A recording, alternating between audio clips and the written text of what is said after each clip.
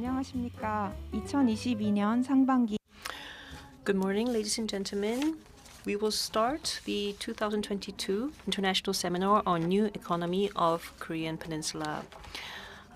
This year, we will be having this seminar to review the situation surrounding the Korean Peninsula and look into methods for the way forward. We will be hearing from experts from home and abroad to review the quickly changing situation, and also to manage the crisis on the peninsula and look into various measures. And I hope that this is a meaningful event for all of you. Now we will start the opening ceremony, and we will hear first of all from the President Kim Hyung-jong of the Korea Institute for International Economic Policy, who will be giving his opening remarks. Please come up onto the stage. 이거 해야 되나? 네? 안 해도 되죠. 네, 여러분 안녕하십니까? Good morning, ladies and gentlemen. I am President Kim Hyung-jong of the Korea Institute for International Economic Policy.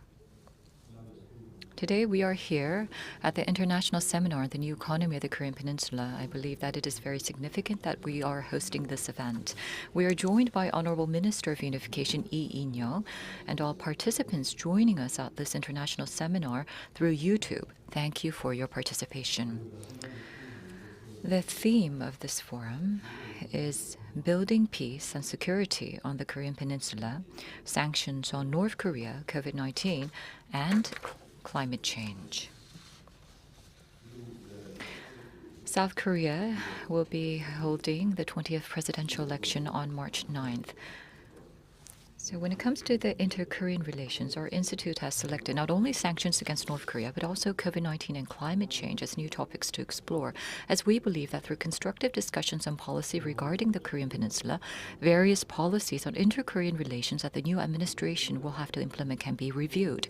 In particular, many foreign speakers were invited to this seminar to gather opinions from the international community regarding what kind of changes can be perceived in terms of the conditions on the Korean Peninsula. Out of the 9 speakers presenting today, 5 are overseas experts.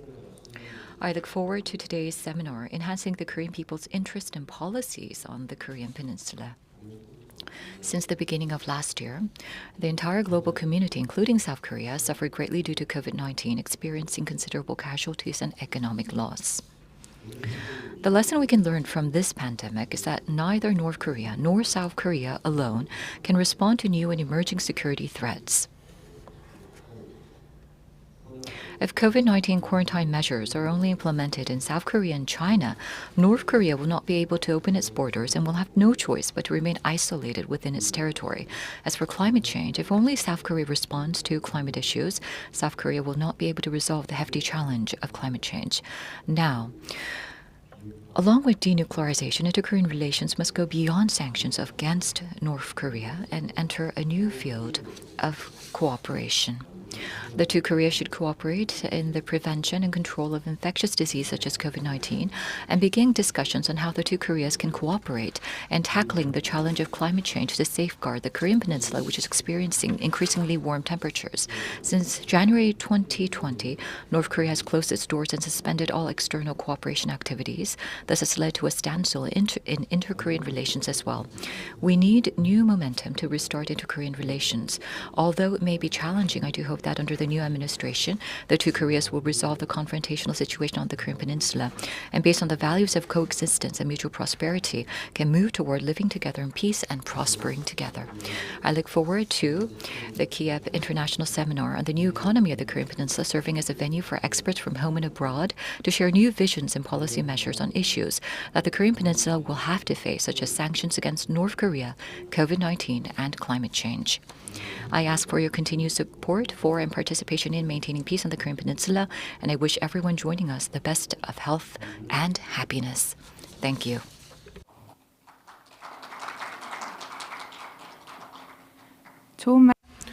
Thank you very much, President Kim Hyung-jong. Now let's move on. We will now hear from Minister of Unification, Mr. Lee In-young, who will deliver his congratulatory remarks.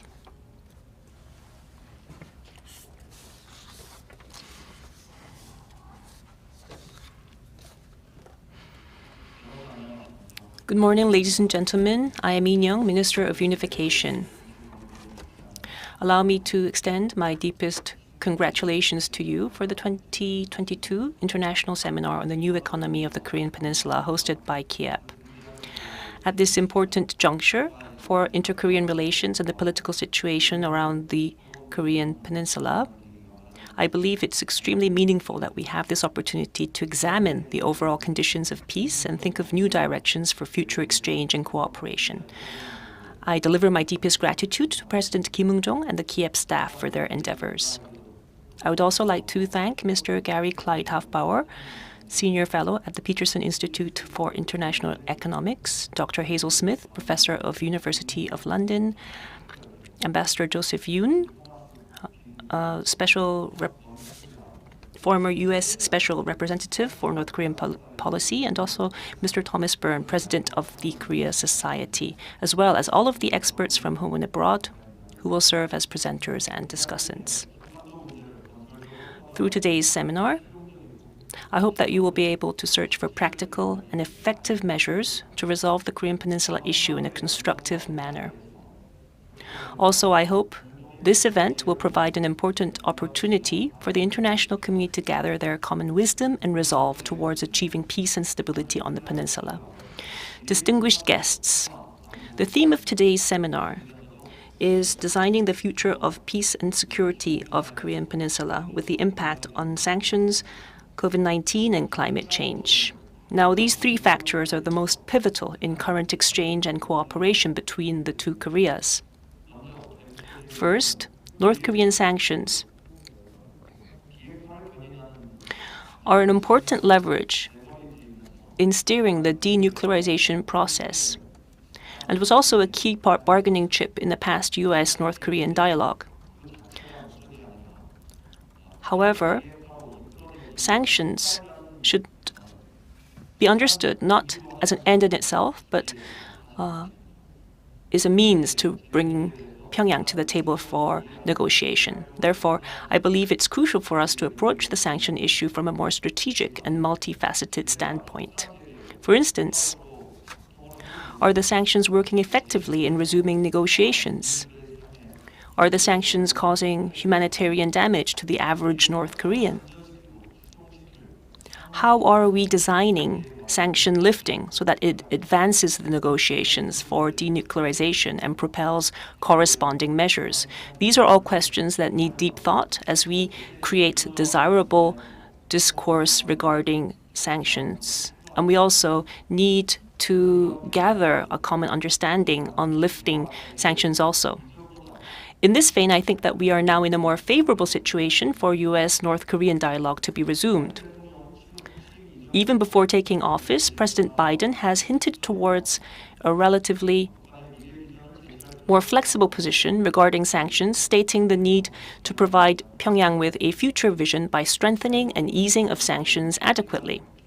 And since his inauguration, the Biden administration has left open the possibility of corresponding measures to be implemented incrementally and simultaneously, with progress on denuclearization, following practical diplomatic solutions coordinated between Seoul and Washington. And also, the U.S. is underscoring the importance of implementing sanctions, but it's also expressing its willingness to actively pursue humanitarian cooperation with North Korea. In the end, I believe that this will contribute to a more advanced and coordinated policies towards North Korea than compared to former administrations. And it provides more possibility for a more positive and future-oriented policy towards North Korea. Also, I anticipate that the current stance will create a more favorable environment for negotiations in North Korean denuclearization, peace-building, exchange, and economic cooperation. Meanwhile, COVID-19 and climate change are indeed huge crises and disasters disrupting our lives, but because they are problems that both Koreas and the international community have to tackle together, they also provide possibilities to forge new cooperation. As you are well aware, disasters and calamities have paradoxically served as turning points in resolving conflicts and disputes. The 2004 tsunami in the island of Sumatra is a case in point, as it forced the Indonesian government and the militia to end their 30-year-long conflict and bring about a signing of a peace treaty. In the face of a natural disaster that threatens life and safety, the two sides were able to put aside their hostilities, and I think that this surely took great historic determination and wisdom. In this vein, the ROK government has maintained the consistent position that it is willing to cooperate anytime with North Korea on areas of comprehensive humanitarian cooperation in areas such as healthcare and COVID prevention, calamities and disasters, and climate change, regardless of the political, military, or security situation. Because we are in the same boat and we share the same fate. Also, as we saw through Pyongyang's submission of the VNR, North Korea has a clear need for cooperation in these fronts. In response to greater crises of the future, the two Koreas and the international community need to create a virtuous cycle of cooperation and build a future-oriented relationship. And to this end, our government will continue to uncover related tasks and continue to search for ways to cooperate. Distinguished guests, the international situation right now is going through urgent developments. On February 21st, Russia decided to send troops into Ukraine, and this has heightened tensions in Europe due to this threat of war. Amidst these circumstances, a Cold War-like confrontation is taking form on the global stage and will have implications on not only Northeast Asia, but also the Korean Peninsula, and there is many voices of concern of instability in the region. However, there should not be a situation where additional threats turn back the clock of peace on the peninsula and have people mention the possibility of war. In this month, the foreign ministers of the US and ROK, we made a proposal to the US regarding an improved measure to engage North Korea. However, North Korea is still refusing to return to the negotiation table, citing conditions that cannot be resolved, such as retracting hostile policies, scrapping dual standards, and so forth. We should focus not on dual standards. We have worked for cooperation, and during the remainder of our administration, we will work towards building of trust and overcome the current challenges that face us. They say history repeats itself, but history also leaves us with clear lessons and wisdom to avert tragedy. Now we need to realize that this is an opportunity to end this long-standing deadlock and rightfully return to negotiations. And at this important political juncture, we need to come forth first to restore a path towards dialogue and peace and end this neglect of duty towards peace. I also look forward to North Korea returning to a path of dialogue, cooperation, coexistence, and co-prosperity quickly and resolutely. Also, through today's seminar, I hope that we will be able to find a turning point in realizing a new peace initiative for the Korean Peninsula. Once again, congratulations on this successful seminar, and thank you all for your participation. Thank you very much.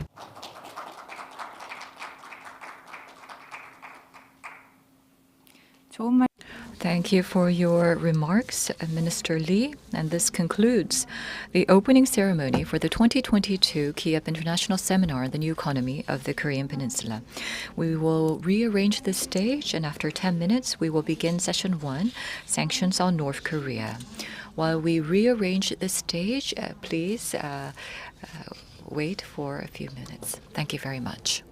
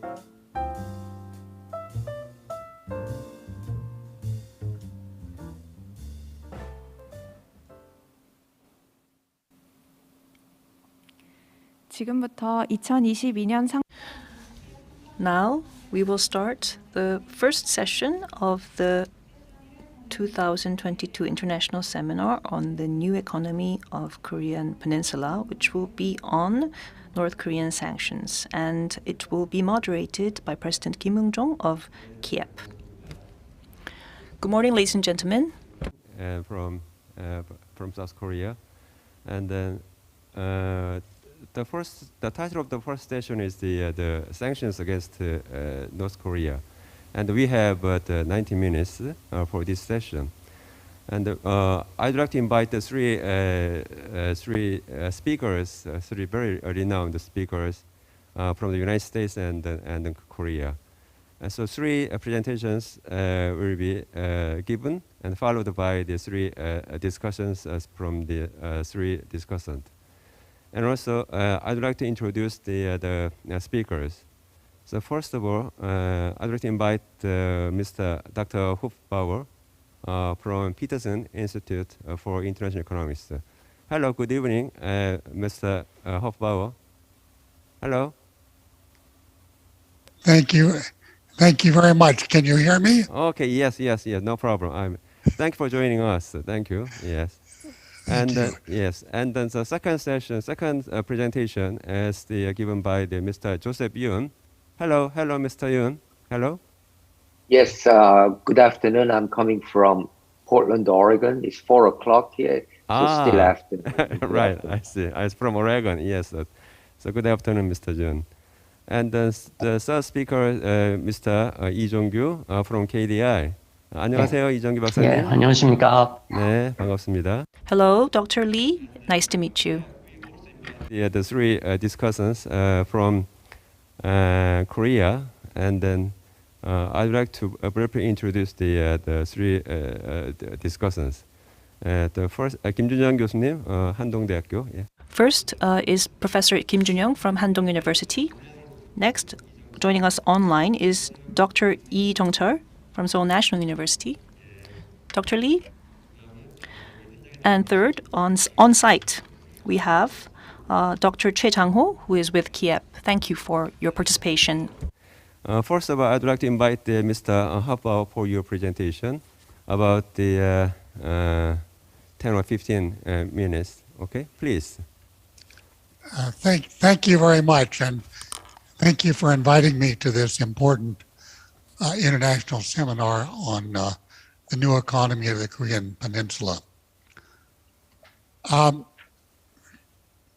As you know, sanctions have been imposed against North Korea for more than 70 years.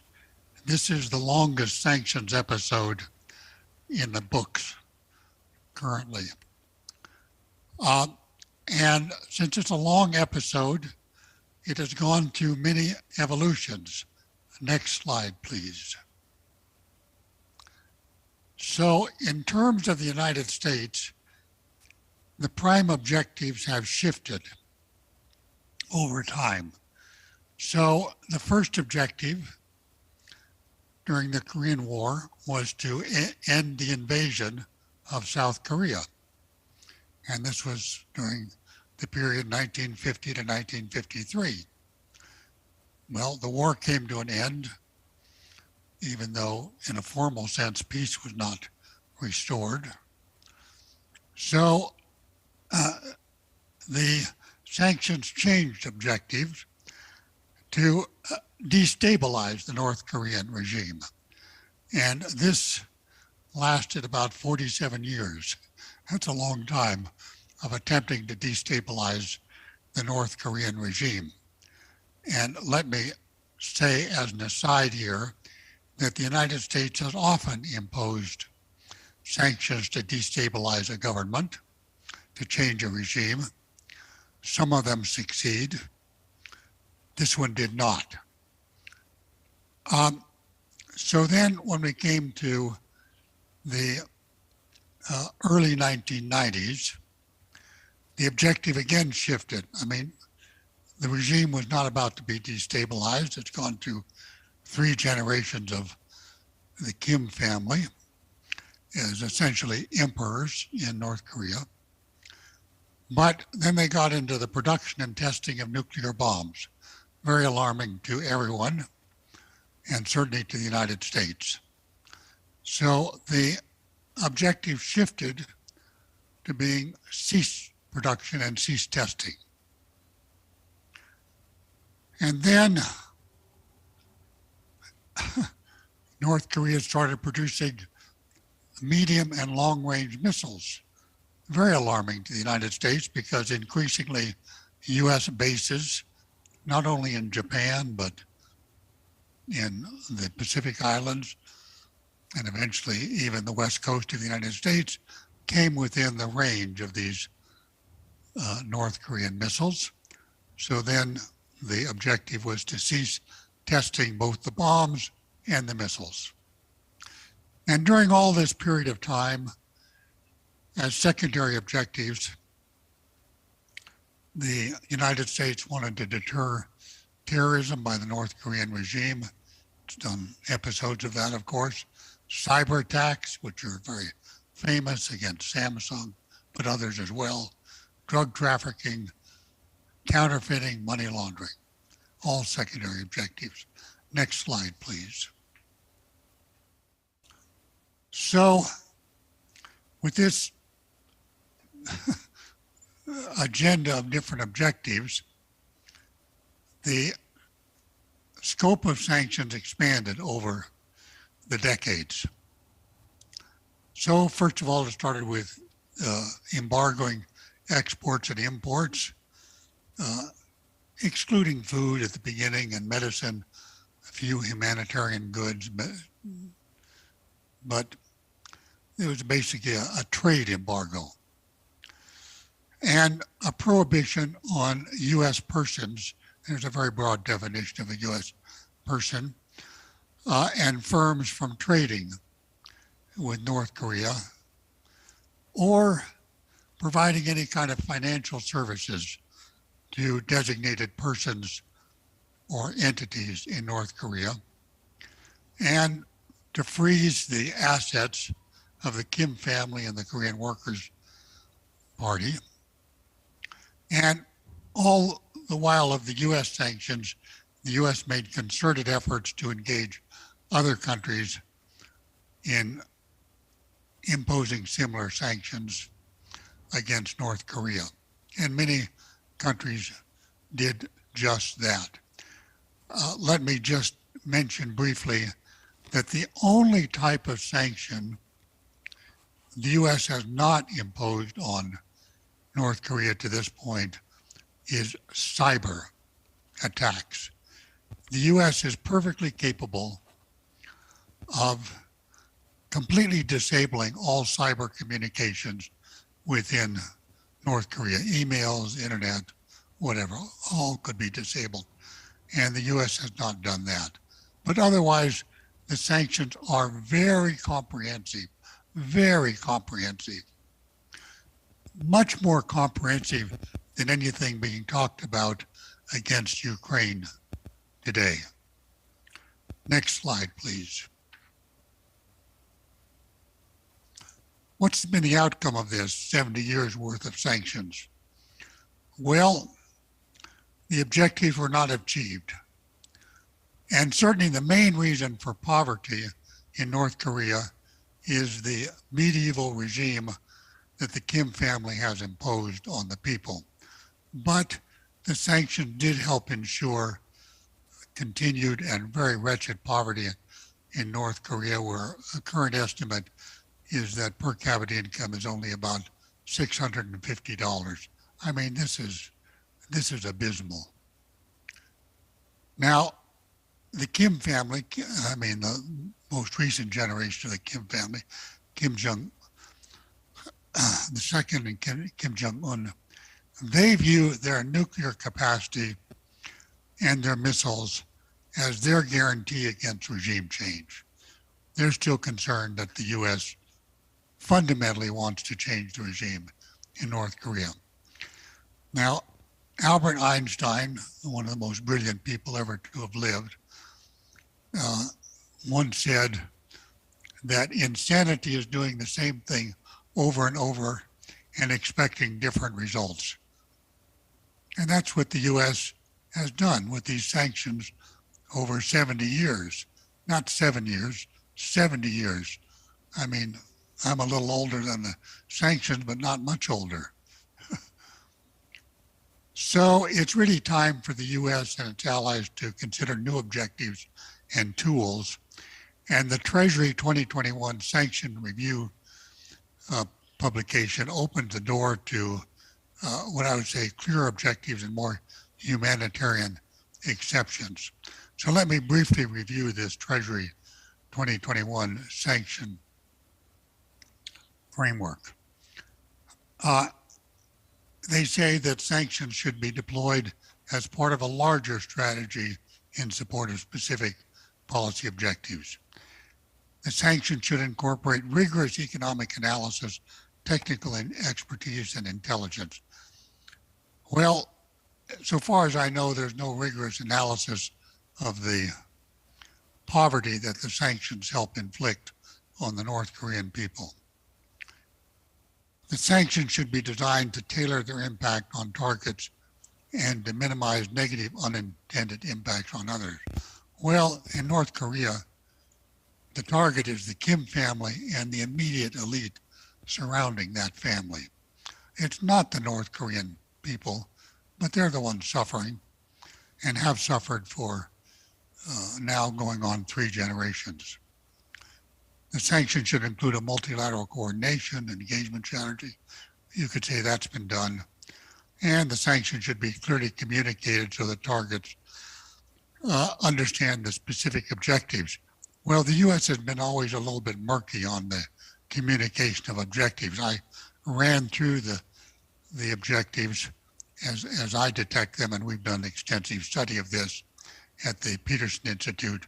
But, you know, clear communication is not what is going on with respect to or has not gone on with respect to the sanctions over a long period of time.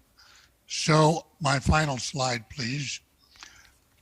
I am proposing at this important seminar that the United States and its allies should choose a new objective.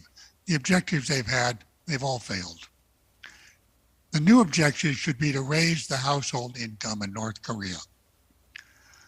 And sanctions relief, bit by bit, should be conditioned on improved household income in North Korea of ordinary people. And this could be certified annually by Sweden, which has long had diplomatic relations with North Korea, if they have cooperation from North Korea. You know, household surveys, going out, looking, seeing what wages are, and so forth. And the goal would be to ensure that growing gross domestic product from the relief of sanctions goes to North Korean households, not the military. And the priority liberalization, you know, there's a lot of liberalization that could be done, could be for trade and investment in consumer goods. Thank you very much for your attention. I appreciate the invitation. 네, 감사합니다. Yes, thank you very much. We just heard from Dr. Hofbauer, and it was a very concise presentation, but very impactful. So he talked about how the same sanctions were continuously applied, but was not that effective. And so there has to be a new perspective, a new objective to target a rise in household income rather than the rise of income of the military. That should be the condition to change the sanctions, to refine the sanctions. So that's how I understood your presentation. Thank you once again for your informative presentation. Let's go on to the second presentation by Mr. Joseph Yoon. Yes, 감사합니다. Thank you very much, Dr. Kim. And it's good to be with you. I wish I was there in person, but I think this is better than not doing it. And thank you to Dr. Hofbauer for his very, very interesting presentation. I guess my views are slightly different, but let me go ahead. I would like to put forward five observations, which I think many of us can agree on. My first observation is that what is our policy objective for North Korea? And for the United States, this is most definitely denuclearization of North Korea. North Korea getting rid of their nuclear weapons, getting rid of fissile material, getting rid of capacity or programs to make this fissile material into nuclear weapons. And I think this is not just the goal of the United States, it's the goal of, practically, all of the international community. It is certainly the goal of South Korea, goal of Japan, goal of China and Russia. It's most certainly their goal, as well as United Nations, as shown by countless UN Security Council resolutions and General Assembly resolutions.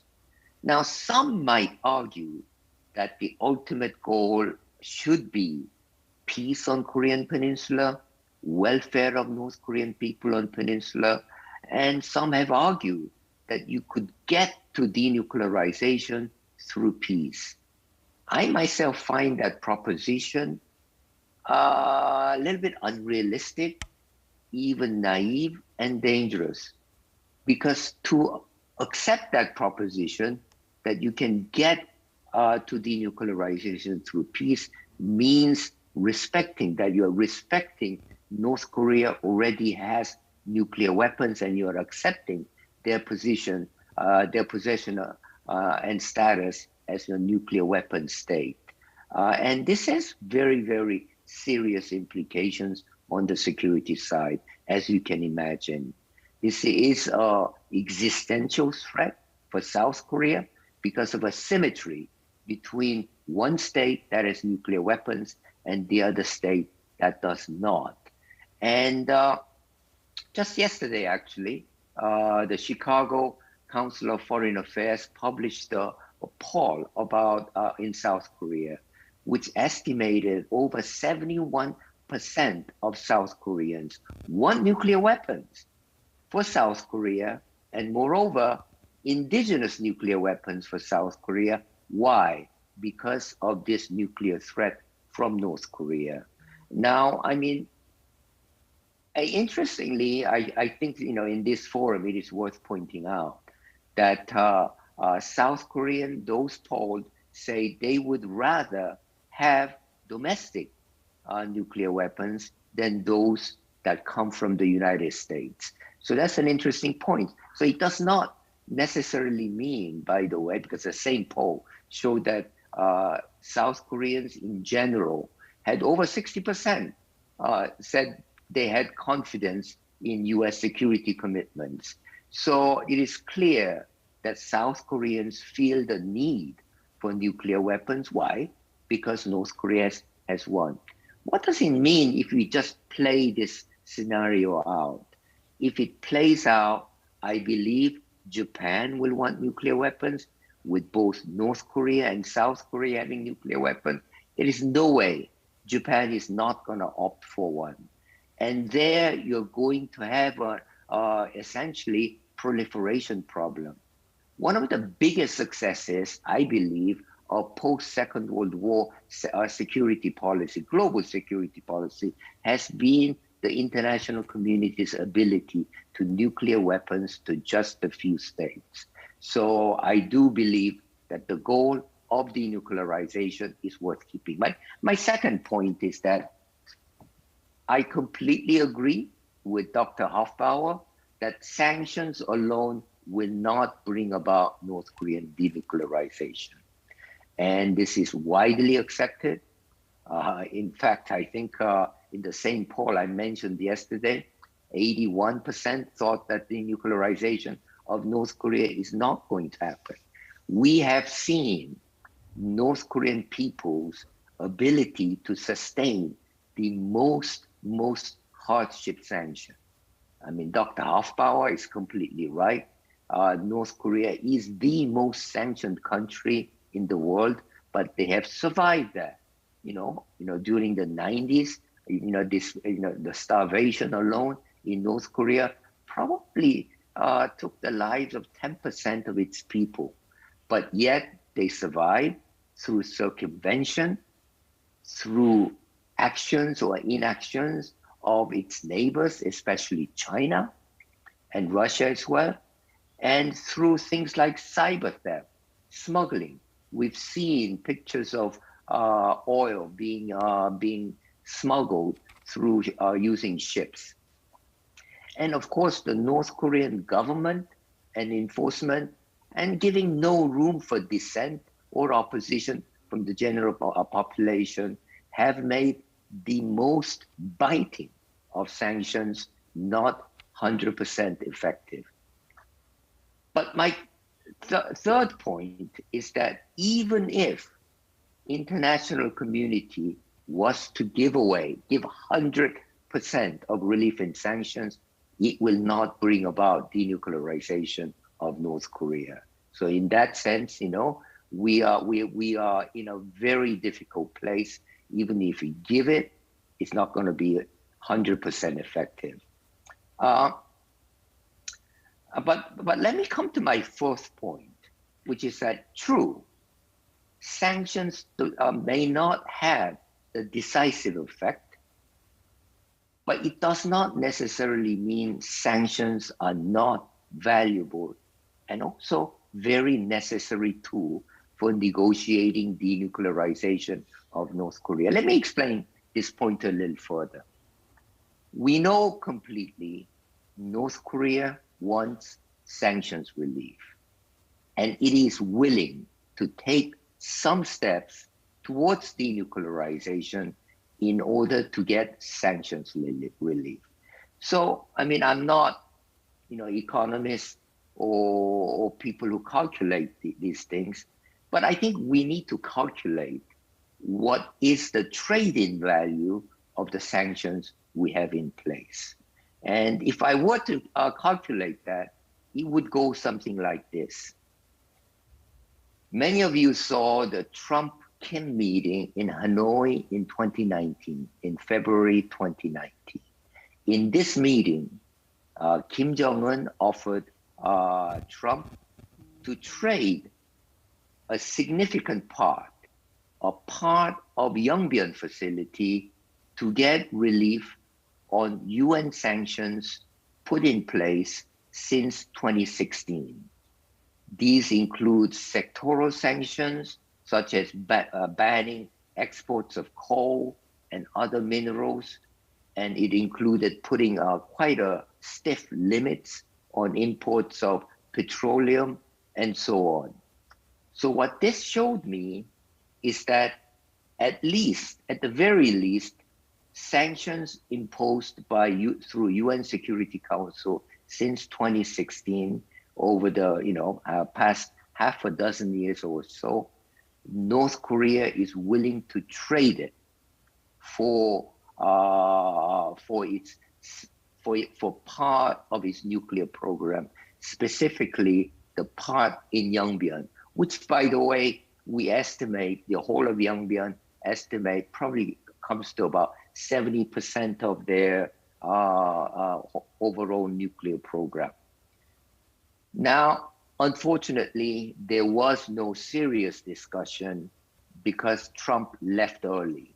Now, I don't want to go into reasons why Trump left early, but he left early, he cut off discussions.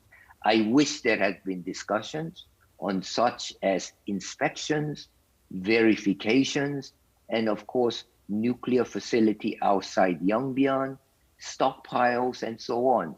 That way, we would have been able to measure much more clearly and precisely what the sanctions trade-in value is. Now, this leads to my fifth and final point, and that is sanctions, because of their trade-in value, sanctions have a place in the toolbox in which we negotiate North Korean denuclearization. In my view, sanctions are most valuable in the early stages of negotiation to be used to get inducement, to get some quid pro quo from North Korea. For example, one of the very early moves we want is North Korea to stop testing long-range missiles and stop testing nuclear devices. Sanctions will undoubtedly be very useful for that. And then even for the next step, that is stopping facilities such as Yongbyon from producing enriched uranium or plutonium. Those are the fissile material. I do believe it will be very useful for that. And in fact, North Koreans themselves expect that, and this is going to be the playbook, when it comes back to negotiations. This is because both the US as well as North Korea, and of course North-South Korea as well, completely mistrust each other. And we need some concrete, measurable deliverables for the early stage to build trust. And this is what sanctions provide. Of course, there are other tools in our toolbox as well. For example, joint exercises, the status of US forces in Korea, security guarantee, humanitarian assistance, end of war declaration, peace regime negotiations, diplomatic negotiations, and so on. And each step, these tools have to be used. And this is what we call sequencing.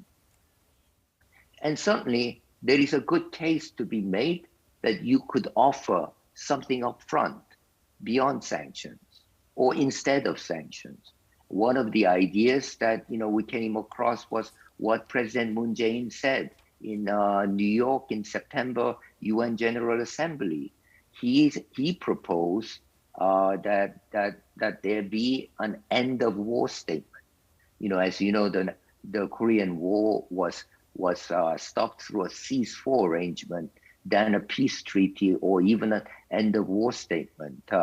This proposal gained some traction.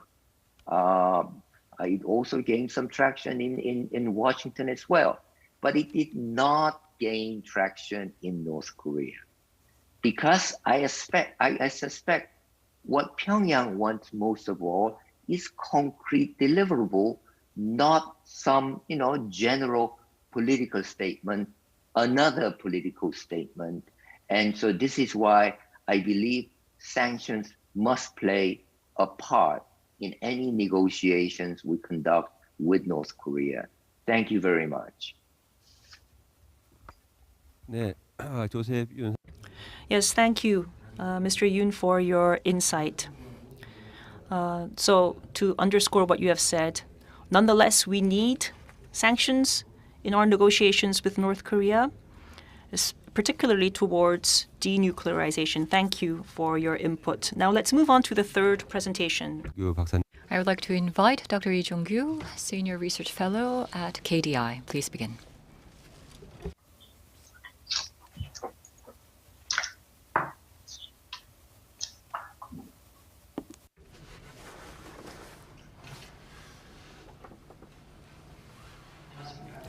Yes, good morning. I am Lee Jong-gyu from KDI. Can you see my slides?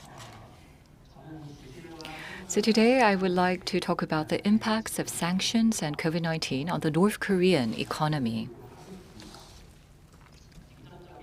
Let me first take a look at the direct impacts and then go on to talk about the indirect impacts. I do have a lot of slides, but I'll try to make this as concise as possible.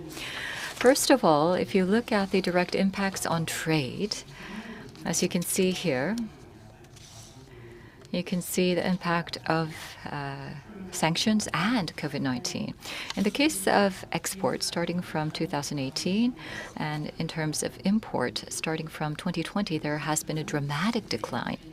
So for exports, exports were affected by the sanctions. Imports were affected by the closing of borders due to COVID-19. And also, in 2021, Compared to 2020, exports declined by 21% year-on-year, but 2020 had hit bottom, and so this is not a very significant figure, the figure for 2021. In terms of imports, 2020 was also at a very low figure, but nevertheless, imports further went down. If you look at the trend, you can see that there is a slight recovery starting from 2021, but that is just a moderate increase.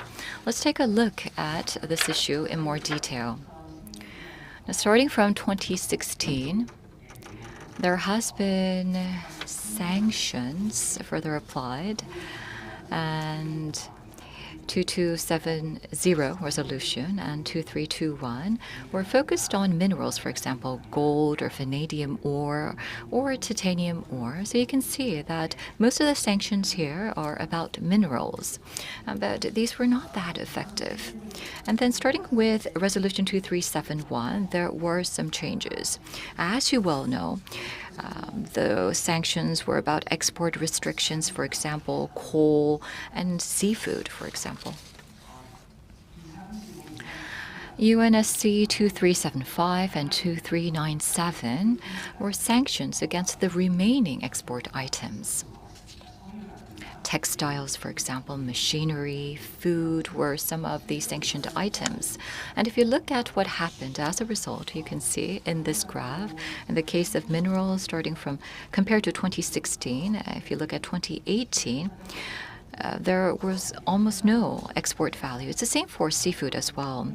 And then in the case of textile, in 2018, there has been a dramatic decline. So you can see that the items that were sanctions were imposed saw a dramatic decline when it comes to exports.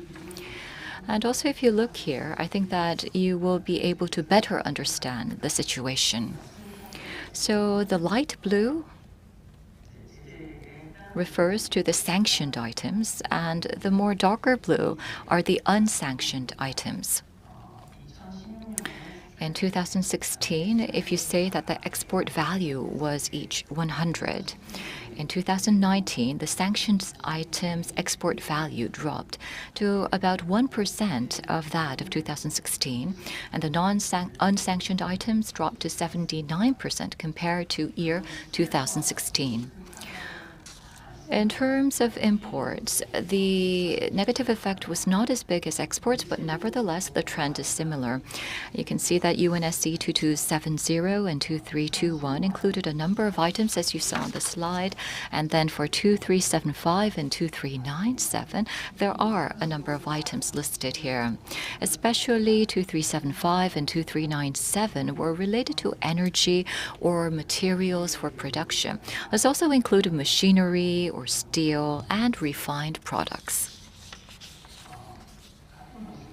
So likewise, if we take a look at the impact of the sanctions on imports, you can see that when it comes to industrial machinery or electronic equipment, after 2018 and 2019, you can see that there has been a hefty decline, and also transportation, steel, metals, refined products show the similar trend. And likewise, if you compare the sanctioned items versus the unsanctioned items, if you set the import value at 100 for 2016, in the case of 2019 compared to 2016, the sanctioned items dropped to 5% of that of the 2016 value. And also for the unsanctioned items, rather, there has been an increase, as you can see in this graph. So we talked about the impact of sanctions. The impact of COVID-19, if you look at this bar graph, I think that you can better understand the situation. Once again, I utilized the light blue to identify, this time, unsanctioned items. The dark navy blue is the sanctioned items. 2018 and 2019, you can see that there has been a dramatic decline in the navy-colored sanctioned items. On the other hand, if you look at the unsanctioned items, in the case of 2019, imports have rather increased. So these were mostly the capital goods, the consumption goods, consumer goods. And also other epidemics such as Ebola and MERS are shown here, but I will skip over this. So how much damage have these sanctions caused if we do an estimate? Well, in 2016, based on the 2016 export amount, how much damage or direct loss has sanctions incurred?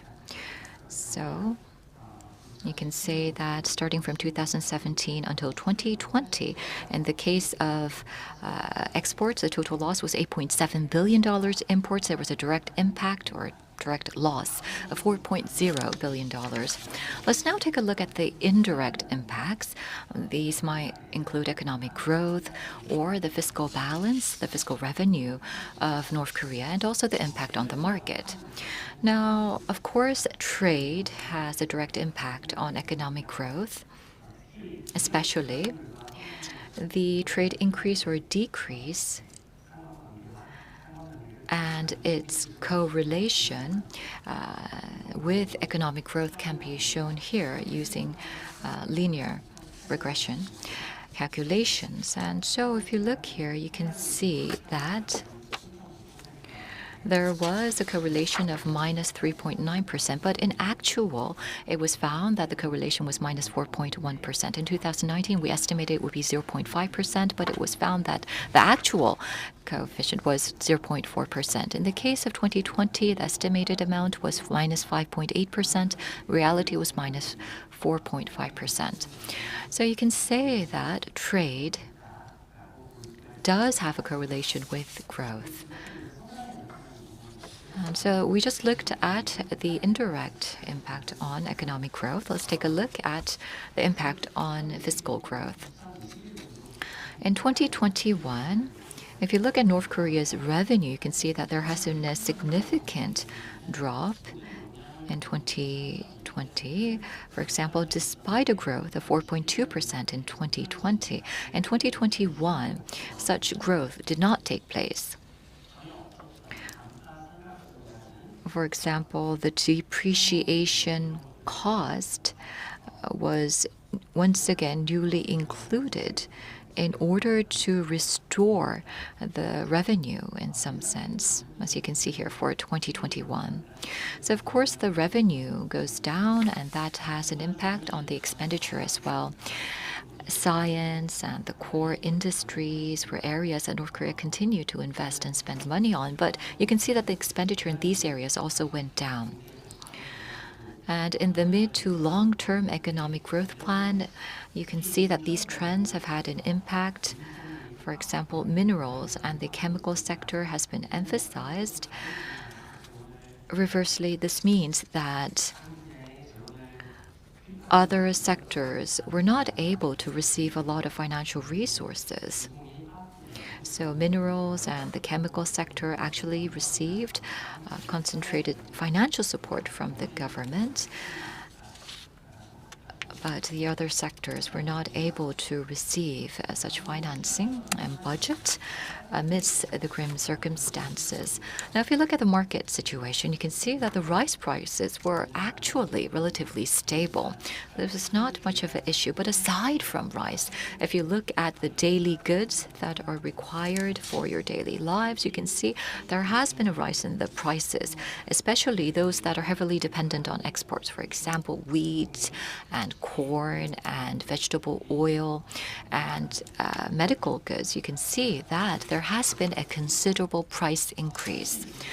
Now let's take a look at the foreign exchange rate, which was quite abnormal because the foreign exchange rate showed an abnormal decline, maintaining a strong KPW. So given the current conditions, a weak KPW won would be normal, but it remains strong.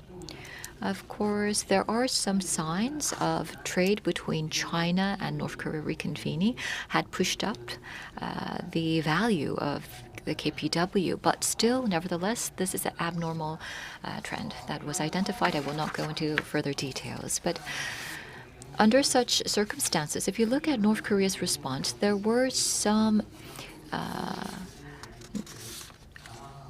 trends that we should note. For example, the regime recently strengthened its control over the unofficial sector.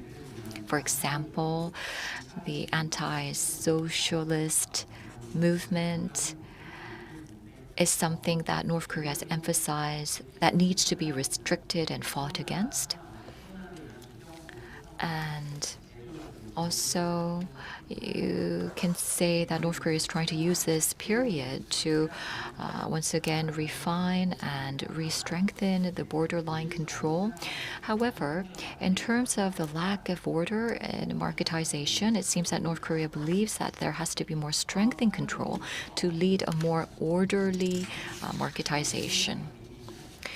The implications of 2021 for the North Korean economy, I think, can have implications in the short term, mid-term, and long term. In the short term, I think that the pandemic, because it was maintained for 2 years, there has been negative impact.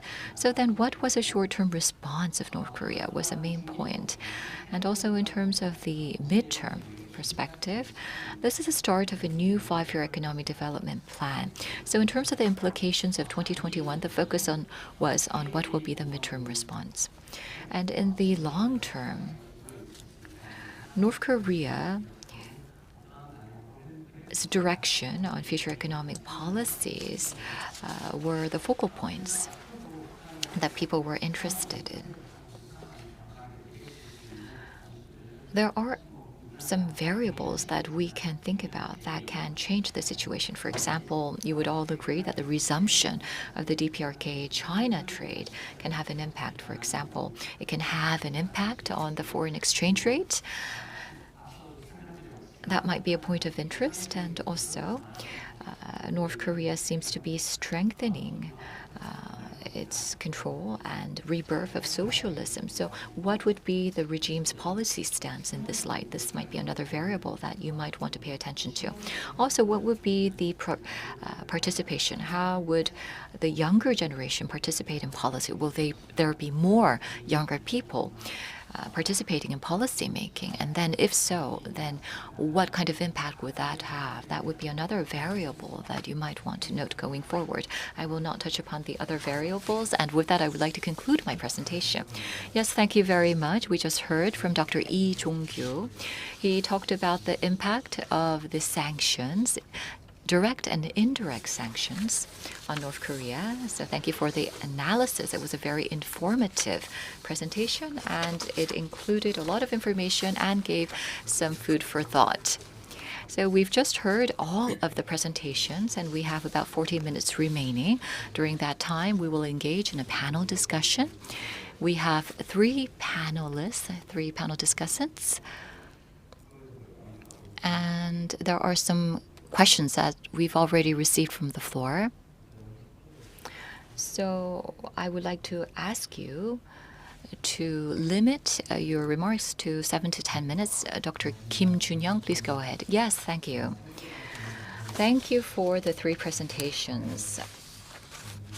I've heard Dr. Hofbauer's presentation, and also Mr. Joseph Yoon and Dr. Lee Jong-kyu. Thank you for your presentation. I'm not an expert on sanctions, so when I was first invited, I thought about what I should say. But after listening to the 3 presentations, I was able to learn a lot, and at the same time, I was able to remind myself of some of the thoughts that I had on this topic. So I would like to share with you my thoughts through this opportunity given to me. I had studied sanctions a long time ago for a couple of months. It was not an intensive study, but I looked into the dilemma of sanctions, and that is what came to mind. There are 2, but number 1 is relating the target. As it was mentioned by Dr. Hofbauer, you talked about the dilemma of the targets. But if you look at the targets of the sanctions, for example, there's Putin, there's Kim Jong-un. So you want to drive change through the sanctions. So you have this target for the sanctions. But at the same time, the people who are negatively affected by the regime seems to be most heavily affected by the sanctions, and that is what we can see in North Korea.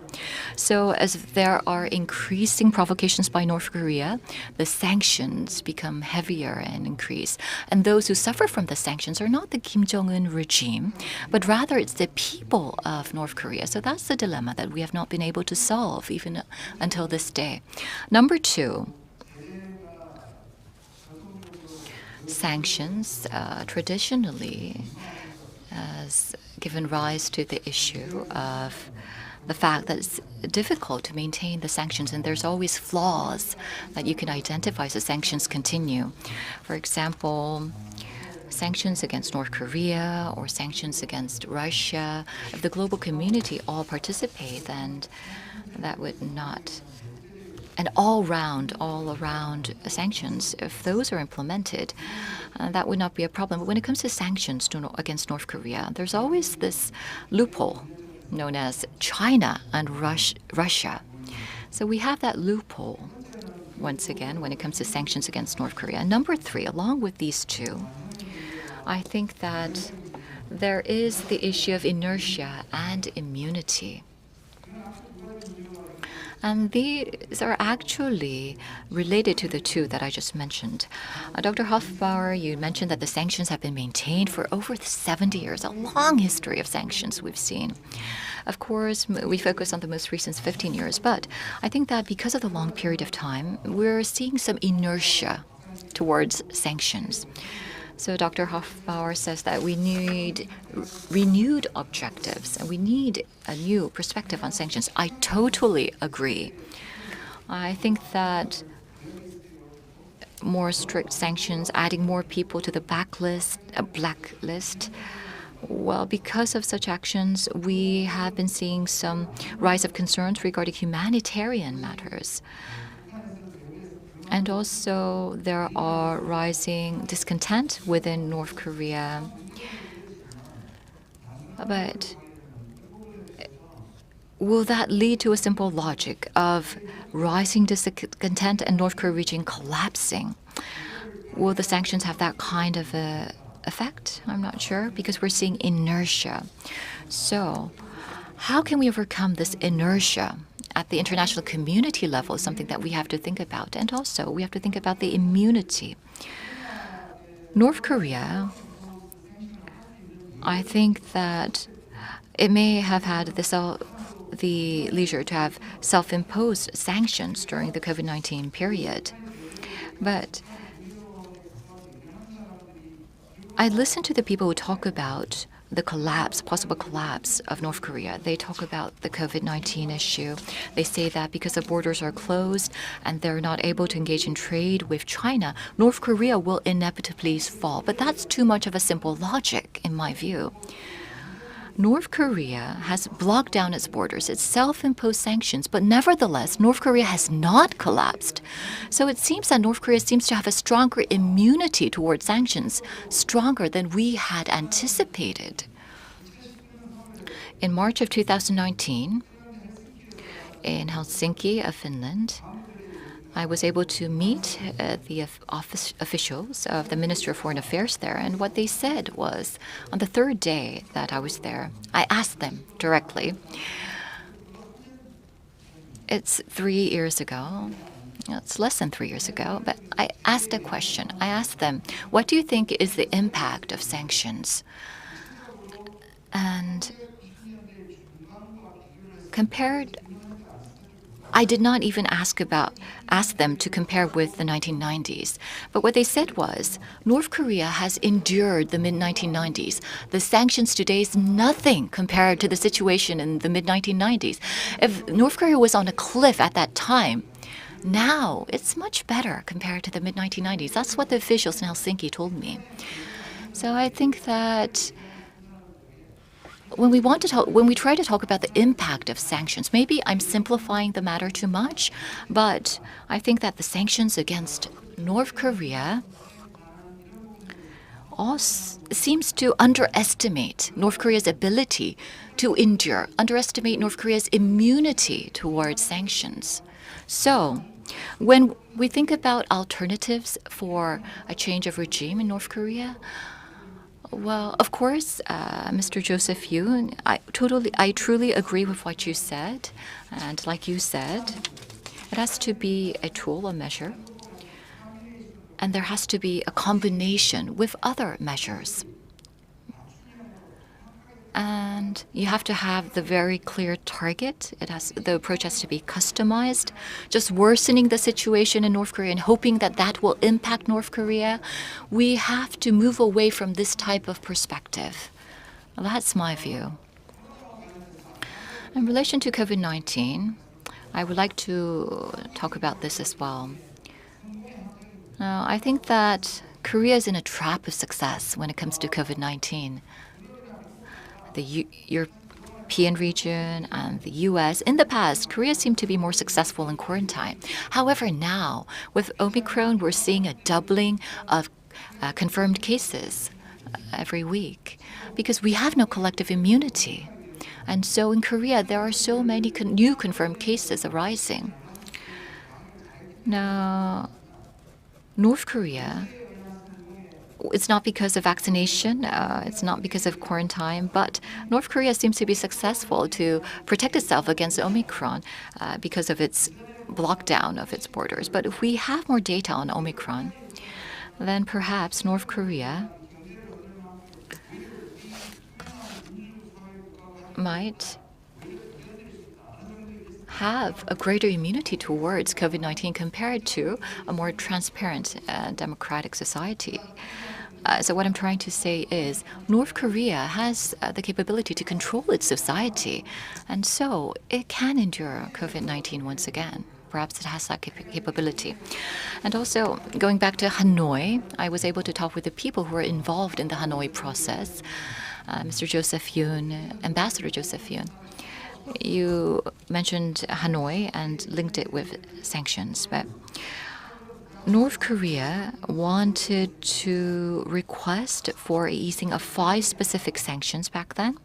And the controversy was that if you ease these 5 sanctions, would it have the same effect of easing all sanctions? Or would it have the effect of receiving some kind of compromise from North Korea? President Trump had asked Pompeo and Bolton, what would be the economic impact when you lift these 5 sanctions? And I think the response was $7 billion when easing these 5 specific sanctions. And 1.5 billion would be the effect in 1 to 2 years if you ease these 5 sanctions. I think that was an exaggerated figure. Why would they have exaggerated? Because the 5 sanctions being eased were regarded to have a similar effect of easing all of the sanctions.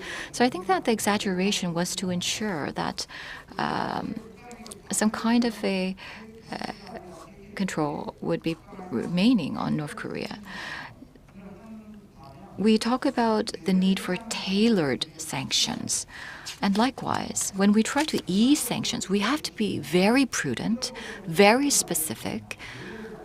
We have to think very detailed about the snapbacks, the quota, the specifics about easing of sanctions. These have to be the nitty-bitties, the details, have to be discussed in advance. And as it was mentioned by Dr. Hoffel, these discussions will be linked with coming up with new sanctions towards North Korea. Mr. Biegun, I believe he participated in a webinar last December, and he said that he does not believe that Hanoi was a failure because Singapore and the Panmunjom talks took place, and although there was not substantial agreements reached in Hanoi, still there were some exchange of views and there were some coordinations. So when it comes to sanctions relief, the freezing of the nuclear program of North Korea and Yongbyon facility was mentioned. And so Because we had Hanoi, we don't have to go back to the starting point, but we can just start with where we left off from Hanoi. So I think that the most focal point would be how strongly the United States will focus on this matter. Yes, thank you very much. So we heard from Dr. Kim Jun-hyung, and I think that there are some differing of views. You might agree with some points, but you seem to have different views on some of the points presented by the presenters. So maybe we can go back on that later on. Now let's move on and hear from Professor Lee from Seoul National University.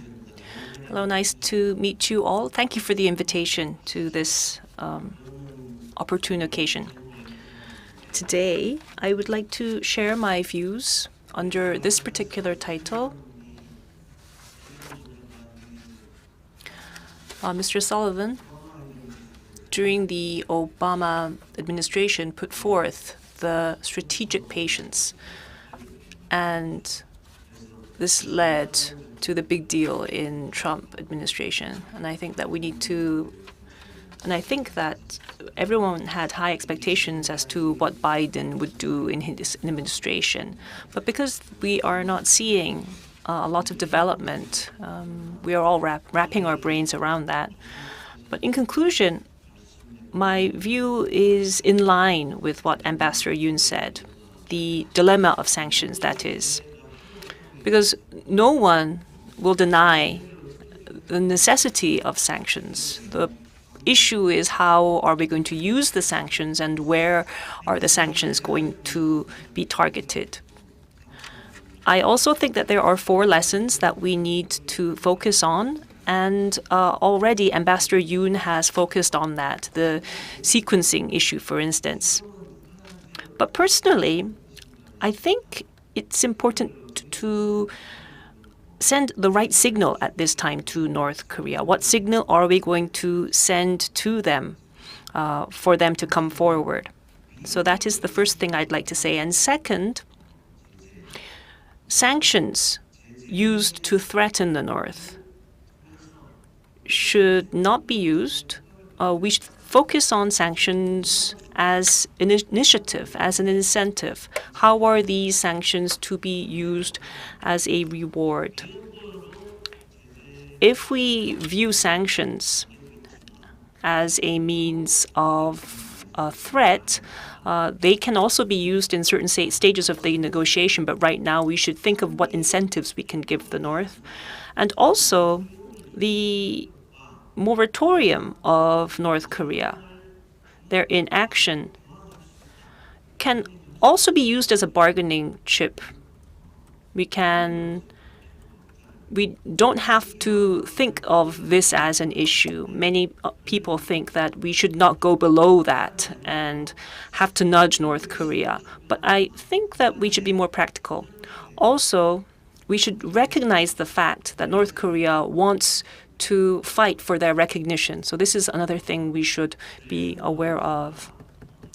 Professor Dresno last year wrote in the Washington Post on August 25th, scathing criticism about sanctions. He said, "When I wrote my book several decades ago, no one thought that sanctions were important, while at that time I did, or he did. And that there are certain situations, scenarios in which sanctions can work."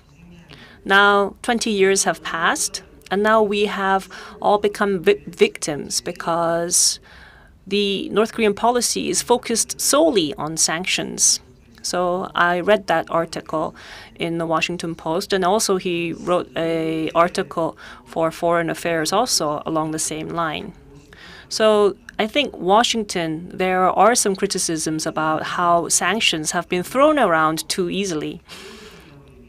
And although we say that they are effective or efficient, I think it also reflects the current situation within Washington, as was mentioned by Professor Dresden. So it has to become more than a one-trick pony. So they should engage in policy, diplomacy, that includes more than sanctions. It should be more of an inducement policy that gives a carrot also to Pyongyang. Also, in the commentary, the professor mentions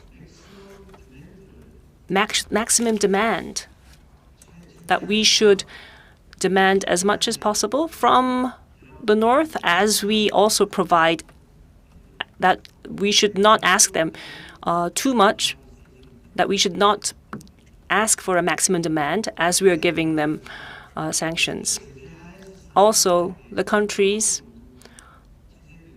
are adapting to these sanctions. They are not stupid. They are not idiots.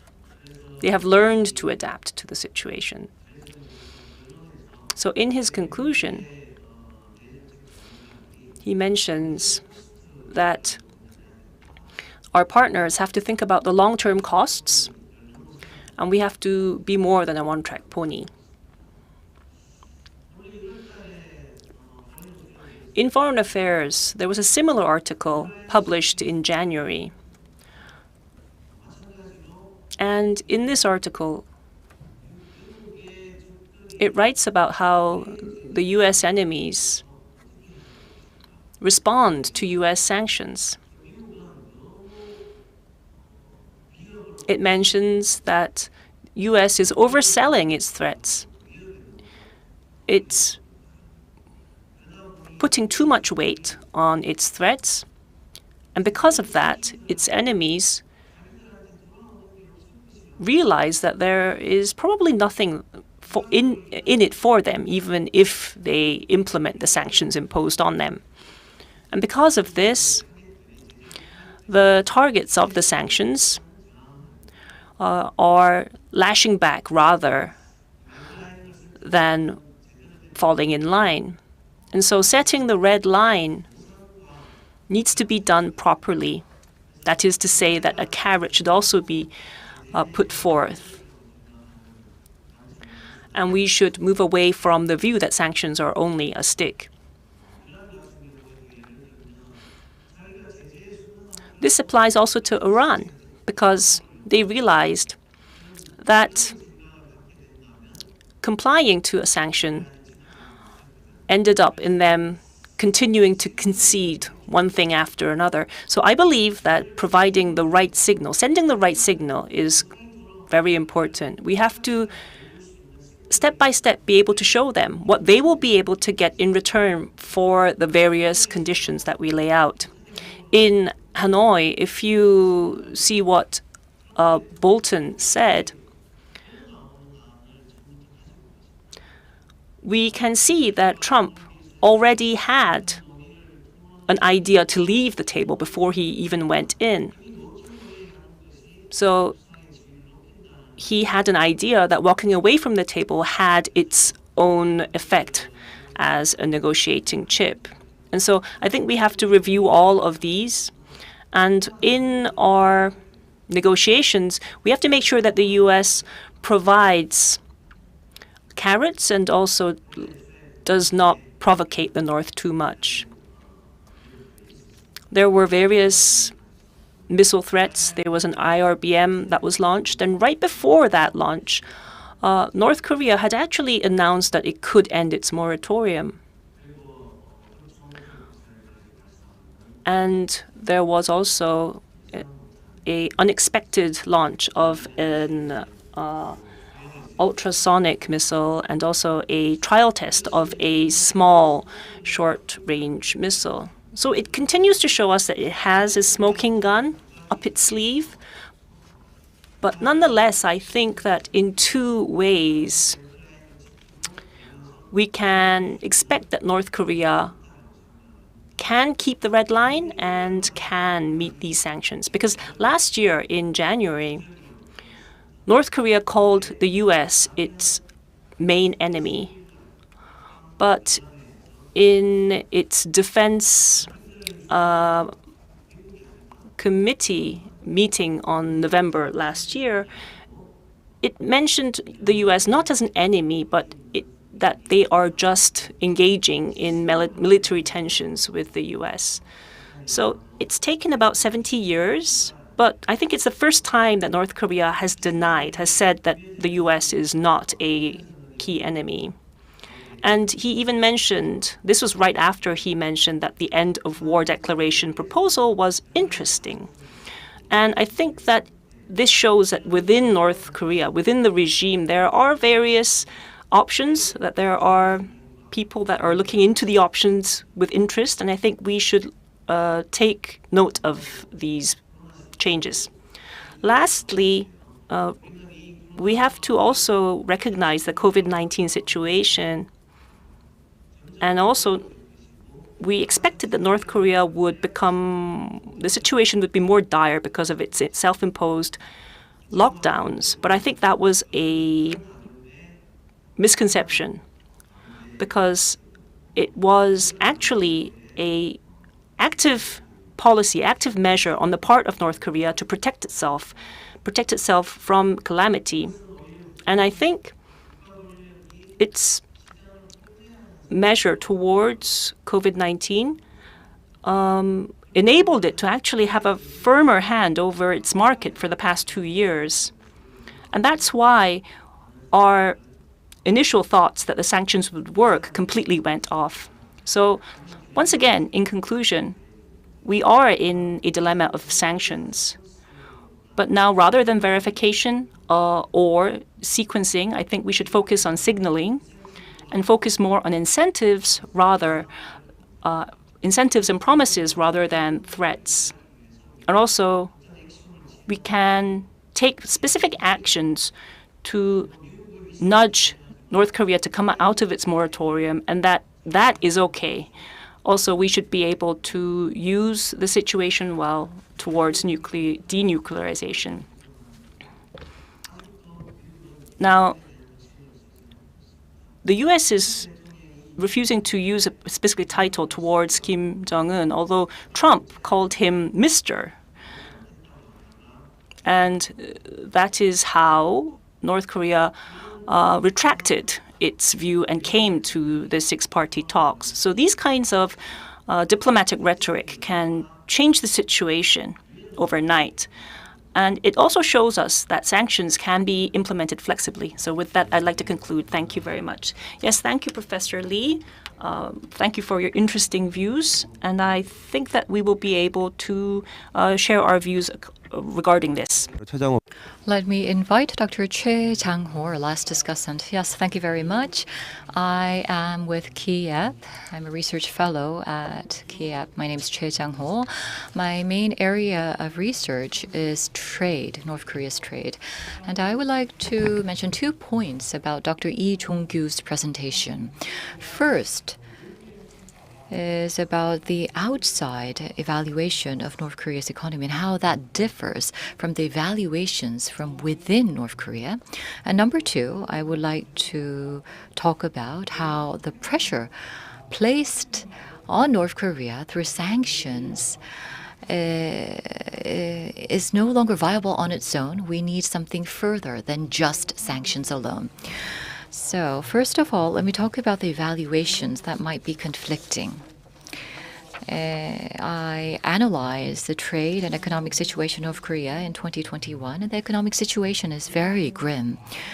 There has been a lot of people who have, there has not been a large number of people who have starved to death, but there has been a great slowing of industrial production. And so North Korea cannot attempt to enjoy economic growth under current circumstances. The UN has placed sanctions on minerals. These are main exports items of North Korea, fishery items, for example, and textile. But North Korea was not able to come up with new export items because there is a lack of flexibility in North Korea's industrial sector. And also, for the past 4 years in the economic sector, Kim Jong-un has been going out to the field to show leadership. But there were only 8 times that he actually went out to the field to visit the industrial sites.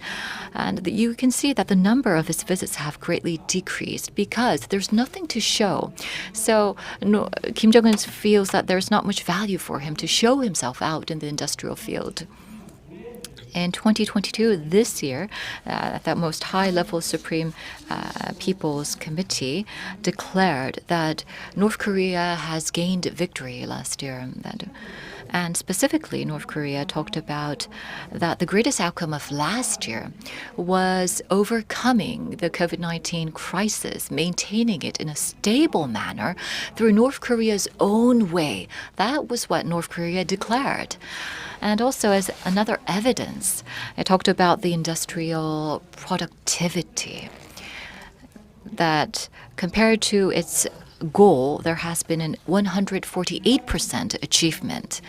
As an economist, I think that the external view on North Korea's economy is quite different from the internal evaluation. So is this possible? Can there be such a great discrepancy in the evaluation of North Korea's economy?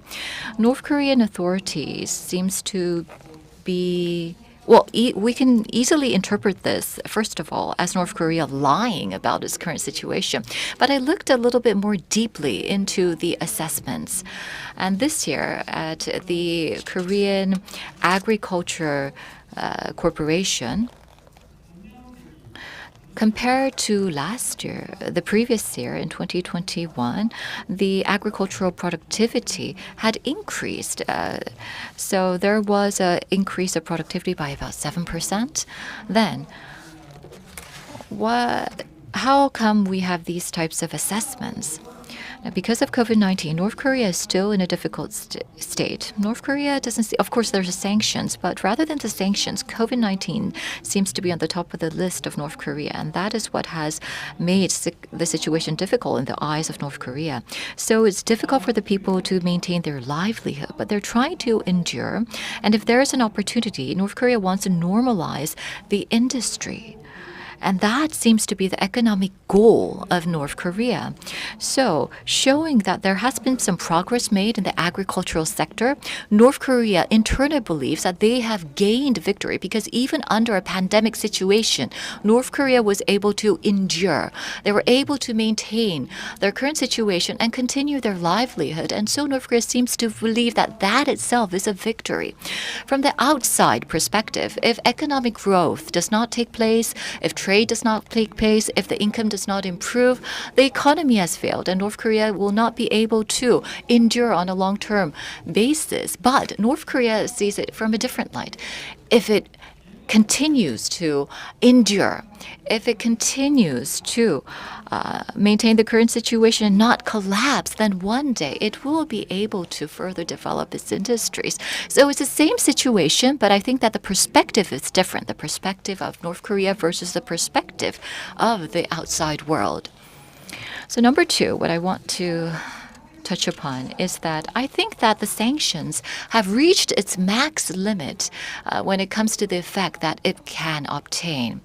So because of COVID-19, North Korea has closed down its borders. It's still imposed with sanctions. And I think that the next big hit, the only one left, would be a natural disaster. If you look back at the 1990s, during the march of the arduous march. You remember the situation then.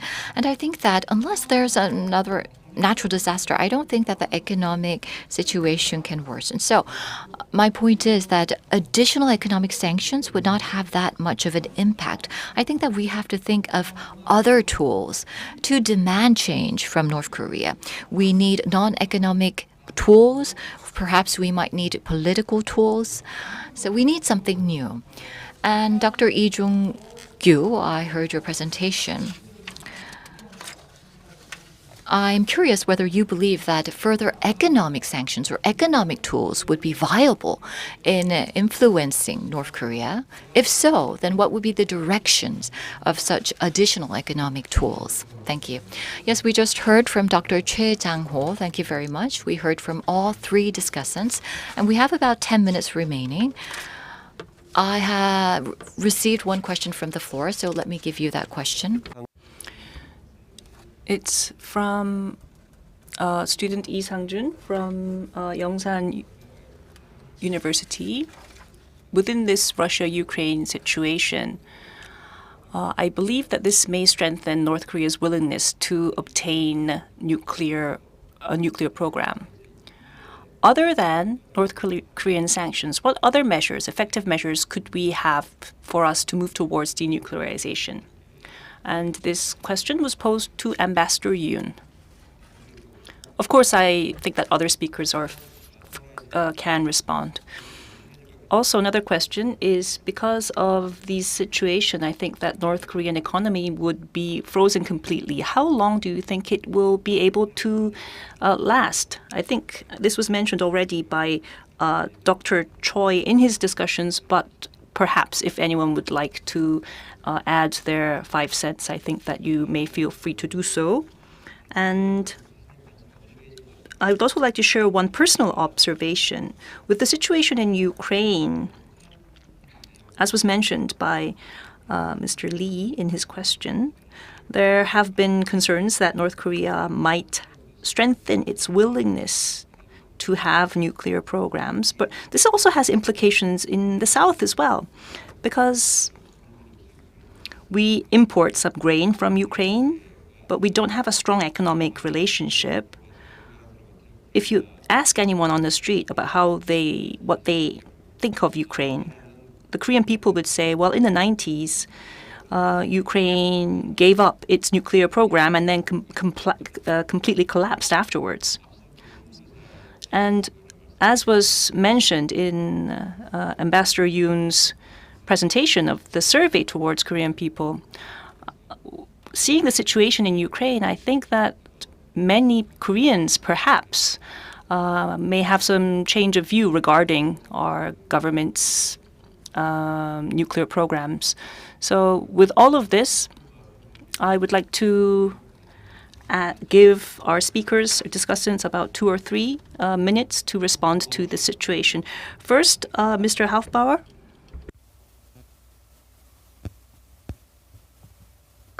Mr. Hofbauer, yes, please. Yes.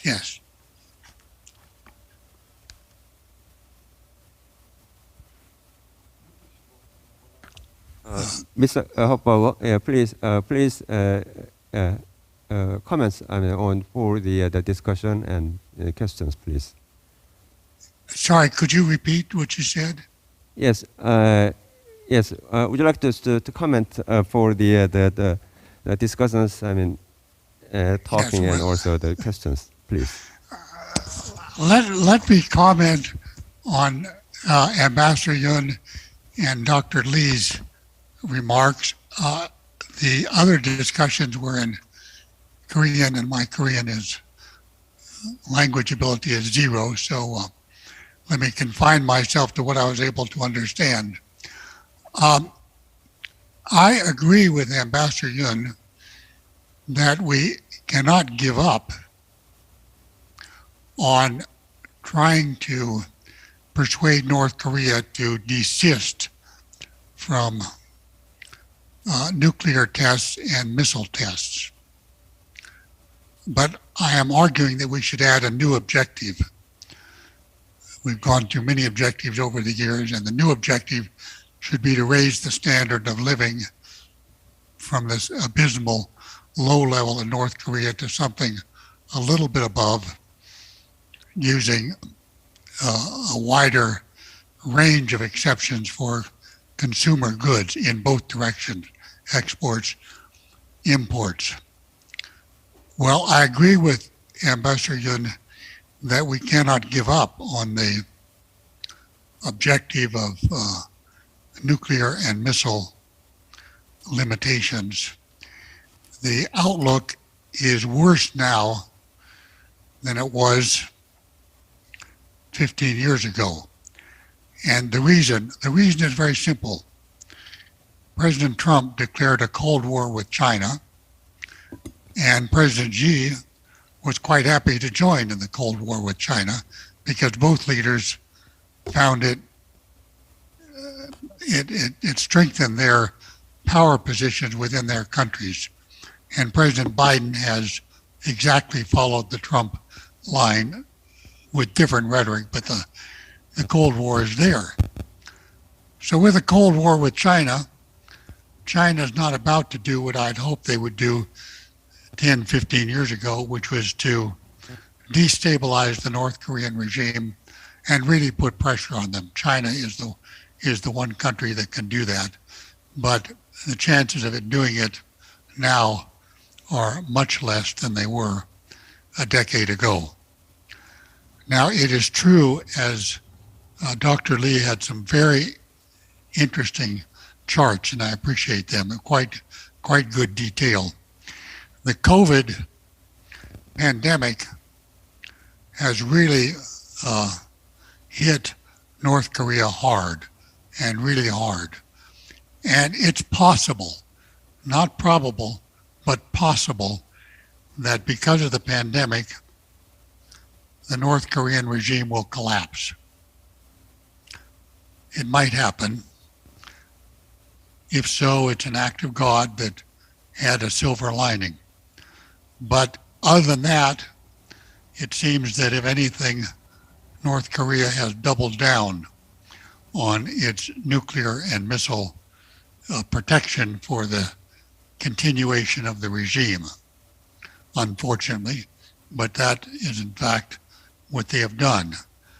And any relaxation of sanctions, which wasn't really targeted on consumer welfare in North Korea, consumer goods, consumer welfare, any other kind of relaxation will just add resources to the Kim regime and the military elite to pursue their missile and nuclear policies.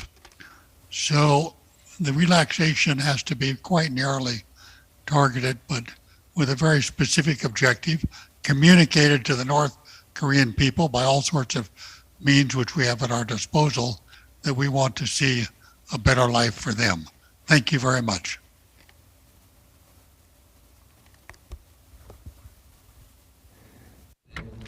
Thank you very much. Thank you very much. Next, Ambassador Joseph Yun, please. Yes. Thank you very much. I very much enjoyed listening to everyone's comments, and I let me just get to the question, which is, beyond sanctions, are there any way to get North Korea to denuclearize? I think not. I think even with sanctions, we cannot do that. And the question is, will North Korea denuclearize? And I don't think they will, but we're not looking, or we should not all seek permanent solution now. For now, I think it's critically important that we manage the situation. We manage the situation so that there are no hostilities, number one. Number two, so that there is no longer build-up, even more build-up and testing of nuclear weapons and nuclear material. So in order to get to the immediate goal of managing the situation, we need diplomatic dialogue. There are a lot of data showing that whenever U.S. engages North Korea diplomatically, North Korea will stop testing both long-range missiles and nuclear tests. So that's I think, the first step. Right now, North Korea is refusing to take that first step. And some of the fault, or a large part of the fault, I would say, is in Washington. Listen, Kim Jong-un has met, Trump 3 times? They have exchanged 27 letters. So, he feels validated. He felt validated with Trump, but he doesn't feel validated with Biden. Kim Jong-un has given Biden now 1 year, and really nothing has happened. There has been no communication from Biden or even higher level officials. So I think right now what is needed is some degree of interest, high level engagement from Washington, and that's what Kim Jong-un wants. And so once the dialogue starts, then other things, the sequencing that we talked about, various elements we talked about can come into play. We really must view denuclearization of North Korea as a long-term project. It's not going to happen one day because there is complete agreement. That's not going to happen. The mistrust between the two sides is so much. We just have to do it step by step. And again, sanctions are a critical part of that step. Sure, it needs to be improved. Sure, it needs to be more flexible. All those comments are completely to the point. But again, it is a very valuable tool, and this is also what North Korea wants. Thank you very much. 네, 윤 대사님 아주 Yes, thank you very much, Ambassador Yoon. That was a very clear answer. Dr. Lee Jong-gyu, please go ahead. Yes, thank you for the valuable comments. Now, in terms of the standards, well, economists, whenever we talk about economic difficulties, it seems like the media regards this as us talking about collapse, economic collapse. So we have to be wary about this. And number two, now, in terms of the policies announced by North Korea, if you look at the situation in 2021, as an outcome in the construction outcome area and also in the agricultural field, there has been announcements made by North Korea of having made progress. So these two are exceptions. The other sectors are suffering. And also, the 2022 economic growth target is 0.8%. And I think that it is really difficult to accept North Korea's own assessment that 2021 was a victory. So in terms of sanctions, I think that it can have a negative impact on the revenue that North Korea has enjoyed from overseas. But I believe that the lockdown of the borders because of COVID-19, because with that and also the sanctions, there would have been economic damage. But you can say that the COVID-19 related impact are like self-imposed sanctions.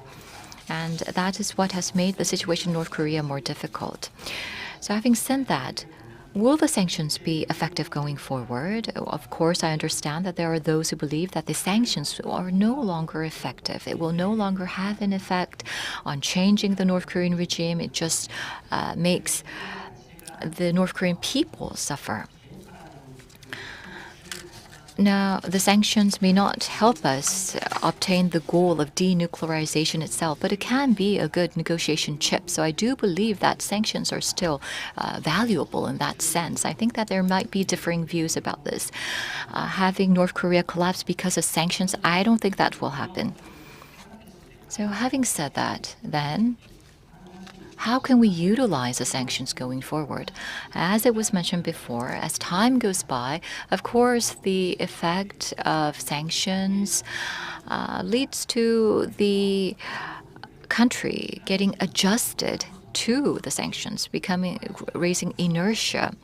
So before North Korea grows inertia, we really have to think about how we can use this as a negotiating chip. Thank you very much. Yes, thank you. We just heard from Dr. Lee Jong-gyu. Now we have come to the end of this session, this 90-minute long session where we discussed North Korean sanctions. We heard from various speakers on a variety of perspectives. I'd like to thank you for your input. Now, this theme is very important as we move forward into a new administration, which will look into a renewed relationship with North Korea and its own policies.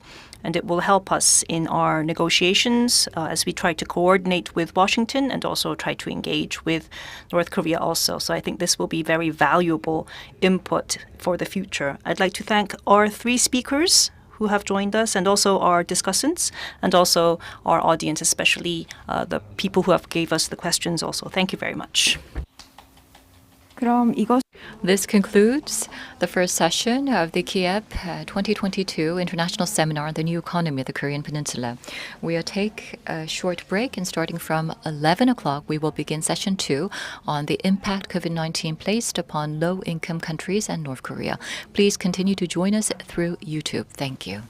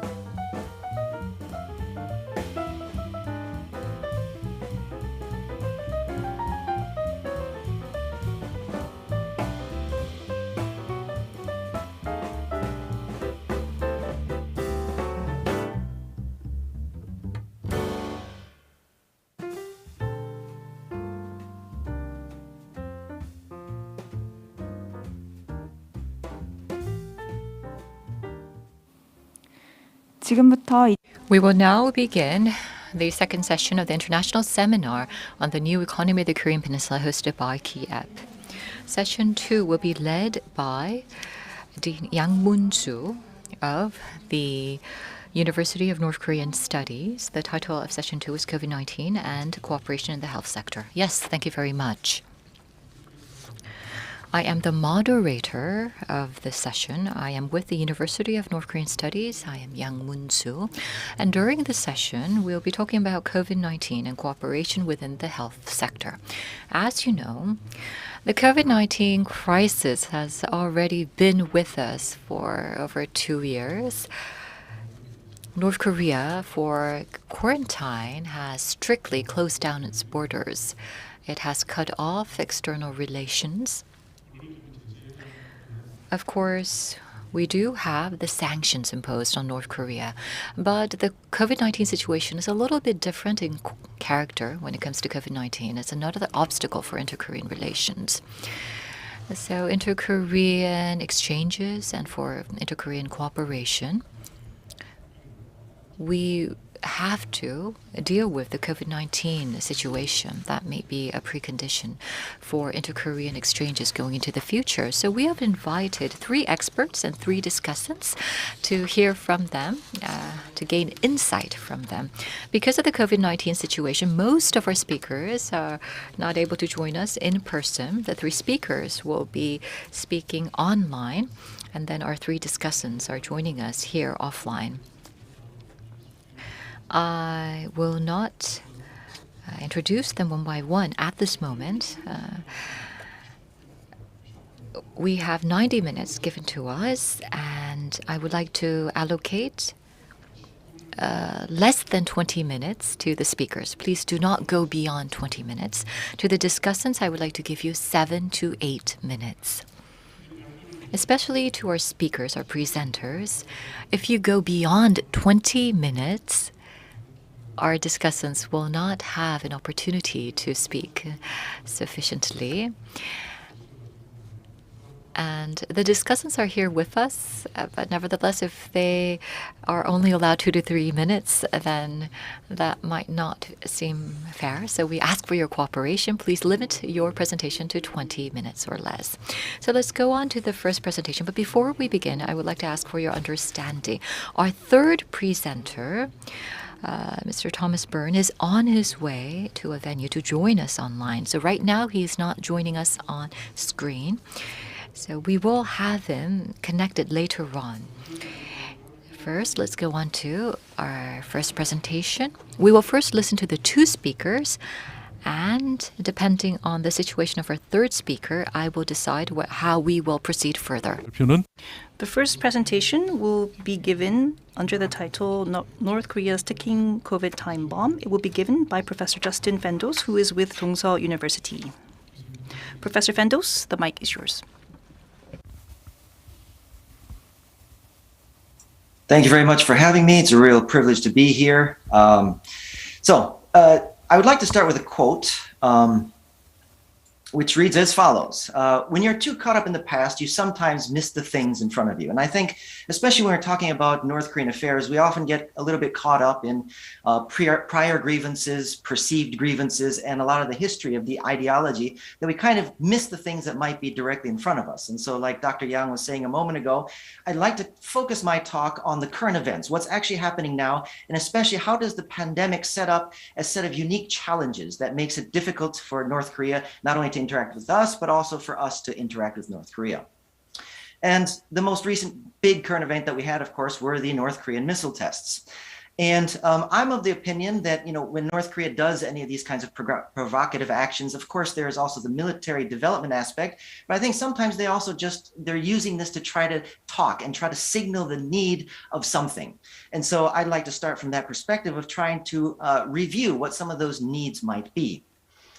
So first of all, we know that North Korea is a very hungry country. So in 2019, we know that about half of the population was suffering from food insecurity. We know that in 2020, there were multiple typhoons. And last year, we had a series of very public statements made by Kim Jong-un stating to various levels that, the food situation is tense and that we really need to devote every effort to get as much rice as we can. And so this does not paint a very good picture of the food situation.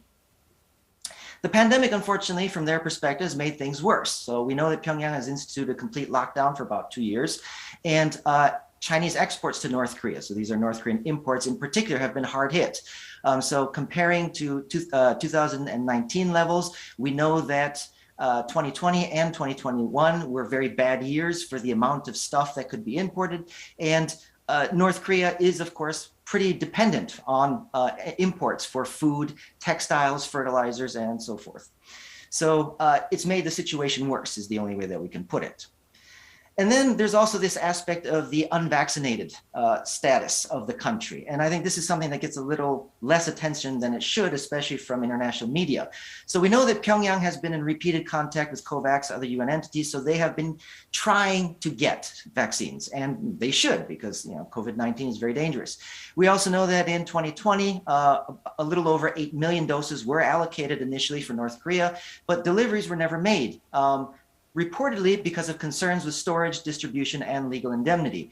So legal indemnity here refers to the fact that North Korea would prefer that they not sign off on vaccine companies so that they can't sue those companies later if side effects show up. And this probably is partly related to North Korea's paranoia. I mean, they probably don't want those vaccines to be loaded up with deadly toxins and things like this that are used surreptitiously to attack the population. But this apparently was a pretty big sticking point for not receiving the doses that were initially allocated. And so even when a second offer of 3 million doses was given, that was also rejected by Pyongyang. Here it wasn't so clear what the reasons were, but probably the reasons were similar. And so if we're thinking about this metaphorically, North Korea is stuck between a rock and a hard place. On the one hand, they're a hungry country, they need to import things. But on the other hand, because they're unvaccinated, it's quite dangerous to have these kinds of sustained and repeated interactions with the outside world, especially because we have Omicron now. So they need the imports, but they have trouble getting those imports. So that's kind of, I think, the metaphorical image, at least, that appears to me. And despite the danger, we do know that North Korea has engaged in some significant amount of interaction, especially with China. So towards the end of last month, in January, they did open up rail. It looks like they used that to import food. And so the question that we can ponder is just how dangerous is this? How bad really is the Omicron risk? So if the virus does get into the country, how bad, what kind of fallout can we expect? And so my company, one of the things that we do these kinds of statistical modeling things, and we try to come up with answers to these kinds of challenging questions by integrating a large amount of data. So on the one hand, we did do this. We look at the North Korean demographics, because we know that different age groups are going to be affected differently by the Omicron virus. We also know that the Omicron virus spreads, it's more contagious, spreads faster than previous variants. And then we also have data about unvaccinated people, how likely it is for them to be hospitalized, how likely it is them to die, and so forth and so on. And obviously the data isn't perfect, but putting all these things together, you can start getting a range and an estimate for the kind of risk that you might be looking at.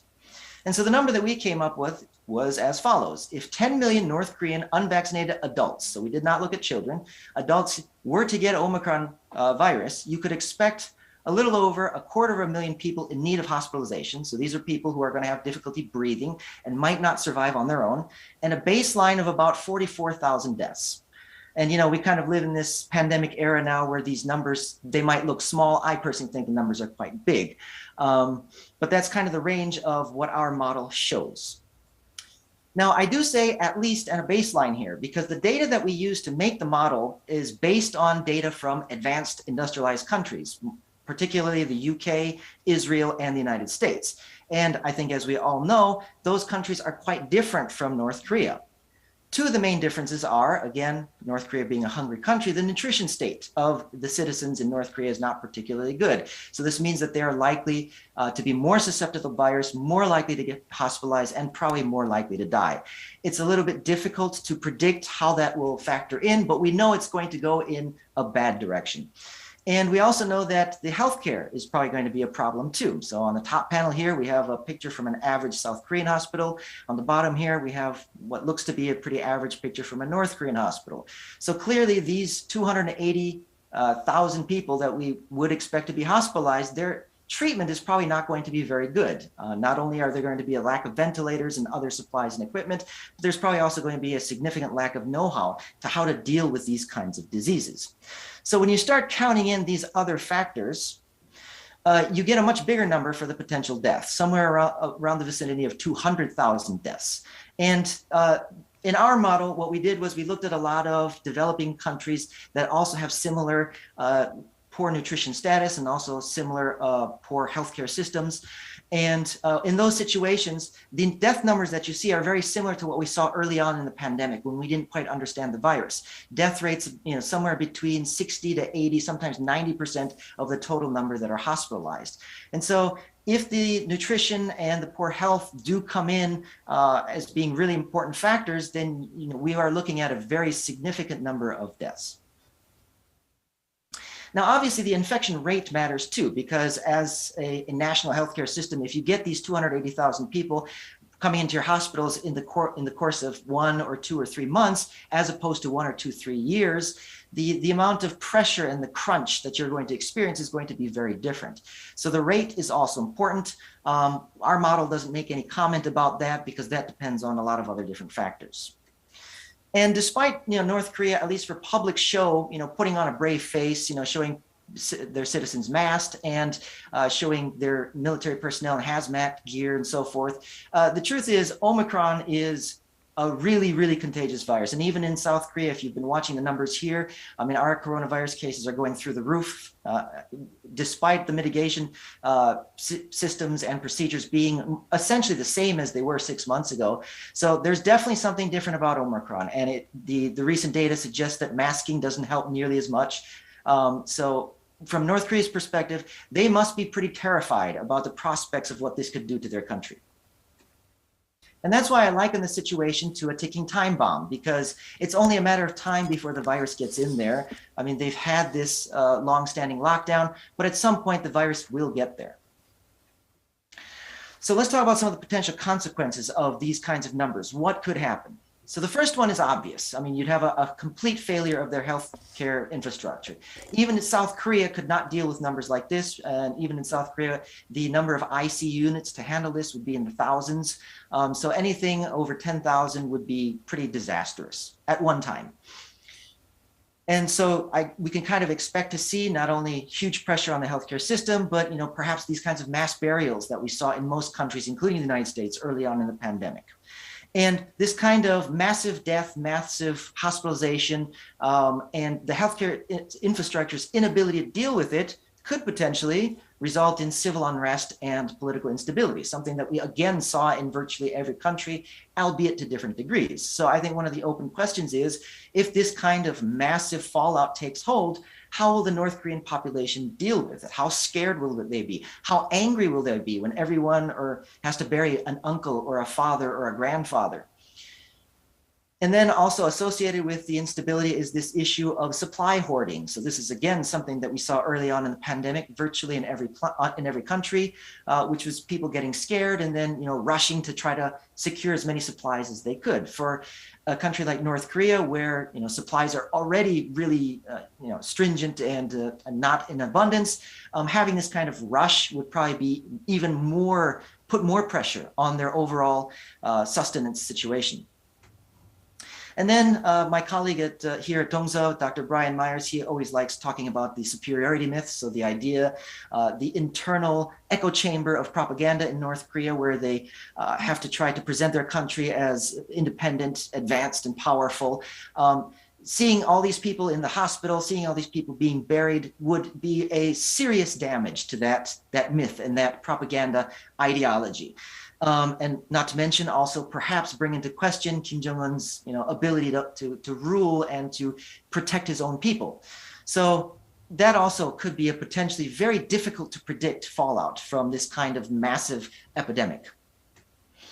And then there's also the associated consequence of this. So, if that superiority myth is kind of challenged, one of the things that might happen is, the easy card could be to blame the United States and say, well, this is some kind of a weaponized virus that the United States has, brought to North Korea. So that might be one way to deflect some of the blame, but, I wonder if that would be enough or not. So the bottom line is, most of these potential outcomes have to be things that North Korea does not desire. And so in my perspective, what that means is that vaccines should be something that they want. And, given their dialogue or their attempts at dialogue with the UN, COVAX and so forth, it should seem like that they are interested and keen on getting vaccines if they can, with the legal indemnity and those other issues aside. And so from my perspective, the question I have is, should more effort be being placed on trying to use these vaccines as some potential diplomatic leverage, perhaps to bring them back to the table to talk about nuclear disarmament. Even if a vaccination donation was made, a significant one to North Korea, there are also some other issues, challenges that North Korea would face in actually being able to implement a vaccination program. The first was mentioned already, storage and transport. Virtually every vaccine, regardless of what country it's from, has pretty stringent temperature requirements. And, North Korea, as far as I'm aware, does not have, a large fleet of ice cream trucks or things like this that they could use to move these supplies at the temperature that they need to stay stable. So that would be a significant challenge.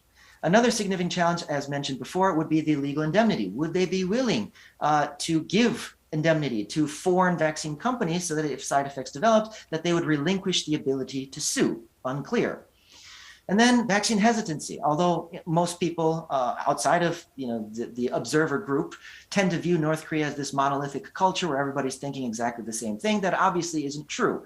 And so vaccine hesitancy on some level will also be something that North Korea will have to deal with. So how would they get around that? Probably the easiest way to do that would be to have their leaders go out there in a very public show to demonstrate that, this is okay, it's safe, we're doing it too. But even then, there might be pockets of resistance, unclear. So another strategy that they might need to use would be to say, well, this is a homegrown vaccine. It's not from foreign powers. It's something that Kim Jong-un's hand-picked factory somewhere manufactured. And maybe that would also be very effective. But unclear, too, whether the international community, being the donors of those vaccines, would be willing to go along with that or not. And then there are also some associated issues with basic supplies like vials and needles and syringes. So most of the vaccine that countries are receiving comes in these big drums.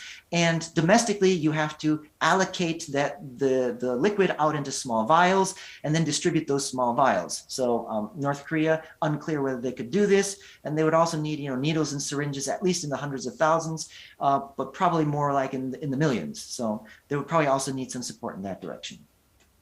So what's the take-home message? The first part of the take-home message is that the prospects of a large-scale epidemic in North Korea are not good, and Pyongyang must be aware of this on some level. Perhaps they're underestimating it, we don't know, but there definitely is a real serious danger to their population, to the cultural fabric that they have, as well as the stability of the regime.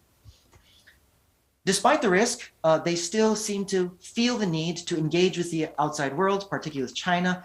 And it's unclear what kind of mitigation procedures they're using when they bring the train back in. I mean, maybe they're spraying everything down and they are using those hazmat suits we saw earlier. But whatever the case, Omicron is different. And no matter how good your mitigation is, at some point the virus is going to take hold. And so potentially there is some movement here for an offer of vaccines plus minus food to maybe encourage some renewed diplomatic engagement. But as I mentioned earlier, from my perspective, this situation is best viewed as ticking because the virus is going to get in there eventually. And the leverage that you have for vaccines is going to be greatest earlier before the virus gets in. Obviously, we also know with Omicron now that reinfection is also a big deal. So even if there was an epidemic started in the country, they probably would still want the vaccines, but the desire would probably be less. And so the leverage might also be less. And so I think that's about 20 minutes, so I'll leave it there. Thank you for your time. Yes, thank you very much, Doctor. Thank you for sticking to the allocated time. And through your presentation, you touched upon the Omicron situation and how that could affect North Korea.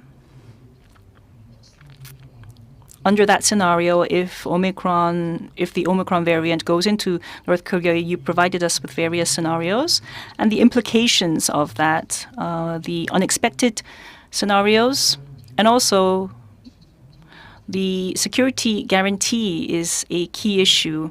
And you mentioned the ticking time bomb, that the outside world needs to recognize the urgency and that we should use not only vaccines but also food as well as a negotiating chip, as a bargaining chip, and that we have to do it early on in our negotiations. So it was a very comprehensive review, and you have touched upon various issues. So thank you very much for covering that. I'd also like to mention that Mr. Thomas Byrne has joined us now. And when we have the discussions, I would like to ask you to not only stick to your designated speakers, but if you want to respond to any of the other presentations, please feel free to do so. So let's move on. Let's go on to the second presentation. We will listen to all three presentations first. The title is The Relationship Between Sanctions and Humanitarian Support. And this will be given by Professor Hazel Smith. I will give you 20 minutes. Please keep your time. Thank you. Thank you very much. I will try very hard to stick to the time. I was asked to speak on the relationship between sanctions and humanitarian support. So it's a wider issue than simply COVID support. And I will pretty much stick to the topic that I was asked to speak to. I've got two core points that I want to make in this 20 minutes. And I would say that before that, what I'm going to talk about is based on a lot of empirical research over a number of years. In this time, of course, I've only got the capacity to make the analytical points, but should anybody be interested in the empirical research which is on which this presentation is founded, by all means contact me. I'm happy to send you details and publications. So the two core points I want to make in this time is that the relationship between UN sanctions, and I'm going to talk about UN sanctions rather than 70 years of sanctions, because UN sanctions starting in 2006 were when sanctions became universalized. The West Europeans, for instance, had never had sanctions on North Korea till 2006, when they joined the United States and other countries like Russia and China in universal sanctions on North Korea. So I'm going to be focusing on UN sanctions.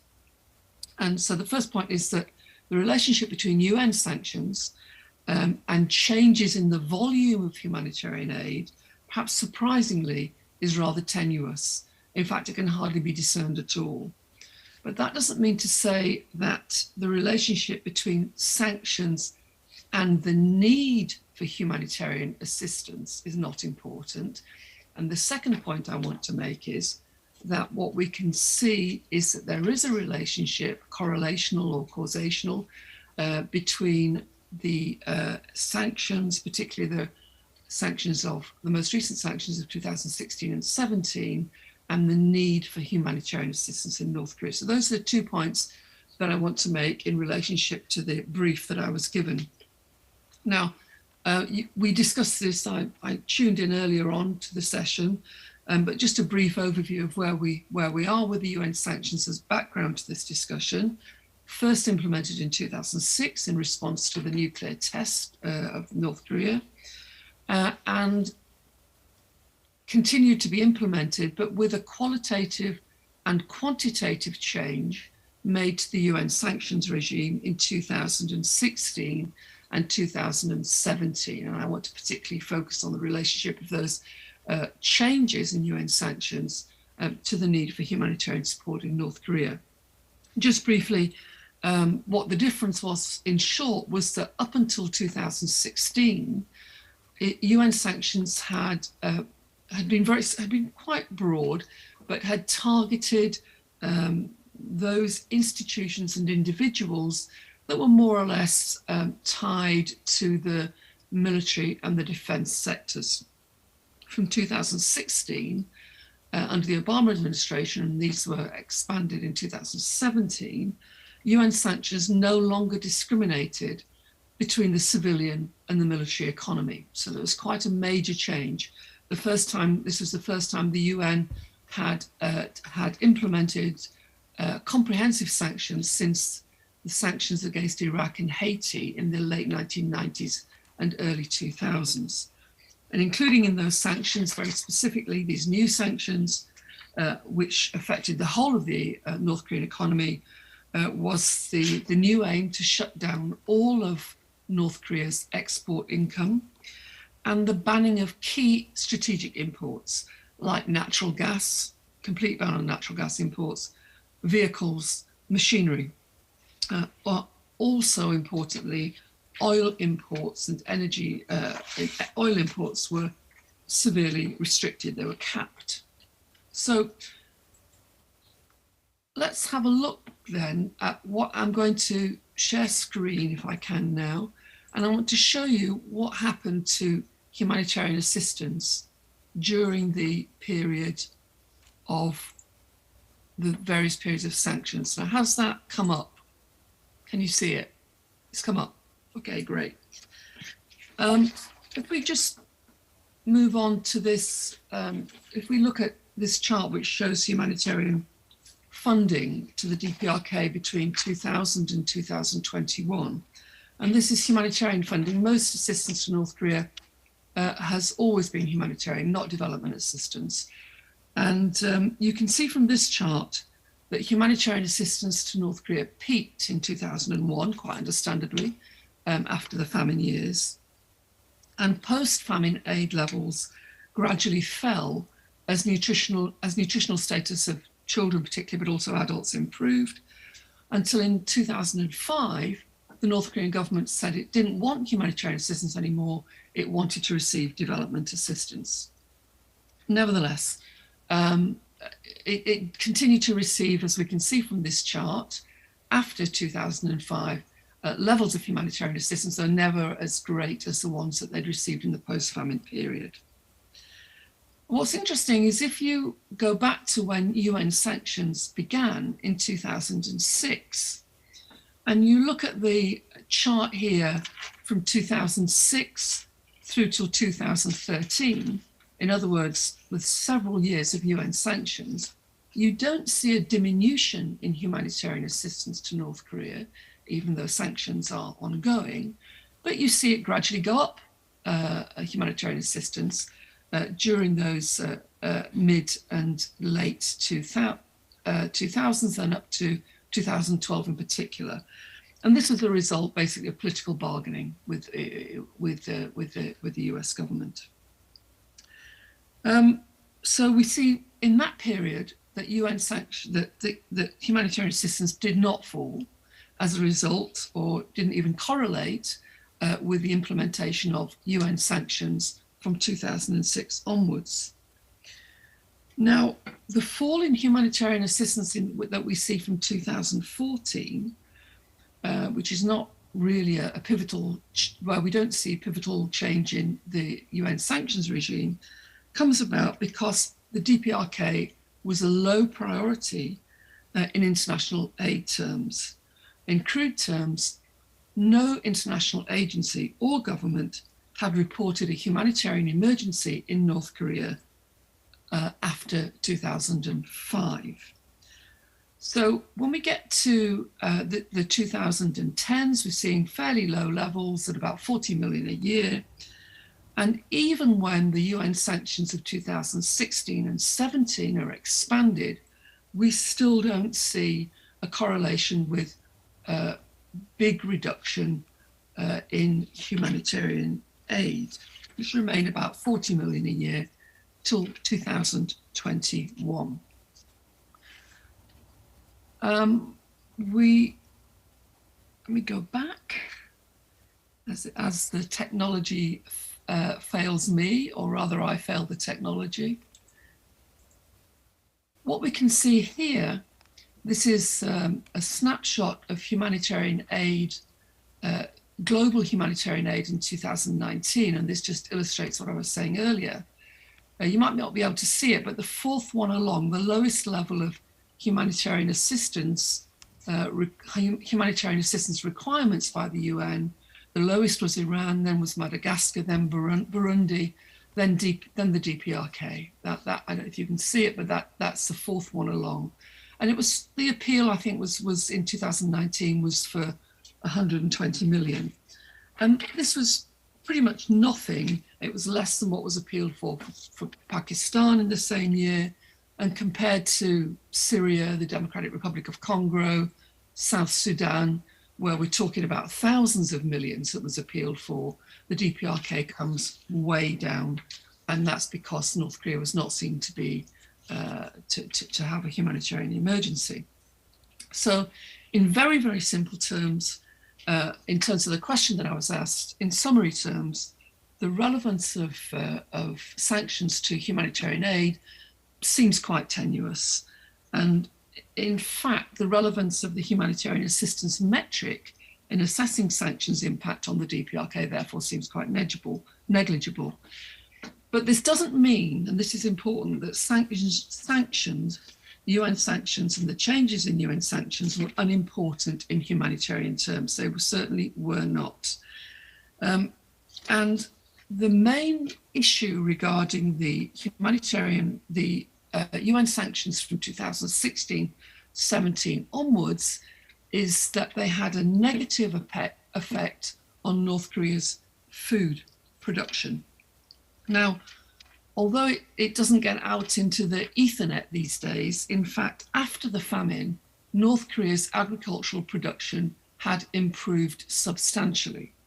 And it had improved to the extent that most of North Korea's 24 million population, 25 million population today, was fed from domestic food production. And there was a very manageable food import requirement of about 500,000 tons a year. Child nutrition also improved substantially in the post-famine years, and we know that because there were regular UNICEF surveys, and this, of course, was one of the reasons that North Korea was not classed as a humanitarian emergency by any development agency or any humanitarian agency anywhere in the world after 2005. And if we look here, just to illustrate what I was saying about the improvements in nutritional standards, which was the main reason that North Korea no longer could be understood as a humanitarian emergency, we find that, I don't like these words stunting and wasting, but they're the words that the nutritionists use. We find that North Korea, if you look at the top part of this table, from 1998 to 2017, reduced its stunting, which is effectively chronic malnutrition, from 64% of the child population to 19%, still of course very high. And it reduced its wasting, which is when a child is suffering acute, these are child under 7 statistics, wasting, acute malnutrition reduced from 21% to 3%, still terribly high, of course, but a big reduction. And what's interesting, I think, to those that don't deal with North Korea normally, that don't actually look at the stats, is if you look at other countries in Asia and you look at comparator years, you find that actually North Korea was doing better on average, or North Korea's children were doing better on average in terms of nutritional status than children in Nepal, India, Pakistan, and the Philippines. So that was, I said, this is from UNICEF 2020. Our data's pretty good. So by the time we get to even 2017, which is the last year of this data, we don't have other nutritional stats, so I can't show what happened, say, in 2019 with nutrition. We're still showing that there's a very major improvement in nutrition from the famine years. Now, what happened with the 2016 and 17 sanctions on North Korea, particularly to the 2017 UN sanctions? is that they were extensive, they were comprehensive, and as I said earlier, they involved an outright ban on natural gas imports on vehicles, on machinery, export bans. And given that they were intended to impact the entire economy, as I said earlier, there was no distinction any longer made between the civilian and the military economies. It's not surprising that these new sanctions would impact agriculture, because agriculture constitutes about a third of North Korea's economy. And agriculture, as in any country in the world, is also particularly vulnerable to energy sanctions, because oil is a non-substitutable component of agriculture everywhere in the world. And in North Korea, this is made worse because North Korea is not an oil producer. So whereas sanctions hit Iran or Russia, these are protected in some ways because they produce oil. And the North Korean population, to make it even worse, were particularly vulnerable to any round of sanctions that was going to hit agriculture or the energy sector, which would hit agriculture, because the majority of the North Korean population, the 25 million population, continue to receive their food mainly from domestic food production. So very predictably, in the wake of the expanded sanctions of 2016-17, domestic harvests dropped substantially, and the need for food imports rose dramatically. And we've got lots of good data on food production after 2016-17, some of it from UN organizations, but more recent data from the very good modeling done by South Korea's Rural Development Administration. We have that data even without access to North Korea. So what we know is that we see a very big food deficit grow from 2015-16. I know you can't get all the details of the numbers, but I hope that the graphic will show the increase from around 600,000 metric tons to 1,500 metric tons in 1920. Now, all these numbers don't sound very useful, but 1,500 metric tons of food feeds 8 million people for a year. It's a very, very substantial amount of food. So I just want to conclude, because I haven't got time to go forward, to show that that line across the top there of this graph shows the grain required, the amount of grain required to feed all of North Korea's population at basic rations. This is not to have choice on the supermarket shelves. This is for 1,700 calories a day to survive. And you can see by looking at this, and we've got data again from the Rural Development Administration, which tells you that until 2021, and we know that further on, that North Korea is way off that. So today, big food deficits, which means that there is a potential humanitarian crisis. We know that humanitarian crisis was averted by Chinese food aid in 2019 and by fertilizer aid. We don't know how much because the statistics are not accurate. Probably 1 million tons of food, which is enormous. We don't know how much was given in 2020 and 2021. There's negligible aid from the rest of the world. And so we do not, although we know that harvests have gone down and continue to have gone down since the implementation of the UN sanction in 2016-17, because of COVID quarantine measures, we cannot access the country. We do not know what the nutritional levels are now and what they were last year of North Koreans, but it would defy logic if there was not severe malnutrition to the extent of starvation among vulnerable groups. The difference today is it's not likely to be widespread over the whole country as it was in the 1990s, even in Pyongyang. It's much more likely these days that it's vulnerable groups in areas where there's not much access, and of course the poorest, the sickest, the most frail, the elderly. But this is not a question of speculation. This is a question of following the logic. So in terms of the relationship of humanitarian support to North Korea, it would be very unlikely. There was not a humanitarian crisis right now. There is virtually no humanitarian assistance going in from 2021. And so I think many of us would be wanting to hope that China is picking up the slack, even though we do not know for certain that they are doing so. Thank you. And I think I've kept to my 20 minutes. 예, 스미스 교수님 감사합니다. Yes, thank you very much, Professor Smith. So overall, you touched upon the topic of sanctions and how the sanctions, the character of the sanctions changed from 2016, 2017, and this would have probably had a negative impact on the overall the North Korean economy. And also the harvest volume went down.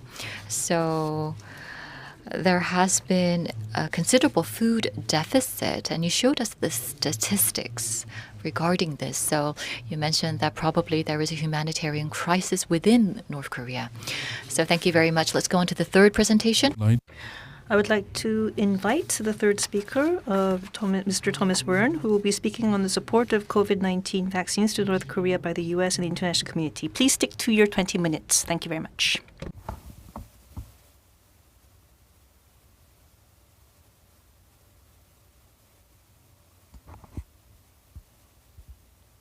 President Byrne, you may begin. 예, All right. I was hoping to share the screen, but I'm still having some trouble. So maybe Jihee, you could advance the slides. I'll tell you next. Okay. Is that doable?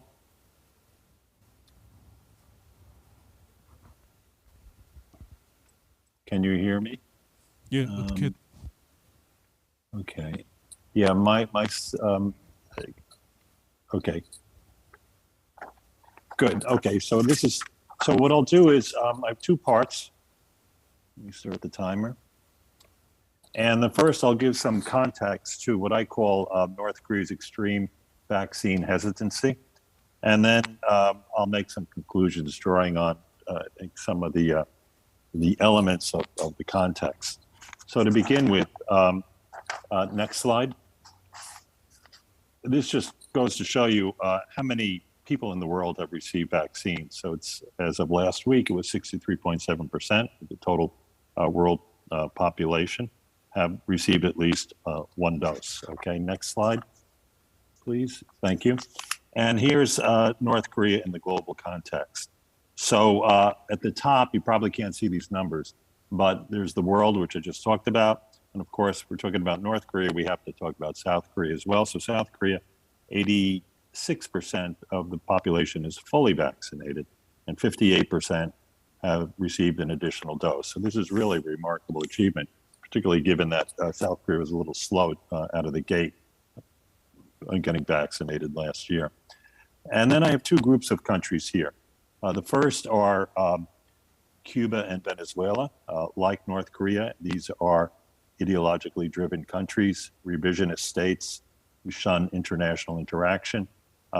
Cuba and North Korea are the only two significant countries that are not members of the IMF or World Bank. For example, they're not part of the international financial system.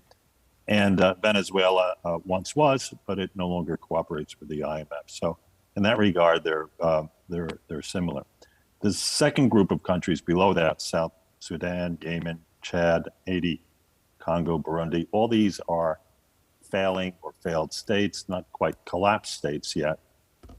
So they have vaccination rates at the bottom. Of course, North Korea's vaccination rate, to our knowledge, North Korea is not reporting any COVID, neither are they reporting any vaccination, is zero. So these are the countries that are close to zero. However, I think they're very different from North Korea because even though they tend to be poor like North Korea in terms of per capita income, North Korea demonstrates a much higher degree of organizational capability, and particularly in the realm of healthcare. So it's quite puzzling why North Korea has this high degree of vaccine hesitancy. And I'll get later in my presentation, I'll talk about where and how Cuba and Venezuela are getting the vaccines. Okay, next slide. So I'll talk about the U.S. Okay, next slide. So what has the U.S. been doing in terms of global vaccine equity? Actually, the U.S. has been doing a lot. It's pledged 1.1 billion doses that it will donate by 2023. As of February 15, 2022, 360.5 million doses were delivered. And the thing about the U.S., when I'll get to China, the U.S. Donates the very effective vaccines. And so what's the status of the COVID-19 vaccines, the Global Access Facility, COVAX? So if you can turn to the next slide, there's 2 bullet points. Okay, so COVAX's original goal was to distribute 2 billion doses by the end of 2021, which they did not reach. COVAX credited the delay to export bans, the prioritization of bilateral deals by manufacturers in countries' ongoing challenges at scaling up production, etc. And as of February 4th, 2022, COVAX has shipped over 500 million donated doses to 105 countries, and 95% have been sent to lower income countries, 45% to the African countries. According to the data that I've seen. I've seen some conflicting data, but anyway, COVAX is shipping a lot, although not reaching their goal. So what about China? North Korea's only so-called ally in the world, and also a country it shares a long border with. What's China's global vaccine diplomacy? Well, China has pledged a lot, and it's donated a lot, more than the US in terms of deliveries and pledges. However, China's vaccines have a major problem in that they're not effective, at least what I've read, against the Omicron variant, and even against the original variant and the Delta variant. They're not, I think they're borderline effective, just effective enough to get qualified for the distribution by COVAX, but certainly inferior to the American, to the Pfizer and Johnson & Johnson and Moderna vaccines. And just quickly, so what's South Korea doing? It's very highly vaccinated, and then just some examples of South Korea's global vaccine diplomacy are here. So South Korea has pledged money to COVAX, and South Korea has also pledged to work in Africa with the African Union with COVAX. What I don't have here is that I recall South Korea has also agreed to give vaccines to Thailand and Vietnam, and I believe it entered some sort of vaccine swap with the UK. So not as big a player, of course, for South Korea than the US and China, because South Korea is not yet a regional or global vaccine hub, although it has aspirations to become one. Okay, and the next slide, please. And turn to the next one. So what's on offer from governments to North Korea? The Biden administration in May 2021 said it was open to sharing vaccines with North Korea, conditional on monitoring procedures for the vaccine distribution process. Conditional on monitoring procedures. And then in June 2021, President Moon said that South Korea was willing to offer vaccines to North Korea if North Korea would only accept them. And then there were other related offers to South Korea. And we uncovered one source that said Russia's foreign minister, Lavrov, has offered the Sputnik vaccine and plus medical equipment multiple times in North Korea. But to my knowledge, North Korea has not accepted any of those. Turning to COVAX, COVAX offered, so that's the next slide, here we go. COVAX offered 2 million AstraZeneca doses to the DPRK, and it was delayed and then ultimately rejected by North Korea in July 2021. And in September 2021, the DPRK rejected the Sinovac doses. Next bullet point is COVAX announced another 4.7 million doses for North Korea, bringing the total of assigned vaccines to more than 8 million doses. And on February 10th, 2022, COVAX brought down the number, however, of vaccines allocated to North Korea to 1.5 million doses, citing the earlier allocations were no longer relevant. So the question is, was North Korea just not interested or couldn't get prepared, couldn't fill the documents, couldn't agree to the monitoring process? I really am not sure which one, but maybe a combination of everything. Okay, and then the next slide, North Korea's responses to COVID. And then the next slide, please. So as we all know, North Korea's international borders with China and Russia have been closed since January 2020. Although there was a limited opening with China recently taken place, and our first speaker spoke about that. Moreover, not only does North Korea has closed its international borders, but domestically, there's very severe travel restrictions and closures. Although recently the authorities seem to be attempting to ease some of these travel restrictions, but they're still very, very burdensome. More burdensome than walking into a restaurant here in New York City. We have to show your proof of vaccination. So what about North Korea's public health infrastructure? So North Korea's, as the first speaker mentioned, that North Korea's hospitals aren't up to snuff, at least according to, compared with South Korean hospitals. And what we found when we were looking at this issue is that under emergency protocols, there are a shortage of doctors in small clinics and hospitals in rural areas. However, something that's very important, I think, is that North Korea is capable of implementing a national vaccination program, say maybe unlike Haiti or Burundi. And that was demonstrated by the measles vaccine campaign in 2007, where North Korea very effectively, over a very short time, essentially vaccinated the entire population. And the number of deaths from measles, there were deaths from measles, but very, very low, nothing like the COVID experience. And then there's issues on the cold chain of vaccine storage. I guess theoretically, North Korea could deploy some sort of a cold storage chain to get the messenger RNA vaccines, which require, a very severe cold storage chain. So turning back to Venezuela and Cuba, how have they managed? So they've shown a greater willingness, a less hesitancy to get vaccinated. Even though both countries shun international cooperation, they do have, Cuba's open to tourism. Venezuela is open to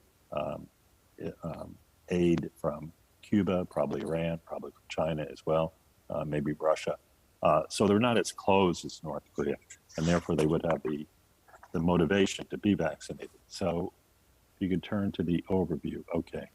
So this is just some detail about Venezuela. Venezuela is pretty much a failing state, if not a failed state.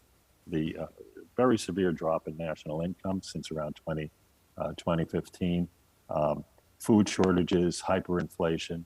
I mean, Venezuela really is a mess, in some ways in worse shape than North Korea. Nonetheless, in 2021, Venezuela received 1.3 million doses from China, and also some doses from COVAX.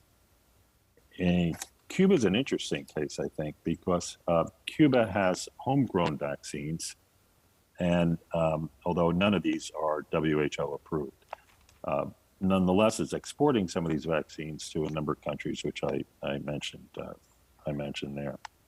And then next slide, please. Okay, so this is just some more detail about the COVID situation and vaccine, the COVID vaccine situation in Venezuela, rather. And so it's receiving vaccines from China and from Russia and also from COVAX. All of these supplies are potentially available to North Korea. And then the next slide, please. So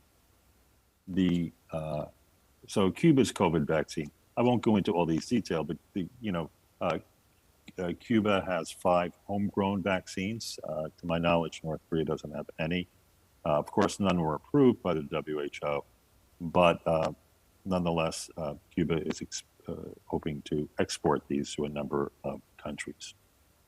And of course, Cuba has vaccinated 90% of its population with 1 dose and 83% with 2 doses. So it's up there with South Korea in the number and the level of vaccination.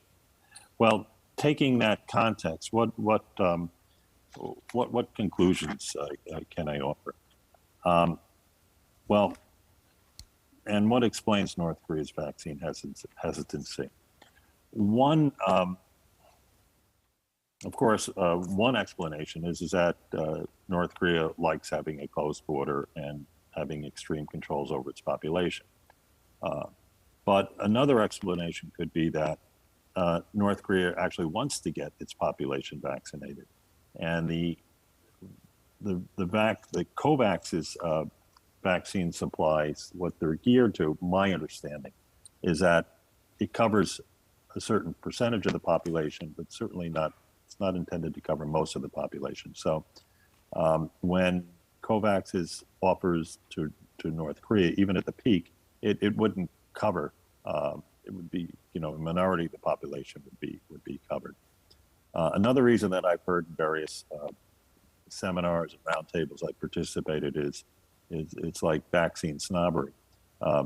Probably rightfully so. The North Koreans distrust the Chinese and the Russian vaccines. They would prefer to have the Western viral vector and other type of vaccines. In other words, the messenger RNA vaccines. Another reason is that if COVAX donates vaccines, and also what the United States offered, there'd be a monitoring requirement. And as we know from the nuclear negotiations, and also from North Korea's fleeting approach to the IMF and World Bank back in 1997, it doesn't like transparency, it doesn't like monitoring, it doesn't like a lot of, I think, foreigners in the country. So that would be a big obstacle as well. So North Korea has really put itself into a box, the way I look at it. It's historically refused to open up and respond positively to gestures from the international community for cooperation and opening. Again, and the nuclear talks and denuclearization, and also with that fleeting engagement with the IMF and World Bank back in 1997. And so what North Korea has, of course, it has a zero COVID policy, doesn't want any cases of COVID in the country, probably more extreme than China, right? At least China hosted the Olympics. It also has a zero vaccine policy, at least to date. So I think there is an imperative to vaccinate North Korea, to promote vaccination in North Korea. And the reason is, the way I look at it is, it's really a self-interest in the global community. It's areas with low vaccination are the incubators for variant virus strains. So it's in the global interest to have North Korea vaccinated, as well as those other areas I talked about, the other countries, Haiti, Burundi, all those countries. The thing is, if COVAX or even some American offers or even South Korean offers of vaccines, they probably wouldn't be enough the way they stand now. And of course, North Korea doesn't have any access to the commercial international vaccine market. It can't approach Pfizer and make a deal for vaccine supply. And North Korea does not have the domestic capability to manufacture effective vaccines, or else we would have been reading about it, I think. However, I think what the world should do is just go big with North Korea and make an offer as an unrequited humanitarian gesture. And perhaps North Korea would accept something like that if it's not a wedge to induce an opening to the country, for it to be part of the international system, and not a bargaining chip for denuclearization or anything else. And I think there's enough supply out there probably even enough supply of Moderna or Pfizer-BioNTech messenger RNA to offer North Korea. So this is not an original thought that I've had. I've heard other people express that to go big with North Korea, offer, to vaccinate the entire population, and also to do more, to give them therapeutics so they could effectively treat people once they do get infected. Today in Reuters, Thomas Quintana, the UN Special Rapporteur for Human Rights in North Korea, called for the international community to vaccinate the entire population. He has it at 26 million. North Korean statistics are really dodgy. Maybe the population is 26 million, but that would require 60 million doses, according to Mr. Quintana. And I think it's in the interest of the global community to do this. Another thing is, don't conflate this with development assistance or think that a humanitarian gesture would lead to development assistance. For development assistance to be effective, development assistance has to be conditionality based. There has to be a policy component to development assistance so that the incentive system, the reforms put into place, the reforms in the institutions and the system lead to sustainable development and eventually lead to the ability of a country to seek external financing. North Korea is not ready for that. It's probably not willing to do it. It's not able to do it. So don't even think, in my opinion, that this should lead to development assistance. Remember, the lesson of the Marshall Plan was actually fairly modest in terms of dollars offered to the Western European countries, but there was a policy conditionality. The receiving countries had to shun the socialist way of organizing their economies and have capitalist incentives to get the economies working. So what the UN Special Rapporteur's office, UN Special Rapporteur on Human Rights, Thomas Quintana, I like his offer, but it reminds me of the Mel Brooks lyrics, where hope for the best but expect the worst. Although I would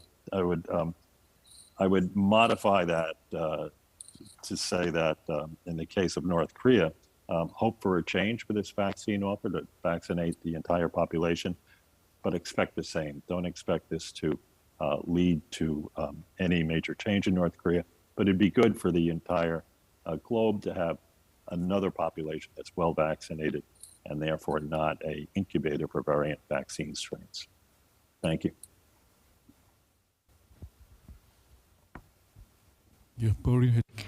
Yes, thank you very much. We just heard from our last speaker, Mr. Thomas Byrne from the Korea Society, and he talked about the vaccine and how the international community, the US, China, and COVAX has been supporting vaccine to developing countries. We call this a type of vaccine diplomacy. Also looking at the Venezuela case, we could think about the actions that should be taken by the recipients, and also why is it that North Korea had not received the proposal of other countries in the international community to receive vaccines. And then in conclusion, and then he made his conclusion. I think that what he said can be slightly different from what was mentioned by our first presenter, Justin Fantos. He also talked about the Marshall Plan and said that we shouldn't use vaccines as a leverage chip for negotiations. He talked about the importance of the international community in terms of supporting aid in the form of vaccines. So we've heard all of the presentations, and I think we have about 27 minutes remaining. We have discussants waiting. I would like to give 7 minutes each. And as I mentioned before, do not just touch upon the presentations of your designated speakers, but you can speak freely and you can comment on any presentation of your choice. So having said that, I would like to invite the panel discussions to please speak. So first of all, I would like to invite Dr. Chang Yong-uk of KIEP. 예, 토론 부탁드립니다. 네. Yes, hello. As was introduced, I am Jang Young-uk with the European team at KIEP. I'm a research fellow. Thank you to all the three speakers. I think that your presentations were timely and on point. First, I was asked to debate or discuss the presentation by Mr. Fendos, but I want to link this to what was mentioned by President Byrne as well, because I think that there is some overlap. Now, the COVID pandemic has created a health crisis in North Korea, or at least we project that, and this was mentioned by Professor Fendos, and I'm sure that this also leads to a social and cultural implication as well, because this health issue will lead to economic and social problems also, and I think that that has all been well covered by Professor Fendos. Personally, because I research COVID around the world, I don't have an expertise in North Korea per se, but I think that the situation can be similarly projected. And one of the things that I found very interesting was the zero COVID policy that it has had in place for a long time. Virtually no country has stuck to this policy. It's only China, Taiwan, Hong Kong, and North Korea that have stuck to this zero COVID policy. Of course, Australia and New Zealand stuck to it for some time, as well as ROK. But with the Omicron variant, the Republic of Korea and Australia, New Zealand are seeing a widespread and epidemic. And so we have turned to a living with COVID policy. So only Taiwan and China have stuck to this zero COVID policy. The question is, how viable is this? I think China and Taiwan are in a relatively favorable position because they have an immunization rate that is higher than some other countries. So even if they are to open their doors, perhaps there might be a spike in cases, but there will probably not be severe cases compared to other countries. However, because North Korea has no vaccinations and there are no previous infections, this means that they are completely vulnerable, almost zero vulnerability. It will not be able to keep its doors locked forever. So if they do open their doors, then the situation may be catastrophic. With the Omicron variant, you may say, well, it's milder and it does not have a high morbidity. But according to the data that I have looked into, the Omicron variant does have a lower morbidity. But another issue is that there have already been many people that have been contracted. So we have that kind of a immunity already in the society. And some papers have shown that the Omicron variant itself has a morbidity or a risk that is on about 70% or 80% comparable to other various variants. But we were able to contain the morbidity thanks to the fact that we already had some immunity. So it's not as mild as we would like to think.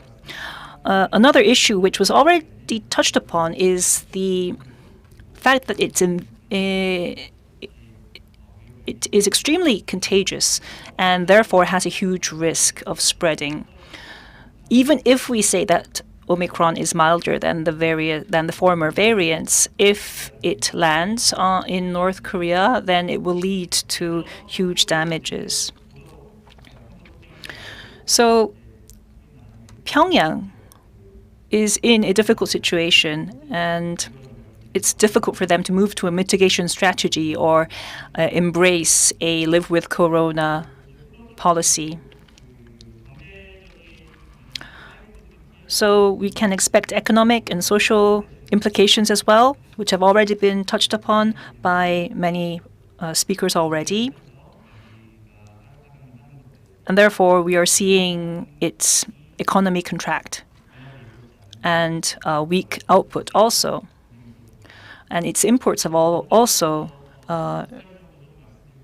diminished greatly. I also want to mention two more issues. One is education. We can expect a huge learning loss because already in other countries had to close down their schools because of COVID.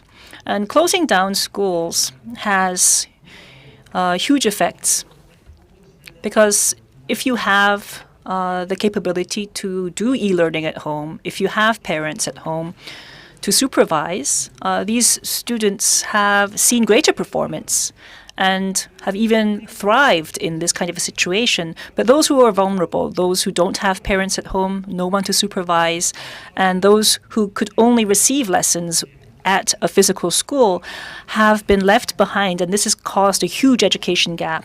So I'm not an expert, so I don't know how this would play out in North Korea, but I'm sure that this learning loss is there, and I doubt that the education, the e-learning, was in place properly.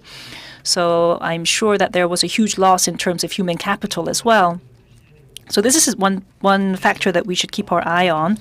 Another is mental health. Because of the lockdown, we have seen issues of depression and rising cases in suicide, domestic violence. We have seen these rising reports even in advanced countries. So we can expect this to have happened in North Korea as well.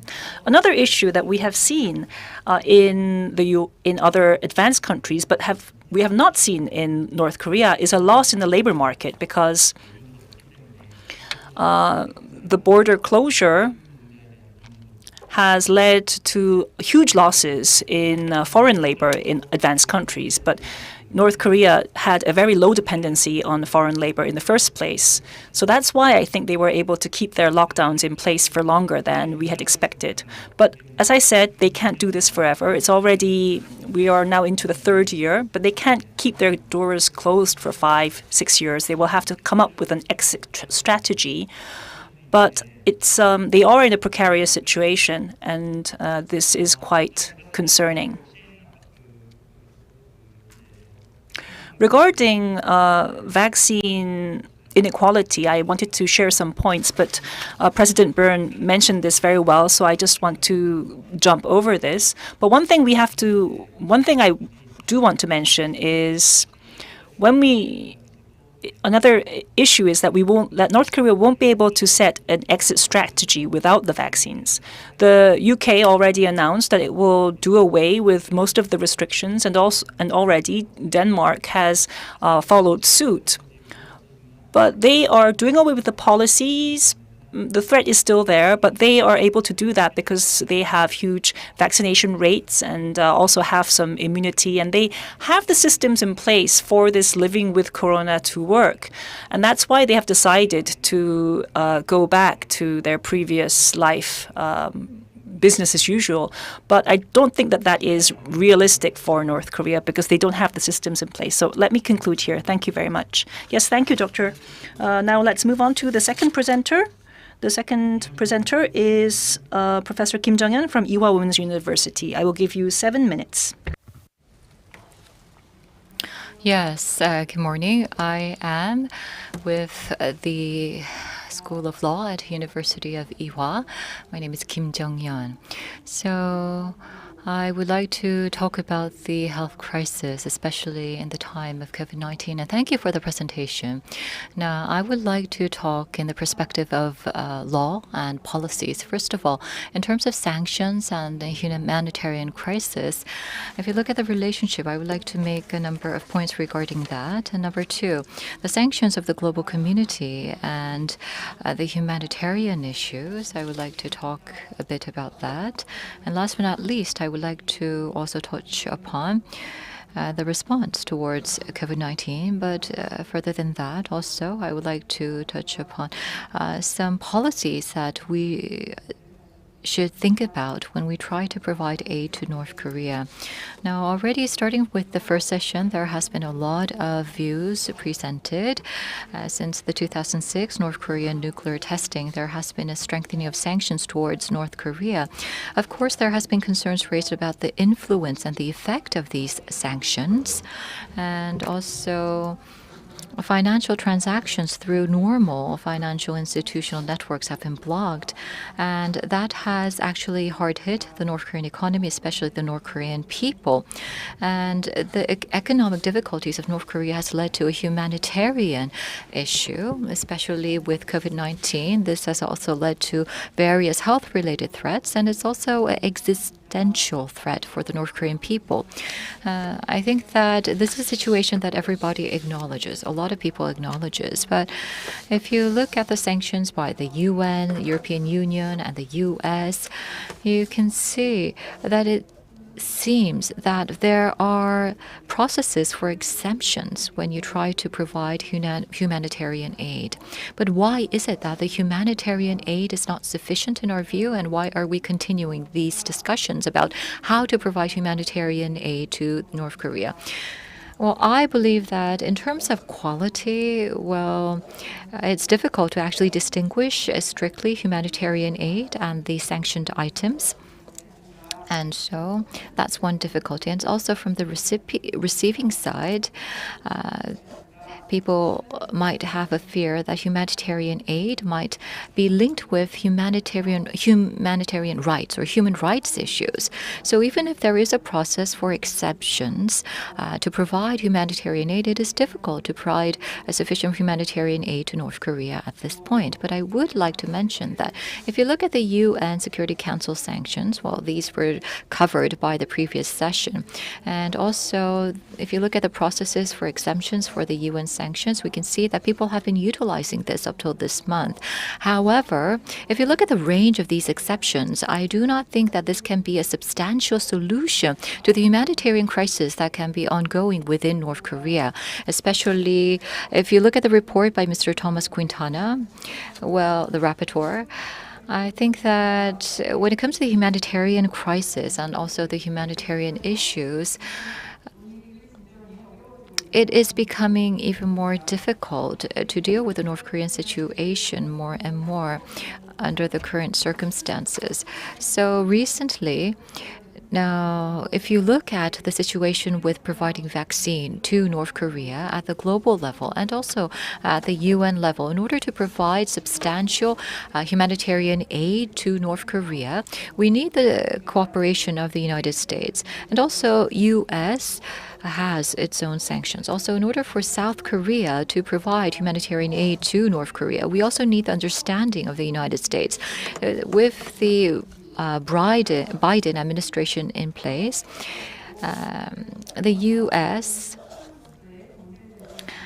has continued to carry on the sanctions for the past 20 years, but with the Biden administration, I understand that there is a review on the past sanctions and the effects of these sanctions, especially the Biden administration declared that America is back, and it emphasizes sharing the values of democracy and human rights. And so I do believe that it is willing to impose sanctions without leading to a humanitarian crisis within North Korea. So I do not think that Biden administration is willing to further strengthen sanctions. However, unless we see the further details about the situation in North Korea, I don't think that we can come up with rosy expectations about the future of sanctions against North Korea by the United States in particular.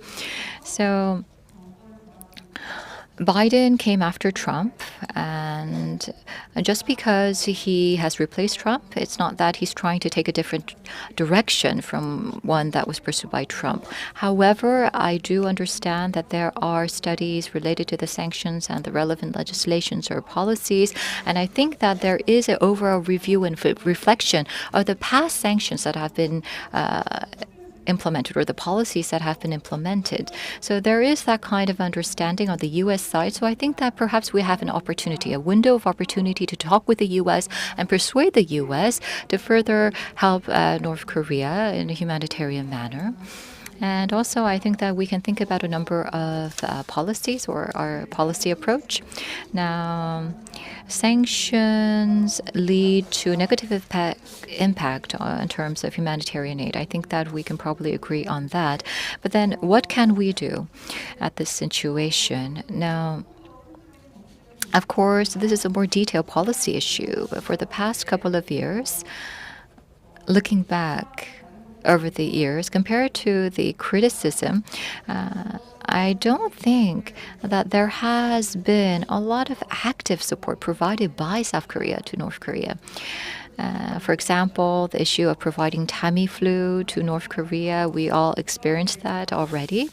So related to working with North Korea and also implementing policies toward North Korea, we have to realize that humanitarian aid has to take place amidst the discussions of the global community. And with a new administration coming into power soon, I hope that we can think about further policy implications and the way forward. Thank you. Let's go on to the last discussant.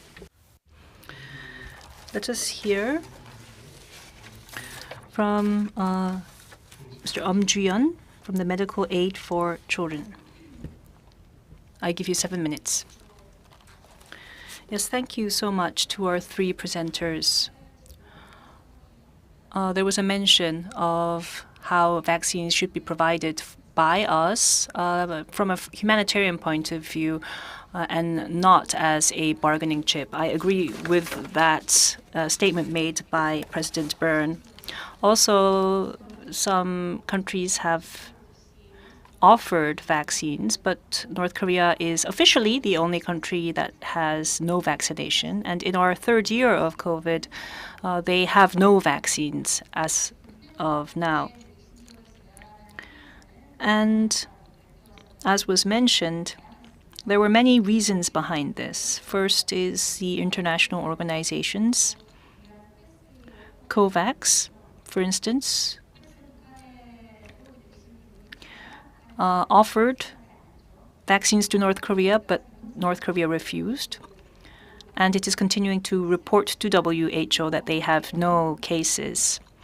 However, big assemblies and festivals where people gather together have been held, and there are also international agencies that have come into play. Also, the government in South Korea, as well as South Korean organizations, are another important player. But with the Hanoi meetings falling out, the relationship between the two Koreas have also soured, and vaccines have been mentioned as a way to recover the current situation. And on several occasions, the South Korean government has offered to provide vaccines. Also, there have been offers to provide various goods regarding quarantine, but they have been very clear and maintained their stance that they do not need what we are offering. They have cited various reasons, saying that that is not enough, or that the things that you are offering are not of the same quality that we need. And they have also said that they want enough to cover all of their population, and that they want better vaccines, the RNA vaccines, as also 60 million doses, which includes the booster shots for their entire population. And I think that these proposals have directly and indirectly been extended to Pyongyang, but up till now, they have not received, or they have not accepted any of these offers. So I think the speakers have mentioned why North Korea has refused it. I think that there are three parts. First is the political reason. In 2017, once they announced that they have completed their nuclear programs, they tried to solve their issue fundamentally by engaging in talks in the following 2 years. But as this fell out, they announced that they would go their own way. And right after that, COVID-19 erupted. And what they had announced was that they would try to wing this out without help from the outside world. And so they have strengthened on ideological education and their worshipping of their leadership.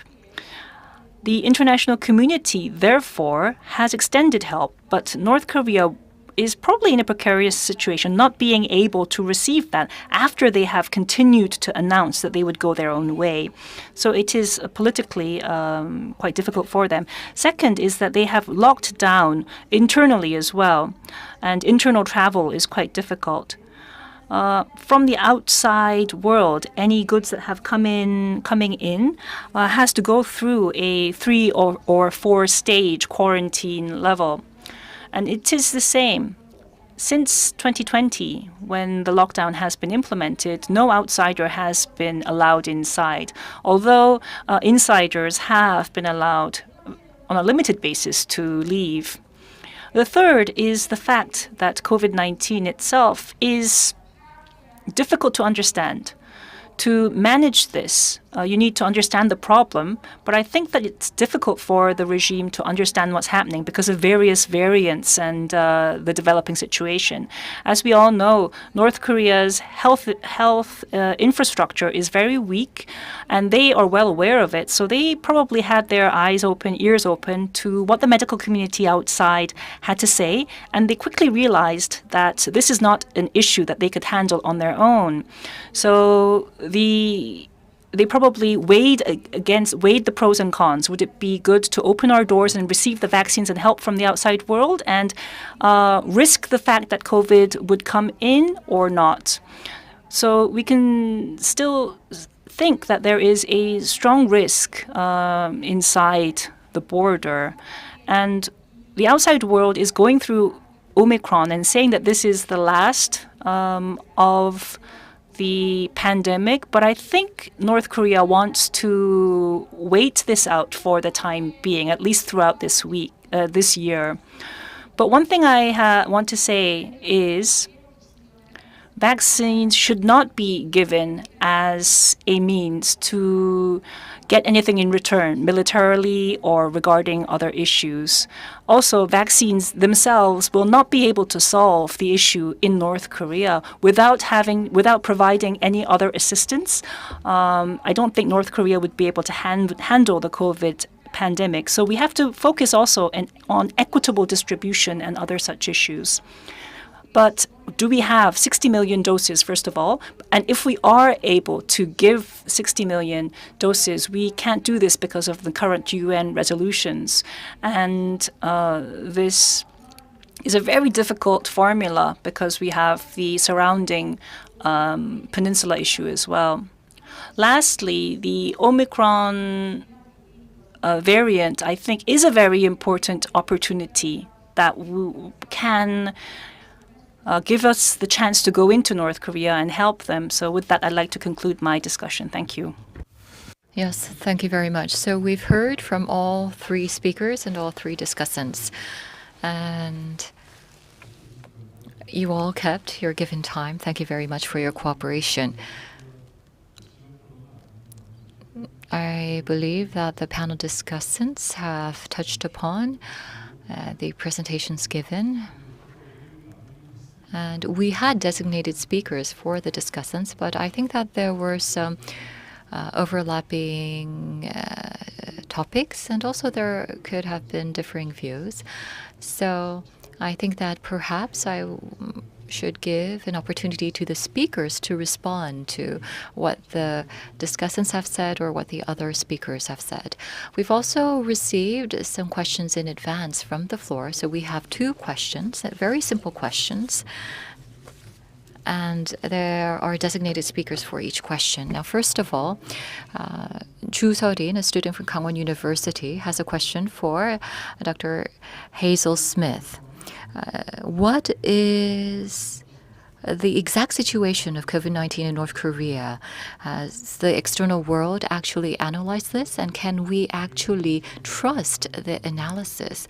Also, a researcher at KIEP has a question for President Thomas Byrne of the Korea Society. The U.S. government, without any conditions, said that it will provide vaccines to North Korea, but will North Korea actually accept such vaccines from the U.S.? That is a question given to President Byrne.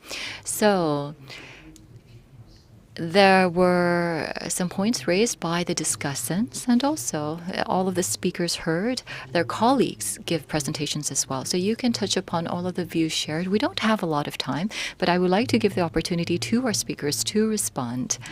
So perhaps within 1 or 2 minutes you would like to respond. Please do not go over 2 minutes. I apologize for the time constraint. And let us go starting with the last speaker, President Thomas Byrne. You may speak first, and then number 2 will be Professor Smith, and last but not least, Dr. Fendos. Please speak. 님께 말씀 부탁드리겠습니다. So first, President Byrne.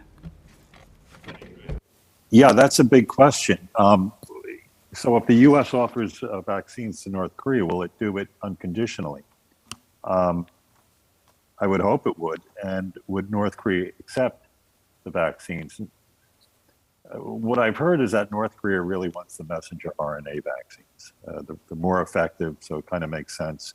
And I think one of the discussants, or two of you said that we're looking at having the entire population vaccinated. But not only, I think, for this to work, so it would have to be an offer to vaccinate the entire population, no conditions, and probably minimal monitoring as well. So the number of monitors, I think, would have to be very little, and you just have to hope that the North Koreans were as effective as they were in the 2007 measles campaign, and basically do it all on their own.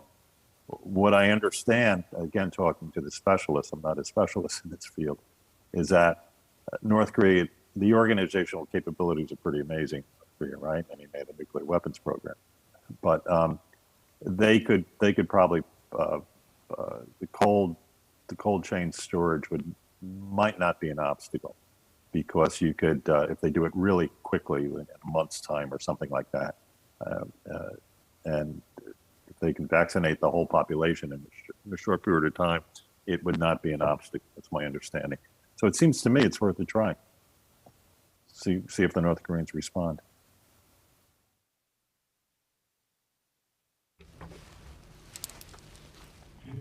Yes, thank you very much.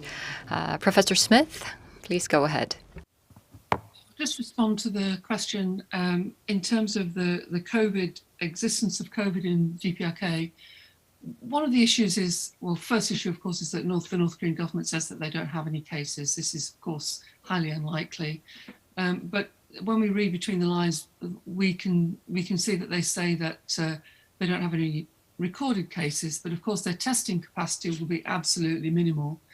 And also, should they not want to the government admit that they've got a COVID problem to their own people, not to the outside, to their own people.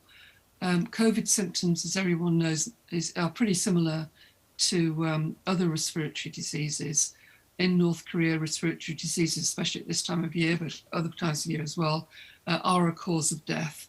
And so it's not impossible that people are dying and very, very sick from COVID in North Korea, but we don't know. Nobody knows what those numbers might be. And even with North Korea to grant access, unless there was a massive testing regime, we wouldn't know either. We would just see that we would be able to at some point, because WHO, World Health Organization, does monitor these things, we'd be able to probably make some assessment of how many people have died from respiratory diseases. But COVID, nobody knows, and anybody's just guessing. But the process of logic is it must be there. North Korea's board. North Korea is no exception to any other country in the world, and COVID is present in every country in the world. Secondly, our humanitarian assistance. The issue of development and humanitarian assistance, it's completely illegal under international law to tie humanitarian assistance to political negotiations. So that would be illegal to tie any form of political negotiations to the giving of vaccines. If you think about the logic of it, the opposite of that is that you don't give them if the politics don't go right. And that most countries, especially democratic countries, can't swallow that. It doesn't mean to say that humanitarian assistance has not been given in the past for political reasons, but those governments that have done it, the United States in particular in dealing with North Korea, have always denied that they've made a direct link between humanitarian assistance and political negotiations.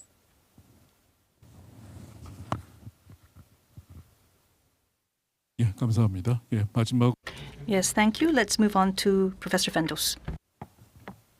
Yeah, so I agree with President Byrne, and I would be ecstatic if the United States did make a significant donation of vaccines. I guess I'm a little skeptical because I think we've kind of entered this new political period where being generous is actually not politically feasible anymore. I think the electorate doesn't like the fact that your country's giving something for free to them and not to us, and I think we've kind of entered a new environment where it might be more difficult to do that than it was 20 years ago. I hope not. And, I would be ecstatic if it was just done that way, but I am skeptical. I'd like to make a couple specific comments. One has to do with another potential reason why North Korea may have been refusing vaccines early, because they might have thought, like a lot of other countries, that the whole pandemic was just going to blow over at some point. If they just held out long enough, that they could just open their doors and it'd be okay. Clearly, we've entered a period now where that's not the case. We are now in the living with corona period, and so they must know that the only way to really open up fully is to get their population vaccinated. And then last comment, when it comes to the measles vaccine drive that President Byrne was mentioning, I also do not share optimism there, because the vaccine that was used, I'm pretty sure it was the MMR2, which actually has a very wide permissible temperature range from about minus 50 degrees to about 8 degrees Celsius, which is very different from a lot of the, especially the RNA-based COVID vaccines. So that same strategy, I think, might be difficult to use. I mean, the truth is, we actually don't know what happens to a lot of these vaccines when you take them out of the temperature range for a long period of time. But given the way that they're structured, especially because they're these lipid balls, essentially, it's quite likely that those would fall apart and the efficacy would drop quite a bit. So I think comparing the COVID vaccines to measles is probably not a very good comparison. 예, 감사합니다. Yes, thank you so much. With that, we have heard from all three presenters, all three discussants, as well as answers to the questions that we received beforehand. As I said earlier on in our opening of this session, the COVID issue not only impacts the health of the people, but it is also a huge obstacle in terms of peace and negotiations with North Korea. And so we wanted to examine the current situation and think of various solutions and options that we have. And through this opportunity, I think that we were able to hear some great views that could contribute to bringing about peace early on the peninsula. So I'd like to take this opportunity to thank our speakers, our discussants, and all of our audience who are joining us both on and offline. Thank you very much.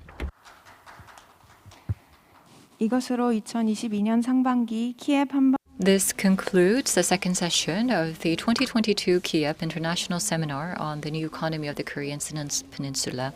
After a break, we will begin session 3 at 2:30 p.m. So we will meet you then. Thank you very much.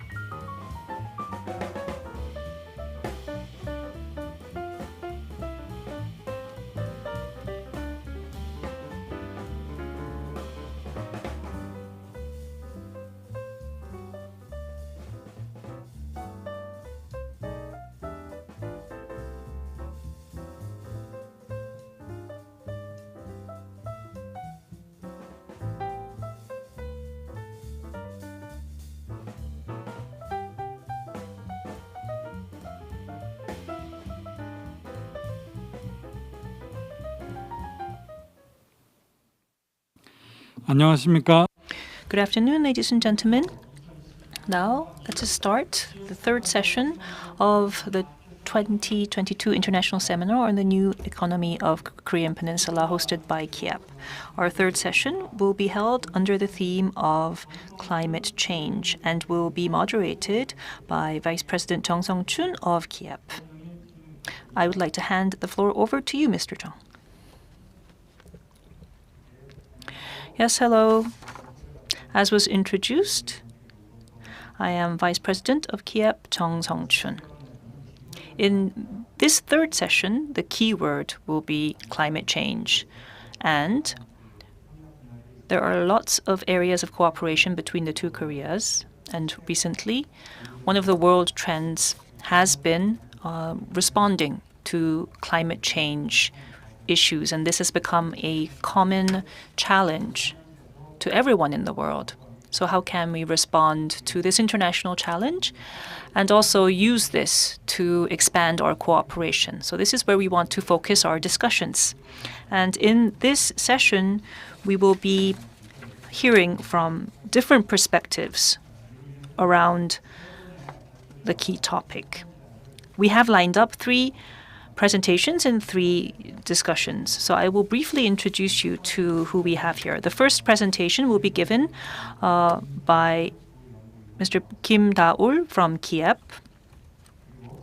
The second presentation will be given by Mr. Moon Kyung-hwan, who is with RDA. The third presentation will be given by Mr.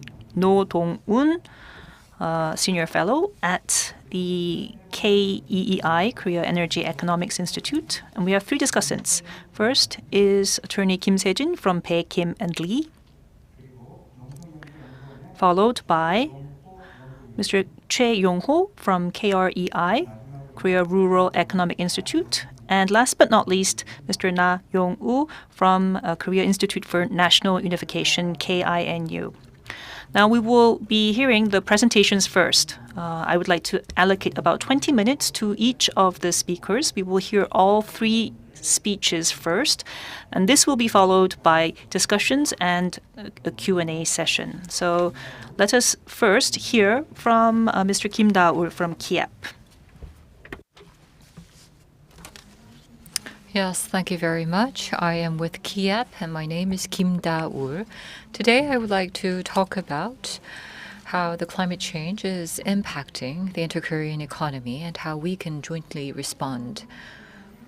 I will talk about the current status of climate change and the impact on South Korea and likewise on the North Korean situation.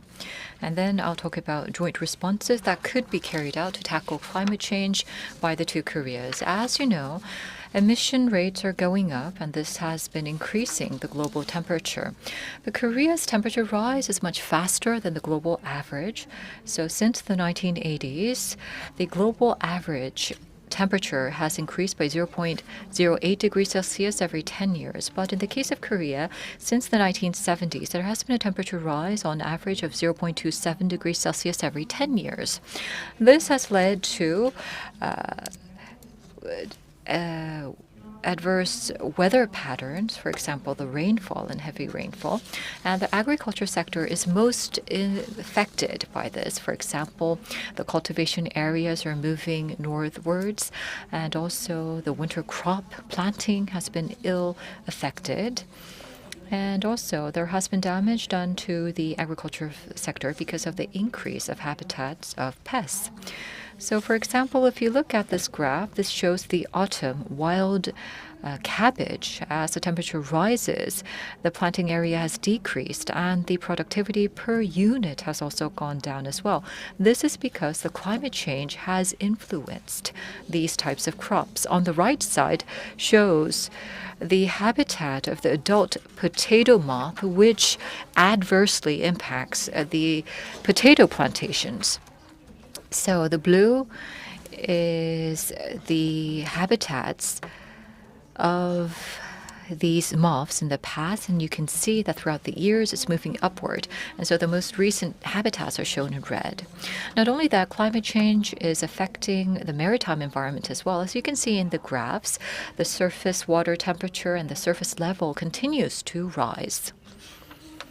So the surface water temperature continues to go up, and this has led to a change in the habitat of the main fishery types of Korea. And not only that, this affects the aquaculture industry. The aquaculture industry cannot adequately respond to climate change, and we are seeing a lot of deaths of the fishes that are grown in these aquaculture farms. Not only that, we can see that the global economy, in order to respond to the issue of climate change, it's transforming itself to become more clean energy dependent. So the climate change is influencing the industries as well as the energy sector. The Paris Agreement has led to major countries declaring its goal for carbon neutrality, and carbon tax and carbon emission trading systems have been implemented. If you look at Korea's industrial structure, you can see that it's highly dependent on energy. It also emits a lot of greenhouse gas. So if you look at the graph here, the blue shows the per capita electricity usage in Korea. The green shows that of the United States. Below that is the case of Japan. And on the bottom is the case of China. So you can see that the per capita electricity usage has greatly increased over the years. And so there is a need for Korea to use energy more efficiently and to reduce our emissions. But by doing so in the process, our industries will also be affected. So with the implementation of the carbon trading system, there has been an impact on productivity and also the cost of productivity.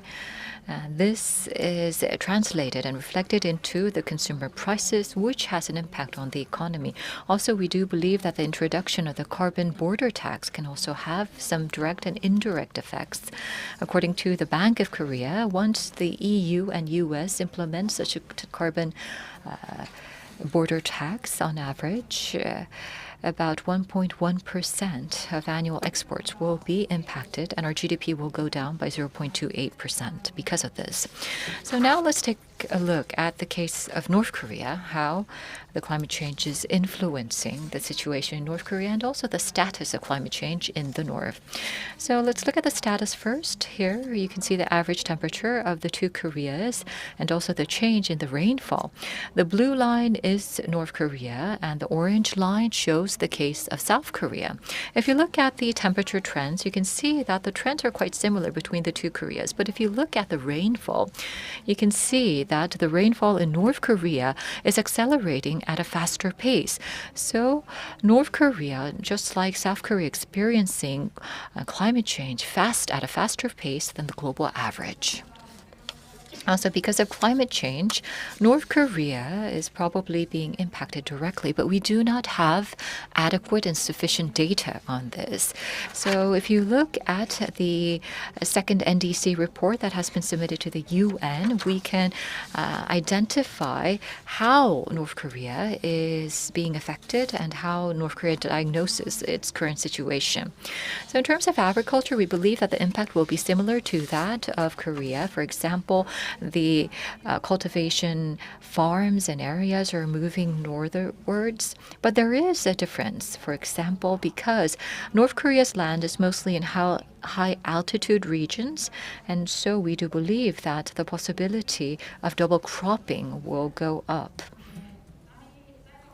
And for example, in producing rice, this can have a positive impact, but at the same time, with the rise of the sea level, there can be some negative impact in North Korea.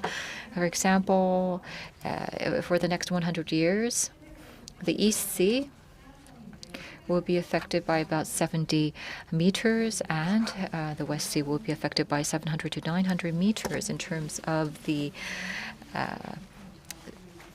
seashore, and also there can be inundation of the land. So if about 20% of the arable land is inundated by water, then that would mean that North Korea's agriculture will be greatly affected. Also, this can actually lead to a negative impact on the underground water.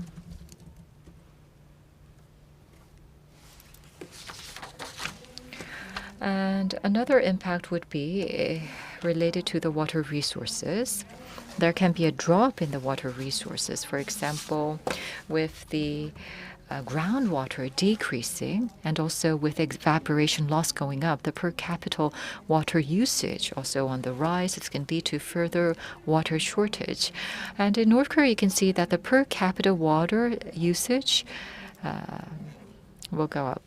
But according to the report, because of the declining water resources, North Korea has been experiencing a drop in the water resources that can be used by people. The per capita water resources has been decreased to 64% compared to the 85% in the 1970s. And so also the pollution of water resources and the sediment increase can also affect North Korea. Also, another area that North Korea can be hard hit due to climate change is a natural disaster and health area. So according to the Research Center of Epidemiology of Disasters, from 2000 to 2021, North Korea's natural disasters added up to about 36. So that's about an average annual 1.6 cases. Most of them were floods, but there were typhoons and droughts as well, and this can impact natural environment, the people, and other resources. So you can see that there are similarities between South Korea and North Korea, but there is a difference in terms of the capability to respond to natural disasters. North Korea is perceived to have more vulnerability when it comes to responding to natural disasters. And according to the EU's DRMKC, North Korea's risk for disasters and humanitarian crisis was ranked at 44 among 191 countries. So even if the frequency of natural disaster rises, both in the south and north, the damage will be greater in North Korea. Also, as you know, the COVID-19 pandemic is ongoing, and there has been research outcomes that say that the pandemic is related to climate change. For example, the habitats are changing, and as a result, the COVID-19 virus has been spreading. So if climate change actually spreads the pandemic or contagious disease spread to a level of a pandemic, then for countries such as North Korea that is vulnerable to responding to these crisis situations will be harder hit. So we talked about the more materialistic damages or impacts of climate change, but I also want to mention that North Korea will also be influenced by the move towards a cleaner energy and clean energy-based economy. So if North Korea engages in projects for reducing greenhouse gas emissions, then it is perceived that probably North Korea's energy supply will go down. But in fact, North Korea's situation might be the opposite, because right now the energy uses is quite low. If you improve the energy efficiency and also if renewable energy resources are private to North Korea, then this can help boost up energy supply in North Korea. On the other hand, however, for countries such as China, a country that North Korea is heavily dependent on, there has been strict control on coal. For example, there are stringent regulations placed on coal, and as a result, North Korea's mining industry, for example, and the demand for North Korea's iron ore will go down. Now, right now, there's a sanctions imposed on North Korea, and so North Korea has not been able to export these minerals. But even without these sanctions, because of the transfer towards a cleaner energy system, you can say that North Korea's export potential actually has a grim future, or grim prospects. So we talked about the impact of climate change on the two Koreas. But let's take a look at the responses. I mentioned that the capability to respond to such climate change is different between South and North Korea. North Korea falls behind when it comes to the capability to respond to climate change, and that is why it can be harder hit. So then, how can the two Koreas join hands to jointly respond to the issue of climate change? The two Koreas are closely located to each other, and so you cannot actually think of the two countries separately when it comes to the issue of climate change. For example, there was massive floods in North Korea a couple of years ago, and that had influenced the Cheollon area of South Korea. So there are some areas that the two Koreas have to work on together in terms of climate change. And through cooperation, inter-Korean cooperation, I do believe that there can be mutual benefits that can be enjoyed by the two Koreas in certain areas. Number one would be in the area of greenhouse gas emission reduction. The mitigation cost compared to that of advanced countries is perceived to be much lower. So if the two Koreas work together, we believe that we can engage in mitigation activities at a relatively lower cost.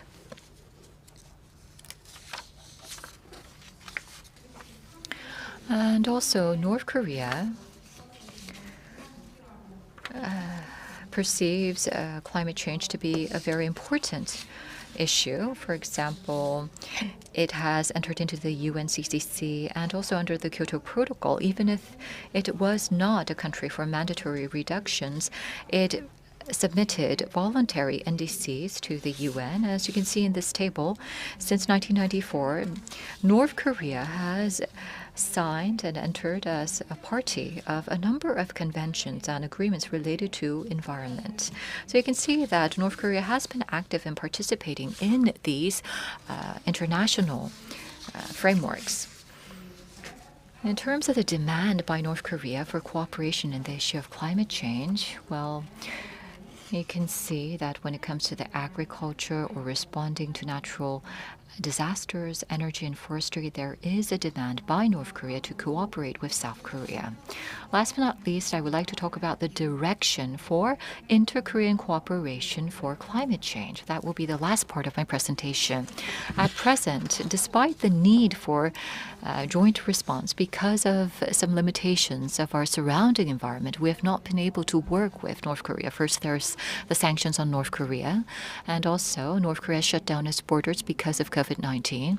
So at this moment, it is difficult to carry out a cooperation project with North Korea. So I think that in the short term, we have to work with North Korea to overcome the pandemic, to help it adjust to the pandemic era. I think that that is the most pressing task.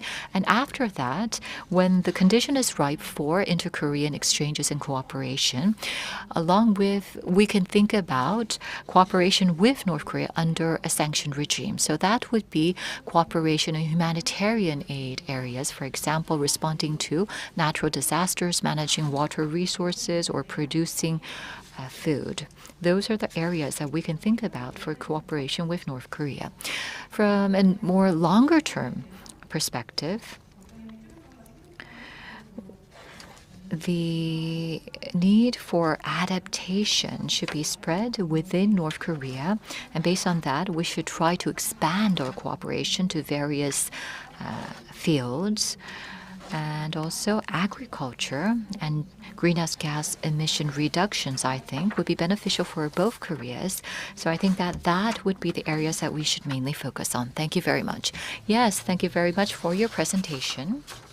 We just heard from Dr. Kim Da-ul, and she talked about how climate change is affecting both South and North Korea. She also talked about how there is a big gap when it comes to the response capabilities between the two Koreas. And so North Korea can potentially be more hard hit. If there is inter-Korean cooperation, then the two Koreas can both benefit. So in relation to climate change, she talked about some areas that we can engage in joint efforts with North Korea. And next, we will be listen the presentation, more focusing on the agriculture sector. This will be given by Dr. Moon Kyung-hwan, who is with the Rural Development Administration, and his presentation will be on how climate change will affect Korean agriculture. I will give you 20 minutes. Hello, I am Moon Kyung-won with the National Institute of Horticultural and Herbal Sciences at the RDA. And in the previous presentation, we heard about the overall situation of climate change. I want to focus specifically on agriculture in South Korea and what implications this will have on our cooperation with North Korea. First, I will be going into some of the trends in climate change and also introduce to you how this will affect South Korean agriculture and also how our administration is responding to this, and also what implications this has on cooperation with North Korea. Now, let's look into the trend of climate change. During the past 20 years, you can see how the average temperature has changed. You can see that it has spiked. And this was when there was the Industrial Revolution and carbon was first emitted into the atmosphere. Now, this is now a scientifically accepted fact that our industrial output leads to emissions. And because we were not able to mitigate that straight away, we have come up with various scenarios. 5 scenarios were set out in 2011. It was published by the IPCC. Depending on our efforts. And SSP 5 is what will happen if we keep business as usual. And SSP 1 was what would happen if we made aggressive measures. And you can see just how different the outcome is. If you compare between the two extremes, you can see that no matter how hard we try, the average in the following decades will lead to a 2.6% degree increase. And if we carry on with business as usual right now, it will end up in a 7 degree or higher increase. And so global warming seems to be here to stay. You can see how the different scenarios lay forth the changes in rainfall. Specifically, if you look at South Korea in the summer, you can see that about we have 20-day plus increase, and in the winter we have 20 days or less of precipitation. So you can expect more rainfall in the summer and less precipitation in the winter when it's colder. And based on these scenarios, as you can see, this is a scenario that was put forth earlier. The orange part is the subtropical climate region. And you can see that most of it has become orange. And then there are redder parts that are more red, which are areas that will have an average temperature of 10 degrees Celsius or over all year round. So most of the southern region of Korea would become a subtropical climate, especially Jeju Island and the lower area of Jeju will have areas where the average temperature all year round is higher than 10 degrees Celsius. And accordingly, because most of the agriculture, farming is done outside, we can expect higher yields in these areas. And this will bring about changes in the cycles, the farming cycles. The adequate farming areas will differ also. And it will also lead to changes in quality and quantity of the crop, as well as different patterns of damage that is done because of the various insects and pests. Now, I focused only on global warming, but there's another thing that we should not overlook, and that is the fluctuation in weather patterns. It's not reflected here, but we are seeing abnormal weather patterns more frequently nowadays, and this has a huge impact on our yield. So how will this affect agriculture in South Korea? I want to share with you a couple of cases. In 2016, Gangwon-ilbo sent out this article that you can see that there is a huge spread in insect damage because of heat waves to the cabbages that are being produced in this particular area. And this led to a huge spike in cabbage prices because there was so much damage done. And I'm sure that you have all heard this news. Every time summer comes around, we hear similar news. The heat waves are becoming more frequent in the summer, so the cabbage and other such crops in the summer are not being yielded properly, and we see frequent articles, especially in the higher temperatures. The cabbages, they wilt. And there is a range, adequate range, about 10 to 15 degrees, which is an adequate range for cabbages in the higher altitude regions. But even in these mountainous regions, you can see that there is a change in the temperature.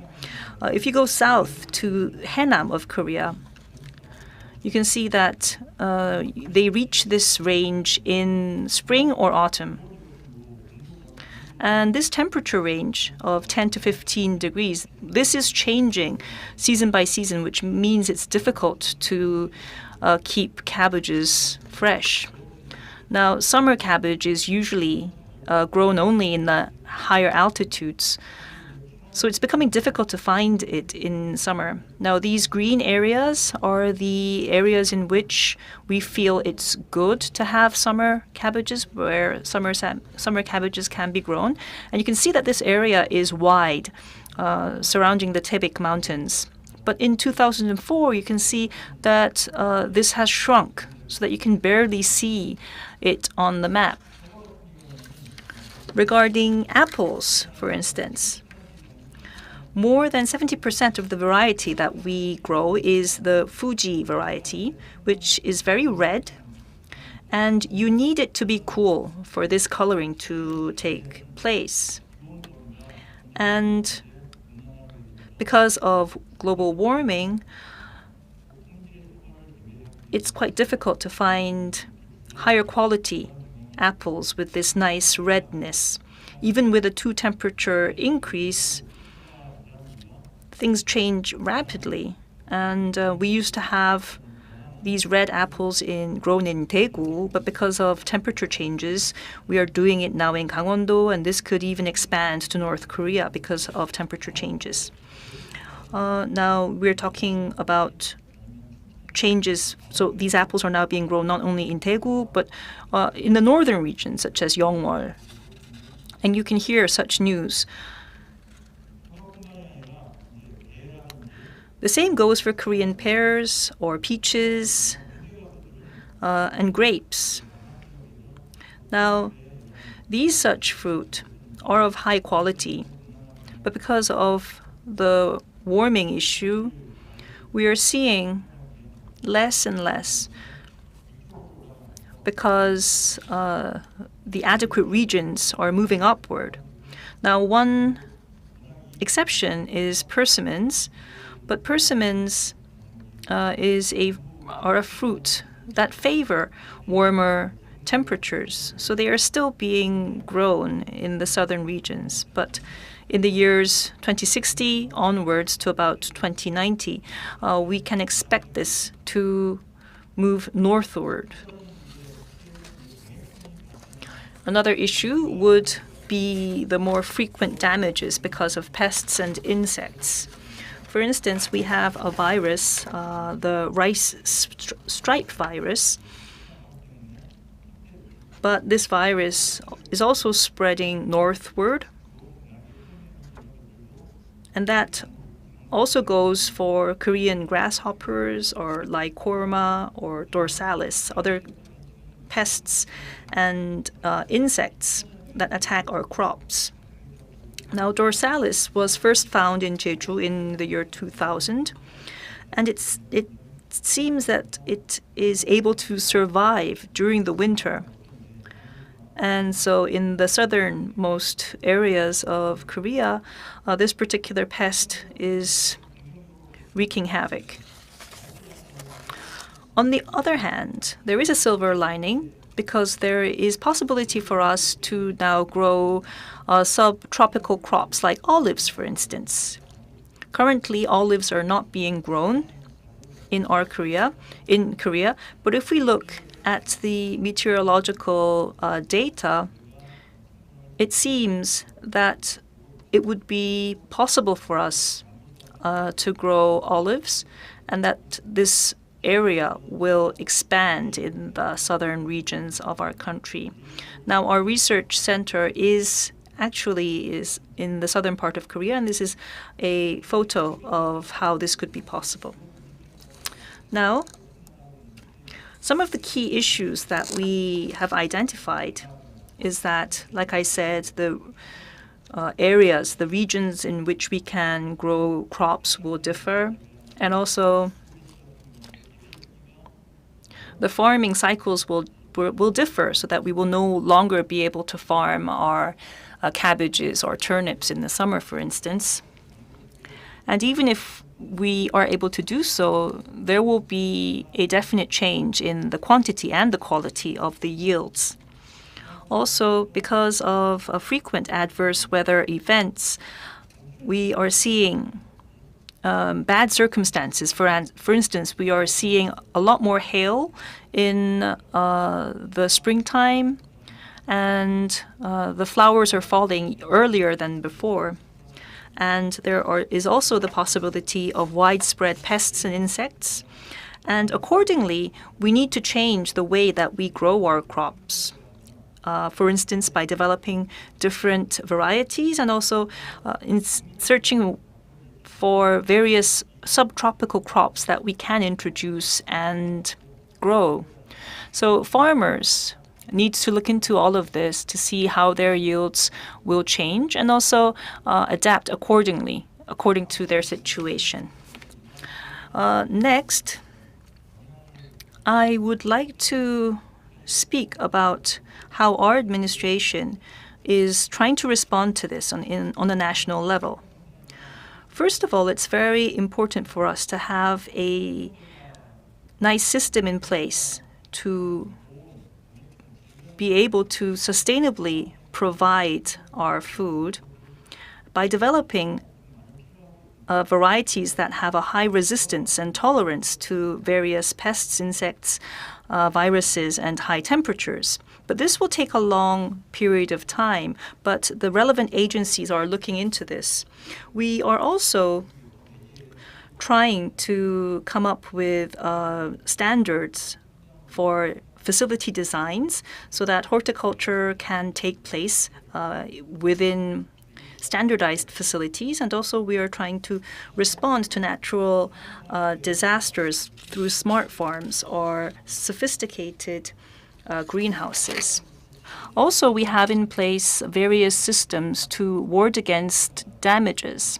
Because we are a mountainous terrain, the climate and the weather environment is very different from area to area. So what we need is to have meteorological data for us to anticipate what will happen. We have a system that is being developed across about 40 or so rural areas, and soon we will be able to have this system up and running so that the various farmers across our country will be warned on an early basis. We also have various temperature control technologies for not only ingrown vegetables, but also fruit and even egg farms, because when it gets too hot, we have our chicken farms going through lots of damage. So these are some of the technological approaches that we are taking. Now, this is an example of what we are doing. This is the early warning system that I mentioned. It's a customized system that we have, and it's a very high definition map. If you input your data, a certain area, it shows you the specific area and the expected damage of particular areas and the crops, or the crops that will have the most impact. So farmers can log on to see what will happen. Also,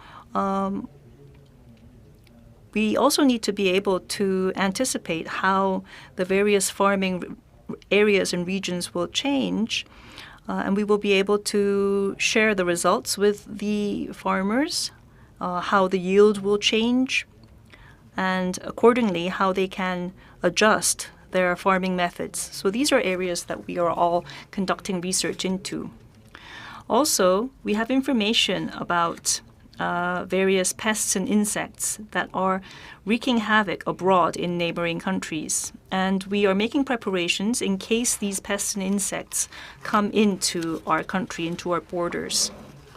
Now you are seeing a map which shows the main producers of the cabbage and garlic, and shows you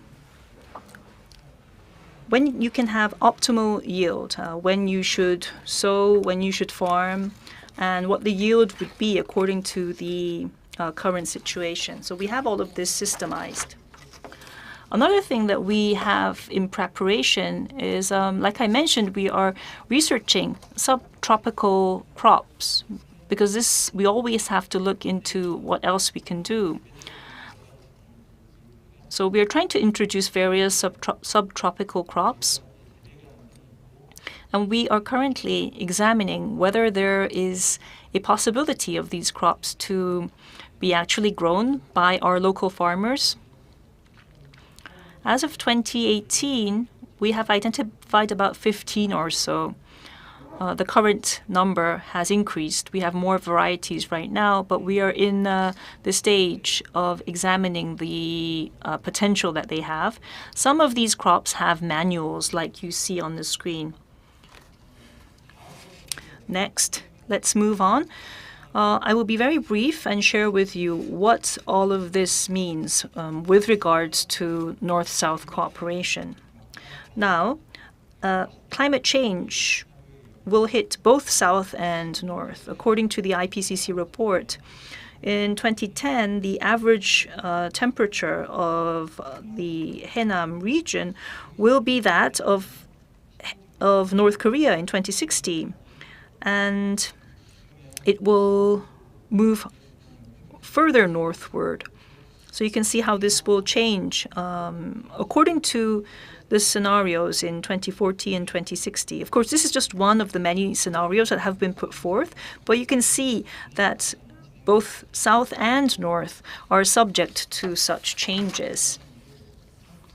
So North Korea will not be free from the effects. Therefore, it's important for us to share the meteorological data that we accumulate. Another thing that we have discovered is that in South Korea, the summer cabbages will no longer be grown properly in the south, whereas we will be able to grow this in North Korea. And the same goes for high quality apples of the variety that we have right now. So there will be certain varieties, especially of high quality crops, that can be grown in North Korea in the future. So we need to cooperate in these areas so that we can have a continuous supply of these important crops. And lastly, I think that there will be cooperation in agricultural technology. For instance, being able to project the meteorological situations in various areas. This is something that we are doing very well in South Korea. It's very cutting-edge technology. And because we have this kind of an early warning system or a forecast system, I think that we will be able to share with North Korea, because the situation in North Korea will be quite dire if these scenarios are to play out. So I think that there will be areas for effective cooperation in the future. Now, with that, I'd like to conclude my presentation. Thank you very much. Yes, thank you. So we heard about the impact on Korea in detail. Thank you very much. In particular, he mentioned that how climate change can impact agriculture, and in response, what kind of preparation South Korea is engaging in. Especially, he talked about preemptive measures to reduce the damage. And he talked about the early warning system that is being built and the temperature control system, for example, and how Korea has global competitiveness in these areas. He also talked about ways to prevent pest damages utilizing technology. He said that because we have a competitive edge, when we pursue cooperation with North Korea, we will be able to utilize such technology. So from that perspective, he gave an excellent presentation. Thank you very much. Now, we talked about adaptation mainly, and we heard mainly about the agricultural sector. But now the last presentation will be about mitigation and how we can reduce greenhouse gas emissions and how the two Koreas can cooperate in this area. And for this, we have invited Dr. No Dong-eun from the Korea Energy Economics Institute, and he will talk about the inter-Korean cooperation to tackling climate change, especially greenhouse gas emissions. Yes, thank you very much. I am No Dong-eun, and I will be talking mainly on the Paris Agreement mechanisms and also cooperation between the two countries. Now, among the OECD countries and the G20 countries, all of these countries, with just a few, have declared their goal for carbon neutrality. And the INDC was submitted, but if you look at this, well, BAU will lead to 65.0 gigaton CO2. The INDC by 189 countries. If this is pursued, then the emissions will be 56.2 gigaton CO2. But in order to meet the goal of 1.5 degrees Celsius, we actually have to meet the goal of 36.0 gigaton CO2. So we have to make more stringent efforts. But for that, what can we do?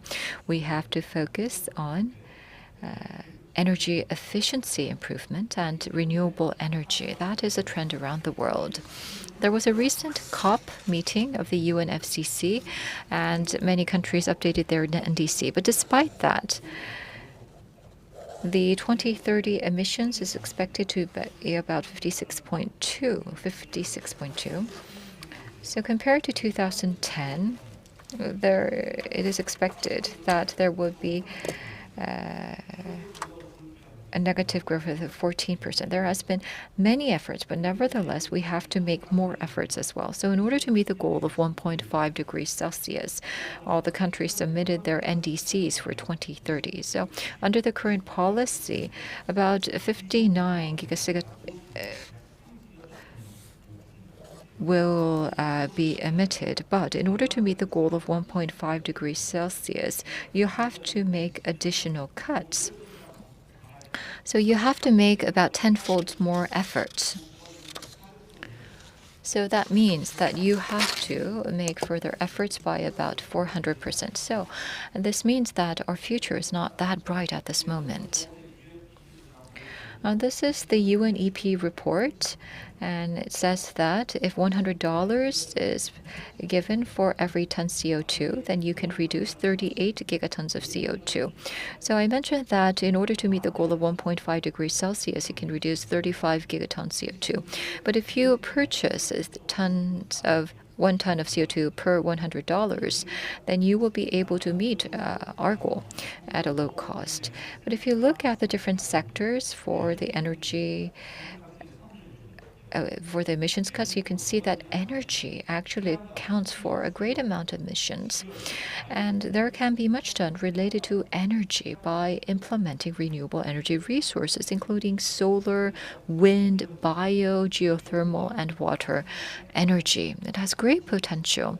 About 50 to 60% of the emission cuts can be accomplished by paying just a little, about $20 or $30.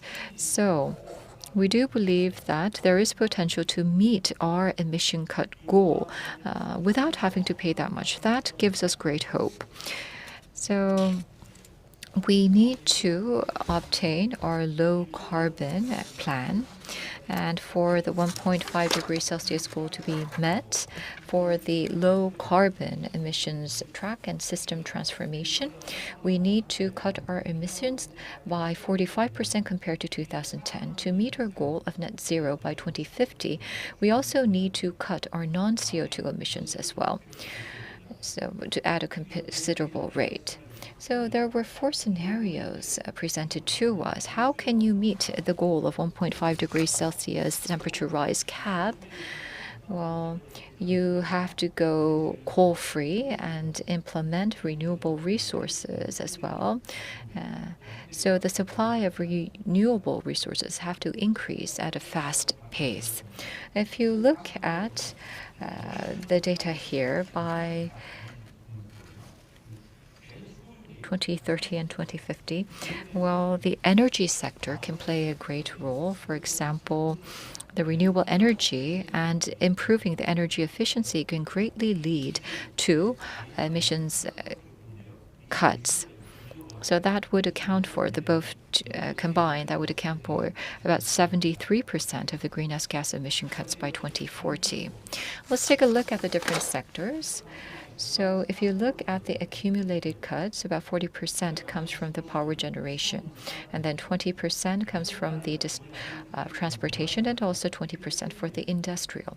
If you look at the power generation, you can see that renewable energy can play a great role in cutting the emissions. IRENA, under the UN, announced the following data, as you can see here. So in order to meet the goal of a 2 degrees Celsius temperature rise, compared to the NDCs, there has to be more renewable energy implementation and improvement of energy efficiency. If you look here, from 2010 to 2019, the solar energy price has dropped by 82%, a whopping 82%, meaning that the price drop has accelerated greatly. And then there's water energy and also the wind energy. The cost for these renewable energy sources has considerably dropped because the investment costs have gone down and the utilization rate has gone up. So the cost has gone down, the efficiency has gone up, and so the cost overall for solar energy in particular has dropped by over 80%. So by 2030, we believe that a further 58% of the cost can go down. And this applies to all renewable energy sources. If you look around the world, you can see that renewable energy sources have become cheaper than the coal-burned energy generation. If you look at the IPCC report, in order to cost-efficiently meet the goal of temperature rise of 1.5 degrees Celsius, then by 2030, the emissions has to be at around 30 gigatons CO2, and by 2050, it has to be limited to 9 gigatons CO2. So energy efficiency has to go up, also demand has to go down, it has to be coal-free. You also have to obtain electrification and also low-carbon electrification as well. So in order to do this, you also need the use of alternative fuels such as hydrogen and ammonia. So in order to meet the goal of 1.5 degrees Celsius, according to the IPCC, from 2019 to 2100, you have to meet an accumulated emissions cut, and in the data you can see that it has to increase from 2019 to 2100. You need the residual CO2 emissions of around 336. So electricity or electrification, energy efficiency, renewable energy resources, you can see that these types of transformations are required to meet our goal. And also, we need a change in consumers' behavior. That means we have to change. For example, Samsung and LG are not the only ones who have to cut emissions, but also the individuals. We ourselves have to cut our emissions. 40% of the emission cuts can be done without the participation of citizens because we have the technology, for example, the low carbon power generation technology, but the rest, the 55%, for example, needs the participation of citizens and also the implementation of new technology. And 8% can be obtained through the active participation and the implementation of core technology. So from 2020 to 2030, about 80% of greenhouse gas emission cuts can be done through the current market technology, for example, solar energy and wind energy. But from 2030 to 2050, 45% of the emission cuts will be done through the implementation of new technology. So what I would like to emphasize here is it's related to the inter-Korean cooperation and ITMO. The condition for ITMO is real, verified, and additional. Those are the conditions. There has to be verification by a third party. And additional means that this is not to be for profit. These are the terminologies used under the Paris Agreement. And also, there's something called coordinating adjustments, which was not described in the Kyoto Protocol because double counting was acknowledged. But under the Paris Agreement, double counting does not count. And also, there are many different principles that can be applied for the cooperative approach, but double counting, this has to be prevented. And for that, you have to make sure that corresponding adjustments have to be implemented. So, another important point here, as shown on the screen, is that best available technology should be implemented. And this concept came from using the BAT or the benchmark in terms of methodology. So, this means that efforts can be strengthened utilizing this approach. So you can say that this is similar to what we have today, and the Korean government, in order to meet our 2030 goal, we have to reduce the 33.5 million CO2 tons. So we need to utilize ITMO. The private sectors, well, they can participate in the emissions trading system. The private sector has about 5% of the proportion in the emissions trading. And the government has announced this plan for reductions up till 2030. If you look at the bottom line, this is the reductions taking place overseas. And under the current NDC, minus 16.2. For improved NDC, that would be minus 33.5. So in order to meet carbon neutrality, the UN actually implemented a work program. So in order to meet the goal of carbon neutrality, many countries have upgraded their NDCs. And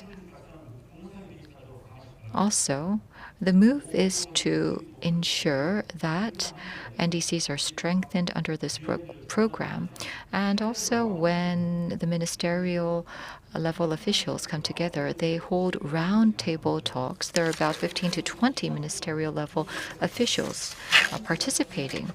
And we ask, what will South Korea do? Some countries may say, well, countries cannot say we've done enough, we can't do anything further. They all have to lay out on the table additional measures that they will be implemented. So we talked about the market mechanism through the Paris Agreement.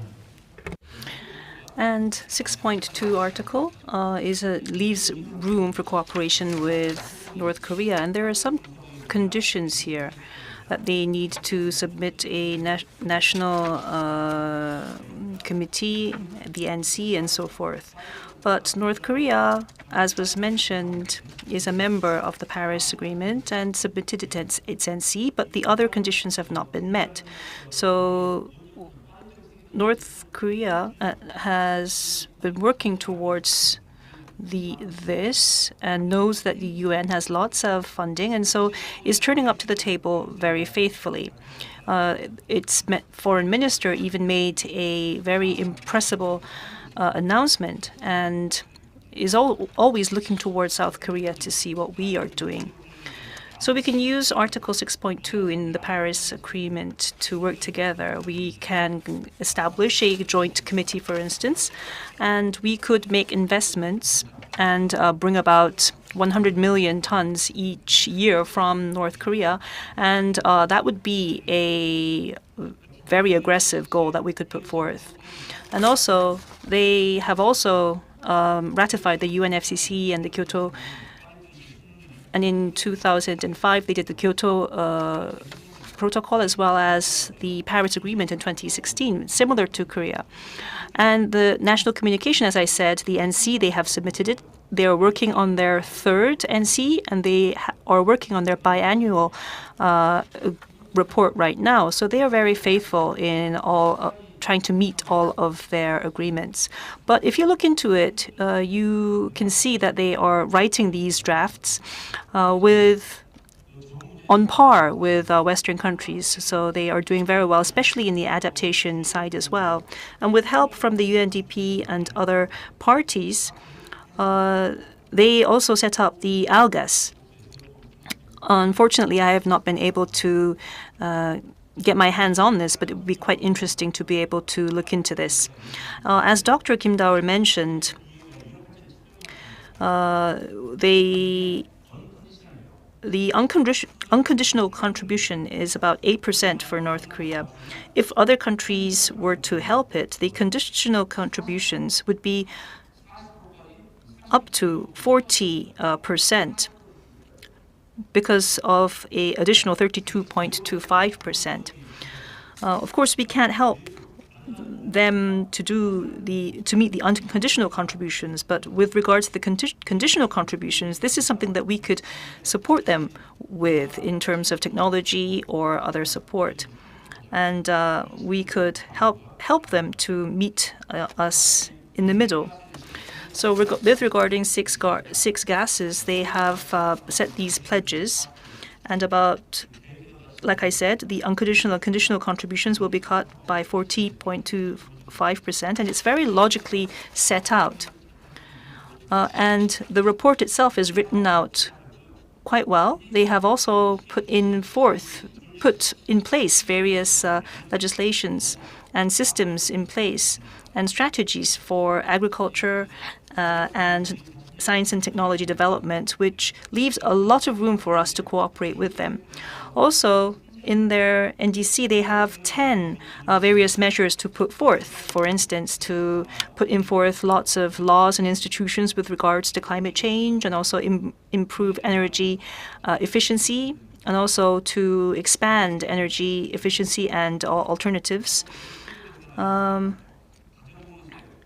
In the household area, they have pledged to cut down on their use of firewood, and also to manage their water resources and cut down on power usage, and enhance the efficiency of technology and processes in their industrial sectors. I see on the news that they are forcing their people not to drive but to take the public transport, and also to enhance their energy efficiency by building more alternative energy sources, and to make sure that they will put in place a flexible transmission and distribution system, and also introduce various cutting-edge technologies. They're also saying that they still have in place fossil fuel, so this might feel a bit backward. They are also trying to introduce alternative energy sources through their systems. And also, they will continue to work towards deforestation and this includes agroforests, and also to work on agricultural management, and also to have private participation and collaborate more with the international community to work towards issues on climate change and work towards mitigation. So in essence, what they're saying is help us to take part more actively. So because they lack capabilities in certain areas, they have set out areas in which they are willing to cooperate. Also, you can see their priorities for conditional contribution. You can see that they have said that they want to reduce power transmission and distribution losses to 6%. Currently in Korea, it's lower than 4%, but they wanted to cut down to 6%, which means that the current efficiency is not so good. To build 2,000 megawatts of nuclear power stations, and to install 1,000 megawatts grid of solar PV systems, and 500 megawatts on wind farms, and to use energy efficient gas conditioners, air conditioners, and also to replace coal use for hot water with solar hot water systems, and also to replace their wood stoves for cooking. And if you move on to the next slide, you can see how they want to introduce cogeneration plants using their rice husks, and also to centralize their various compositing facilities to collect and treat solid waste. So it's very detailed and concrete. This is something that comes very easily familiar to us, which shows us that they have received consulting from outside countries, outside firms. North Korea probably will have a rise in temperature 3 times faster than other countries because of their current situation, and they have put forth the current situation, the scenarios that they expect. This is the NDC that it was upgraded in 2019, and you can see that they have included their unconditional contributions by twice to reach 16.4%, and also their conditional cut downs have been readjusted to 50% and higher, which means that they're trying to go with the flow, go with what other countries are doing, and they have included areas of how they will change, ideas of how they will change their agricultural area, and plans for forestation. Also, for additional cuts, it says that they need more than $30 billion to make this possible. So you can see that they have given us a lot of useful information. Like I said, we can cooperate through Article 6.2, and my idea is to have a joint committee and other subcommittees, which will include other verification and specific working level groups. And in 6.4, Article 6.4, we can use market functions and market forces. In 1 year alone, I said that we need to work for cuts each year, but we may need to do this each year. But I think it would be a lot better if we could have North Korea join us so that we can meet this together. Also, I think rather than going through this project by project, we should focus on their national demand and be more practical in our approach, because there is a lot of limitation to what we can do. So rather than focus on the specific cut downs, maybe we could focus on various regions or localities. And also we need to collaborate more on infrastructure as well. For instance, in Siniju area, we could offer to not only establish onshore wind plants, but also put in railways and other infrastructure. So focusing on certain areas and regions for cooperation. Also, another part of information that we have is that North Korea does not have a CDM. So we looked into the various projects and the various costs. And if we do that, it will be a lot easier for you to make decisions, because you will have a cut down of the various costs and where your priorities should be with regards to deciding investment and so forth. So using this Paris Agreement mechanism, I think that you will be able to focus on cooperation without being swayed by the political situation and working by focusing your energies on energy efficiency. Thank you so much. Yes, so we just heard a presentation by Dr. No, which provided a lot of information about the status of North Korea. He also talked about how we can utilize the Paris Agreement, especially Article 6.2, to make inter-Korean cooperation possible. It was a very detailed presentation, and particularly focused on the energy field and how cooperation between the two Koreas is very important. In terms of energy efficiency, North Korea has an advantage, and so there can be some prospects for cooperating with North Korea in this area. And also you talked about regional cooperation, which could be more effective. So we just heard from all three speakers. And now it is time to listen to our panel discussants. So before we go into the panel discussion, we actually have received questions from the floor before we began the session. So why don't I give you the questions first, and based on that, the panel discussions can give remarks. So one student from Seoul National University gave a question to Dr. No Dong-un. And I think that this was probably covered through his presentation, but let me nevertheless give you the question. Now, responding to the issue of climate change is something that even the advanced countries have been having difficulty in finding a consistent policy. Does North Korea has the capability or the will and the commitment to actually implement such a consistent policy? Even China has not been able to do that. So can North Korea does North Korea also have an actual economy as a scale that can have a meaningful or significant impact on climate change response? So I think that Dr. No already touched upon the fact that North Korea has shown commitment, but nevertheless, I gave you the question, and the second question goes to Dr. Kim Da-ul. And this is a question from a student from the University of North Korean Studies. Now, last year, North Korea has stated that it will actively participate in, especially the health sector and climate change. But unless we deal with the issue of sanctions on North Korea, I do believe that North Korea will not actively respond to working with South Korea. So what kind of efforts can the South Korean government make to deal with the situation? So the question is, once again, because we have sanctions in place, the inter-Korean cooperation is something that some people are skeptical about. So the student is asking what you see, your view on the prospects of inter-Korean cooperation under such circumstances. The first panel discussant that we will hear from is Mr. Kim Se-jin, who is a lawyer at Bae Kim and Lee. Yes, thank you very much. Is the mic working? Yes, thank you.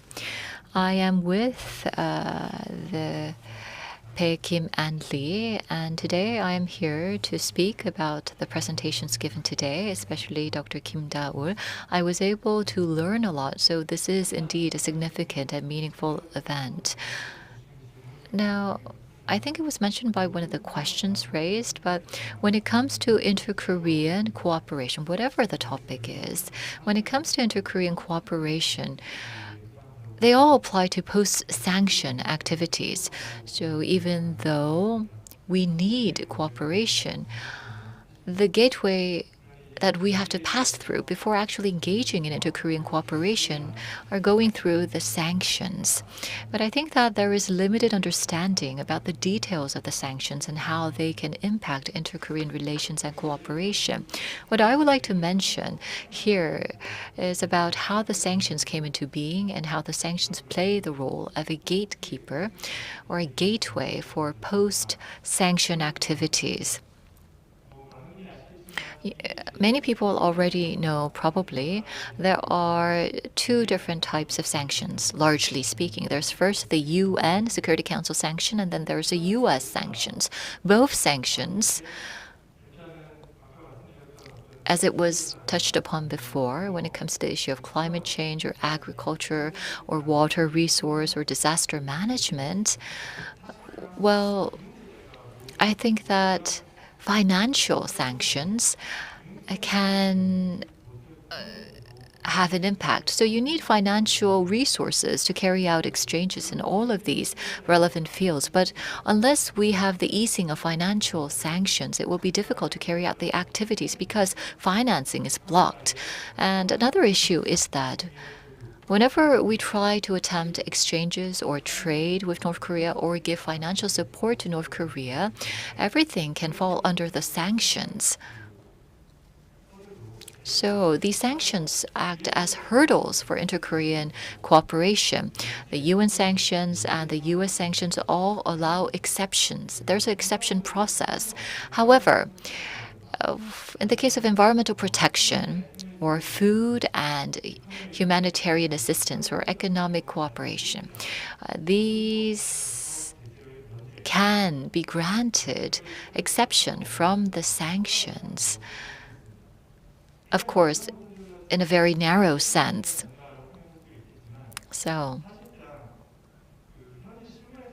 if you look at the practical level, if you look into the regulations related to sanctions in the U.S., rather than the UN sanctions, the U.S. sanctions are more stringent and more comprehensive. And also the Security Council Sanction Committee, there is a Committee on Sanctions, 1718, and the U.S. representative actually has the greatest influence overall on the committee. So you can see that there is this link between the UN sanctions and the U.S. So just submitting an application to receive exemption from or being regarded as exception from sanctions might be possible, but in fact, there has to be a lot of effort to be granted that kind of exceptional status. North Korea is located close by to South Korea, and all of the climate changes, all of the food issues, and all of the relevant challenges are experienced by North Korea as well. That is why we need to engage in joint response with North Korea in tackling these challenges. For example, the NGO humanitarian assistance or humanitarian aid are some things that can be implemented immediately, and these activities are intertwined with the topic today. I think that these activities can be given exception from the UN and the US sanctions both. But if you look at the policy perspective, well, it's something that the US is actually very keenly looking into. So we call it WASH, Water, Agriculture, Sanitary, and Health. These four areas, I think, are the most typical humanitarian assistance areas, and also the themes for exchanges and cooperation. But if you go beyond that, then there can be the industry. So rather than being a purely humanitarian assistance, this kind of support can be regarded as industrial support, or there is the possibility of such support and assistance being utilized for different purposes or military purposes by North Korea. So there is that thin line, that obscure division of the concepts. And so also, improving the water quality is another issue that can be an important area for exchange and cooperation between the two Koreas. For example, improving the water quality of the Taedong River in Pyongyang. This could be a project and initiative that can be pursued, but actually it's something that already had been pursued in the past at the government level and by the NGOs. But the reason that this initiative was not able to really be pushed forward was because it had to receive the approval for exception or exemption from the sanctions. And when it comes to water quality management or water resources, there is the possibility of that kind of assistance to be something that can be recognized as industrial assistance rather than humanitarian assistance. So if it's a small-scale project and if it's seen as a humanitarian assistance, of course, that would not be a problem. So the most realistic approach to this would be to carry out small-scale, purely humanitarian assistance related projects. But why is it that these pilot projects have not been implemented? Well, improving the water quality and projects for the hospitals actually have been ongoing, but it has not been recognized because they're very small in scale and low profile. So in order to have the promotional effect, it has to be larger in terms of the project scale. And most of the NGOs who engage in these small projects are not well known. That's why these projects have not been well known. It's like a two-edged sword. But in conclusion, when it comes to climate change and sanctions on North Korea, you can say that there is a possibility to engage in cooperation.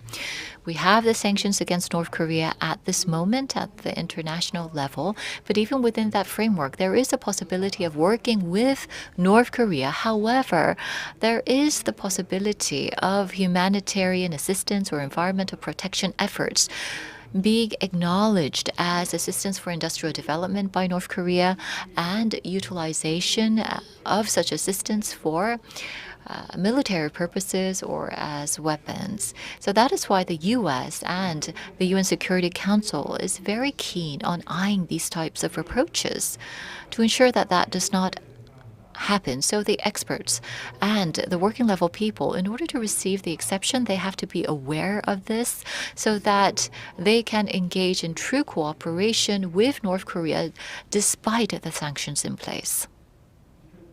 So I think that that's all I have to say at this moment. Yes, thank you very much.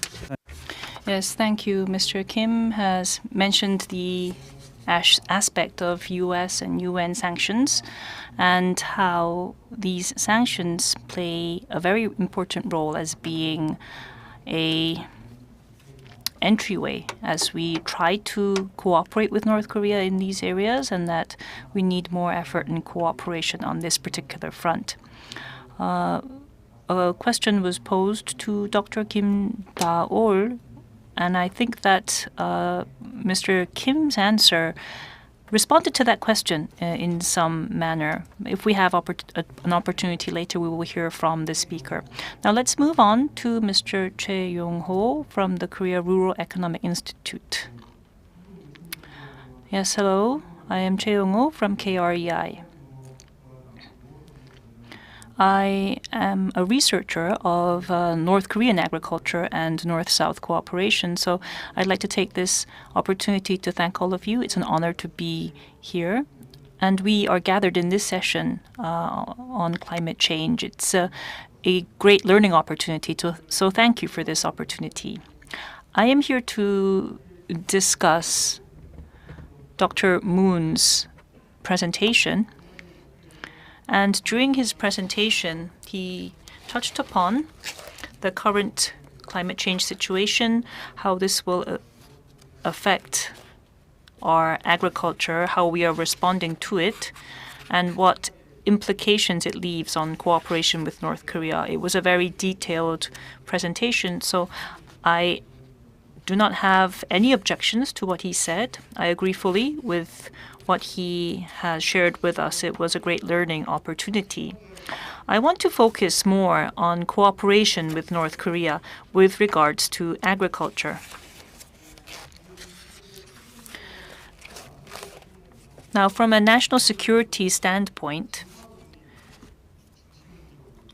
we always focused on our military response to North Korea, but now other such issues have become very important in the security front, such as COVID-19 response and also climate change. And North Korea also has interest in these areas.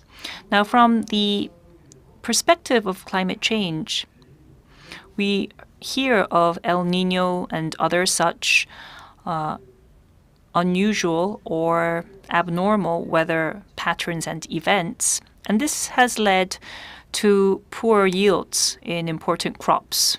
For instance, wheat and maize in the US, wheat in Russia, and cattle in Australia and New Zealand all have been affected by the climate changes. And this could lead to a food crisis worldwide. And this hits home because this will have an effect on our supply of key food items. And China, when it faces this kind of a food shortage, will have to try to meet this demand. And when China does this, in terms of importing food, because China, Japan, and Korea are all in a competing situation, competing with each other for food imports, this kind of a crisis will destabilize the supply situation. And that is why climate change and agriculture is very important. North Korea is also aware of the situation and is trying very actively to respond.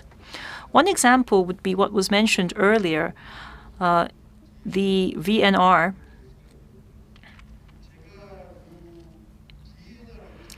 And I thought of why North Korea submitted the VNR. Now, COVID-19 has blocked all of its diplomatic ties, but it will have to soon open its doors. And when that time comes, how will its partners approach North Korea? I think North Korea gave this some thought and has realized that climate change is an area in which it can engage other partners, because this is a common goal, is a universal value that everyone is striving for. And so that kind of an intention, I think, is behind its submission of the VNR. And so in cooperating with North Korea, I think climate change response can be a very important theme. Also, I think climate change response can be divided into two parts. First is to decrease the concentration of greenhouse gases, and second is to adapt to climate change. And when we link this with North-South cooperation, first, when we cut down on greenhouse gases, what we can do first is by cooperating on forestation and forest programs to provide a sink. And we could do this with international parties, and this could be one way of cooperation.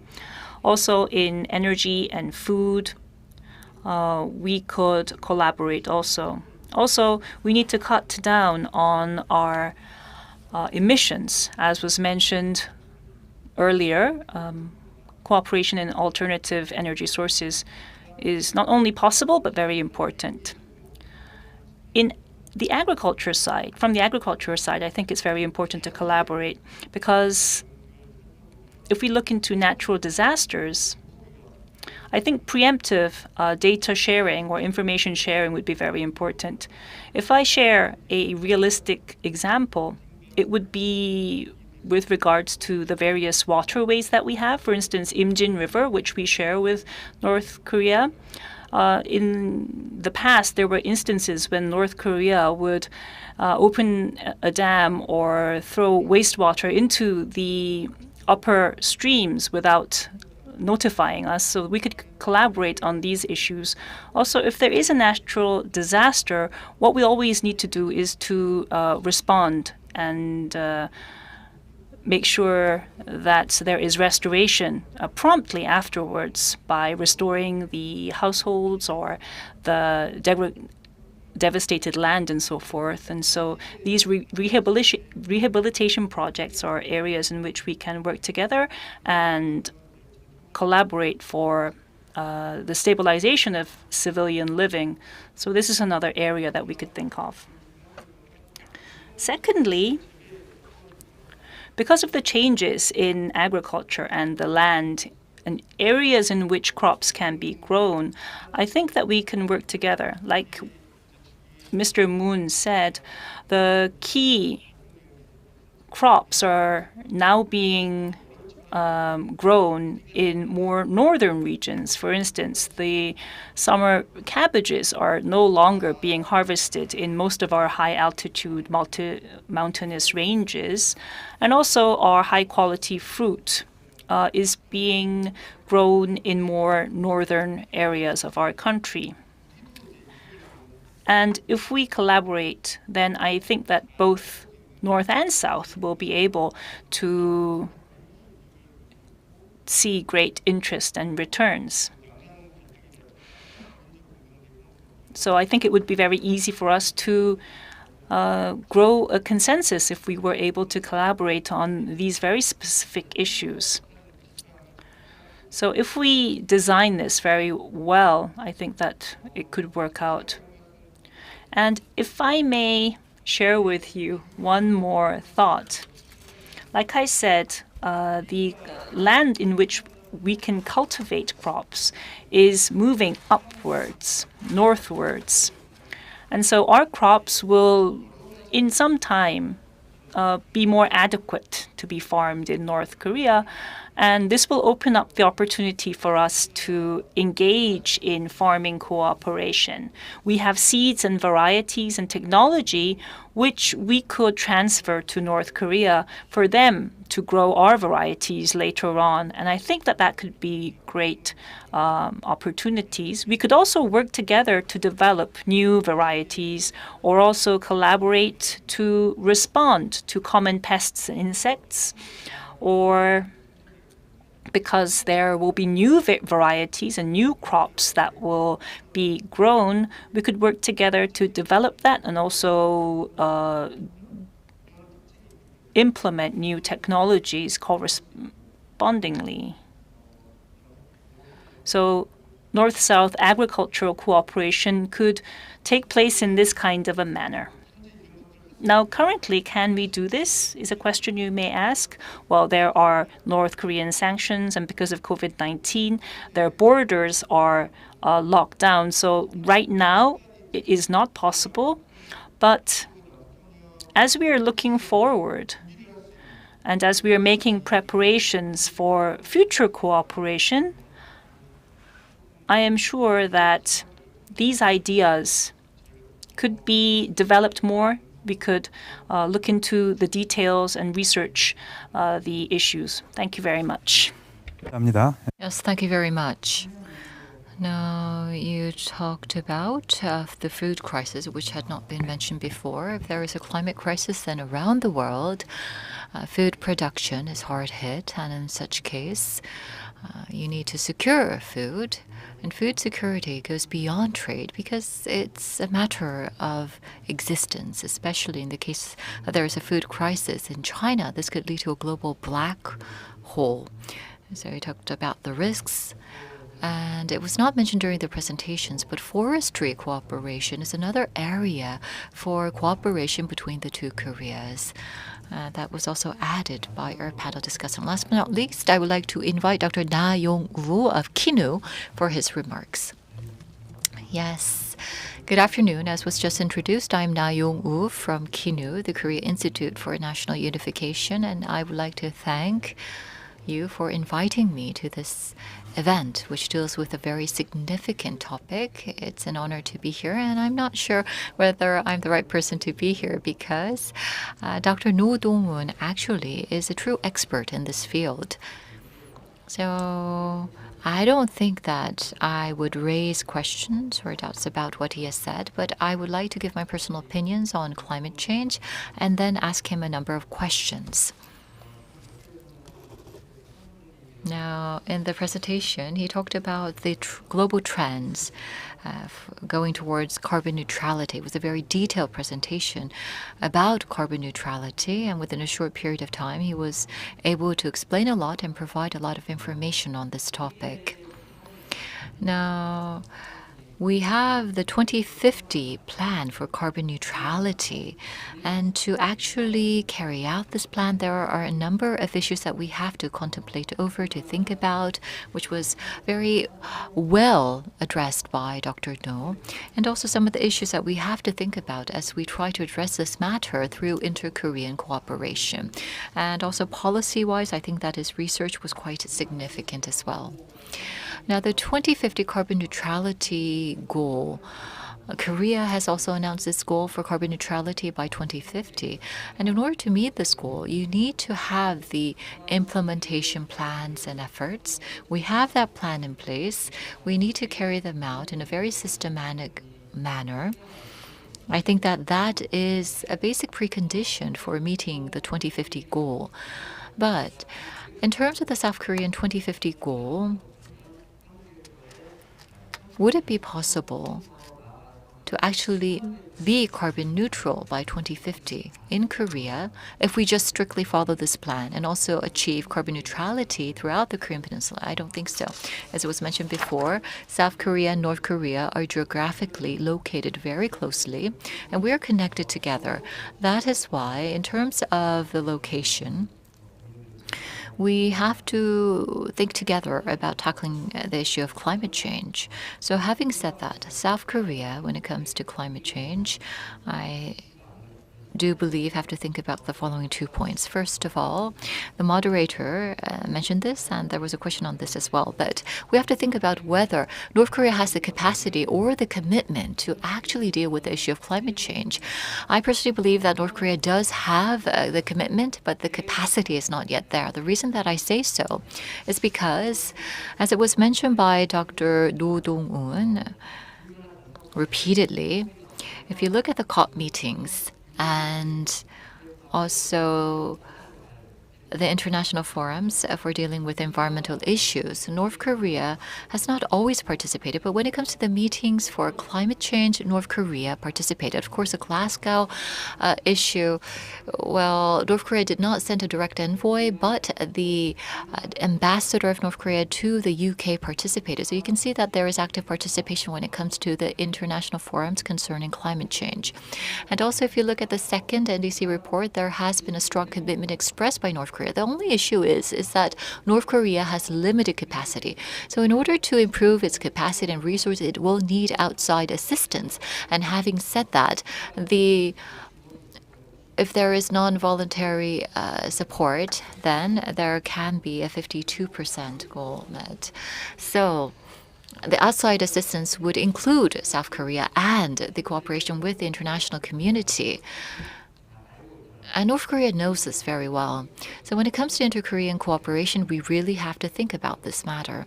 And another point I would like to make is that to realize the 2050 carbon neutrality goal, inter-Korean cooperation can actually help.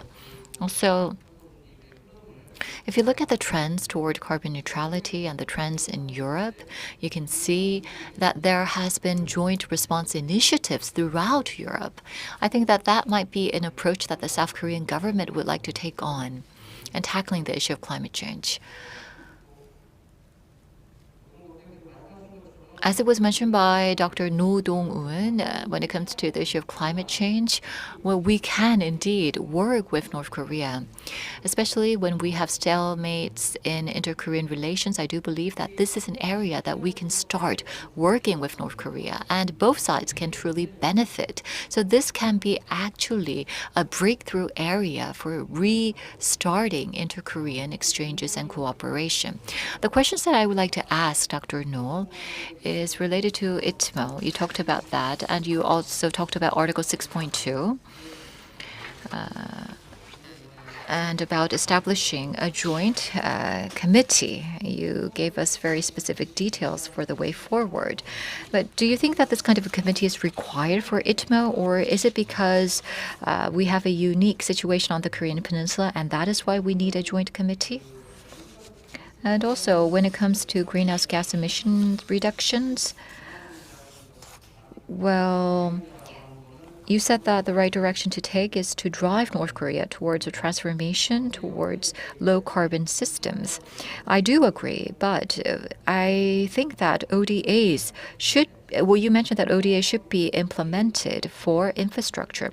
But would it be realistically possible to apply ODA for building infrastructure within North Korea?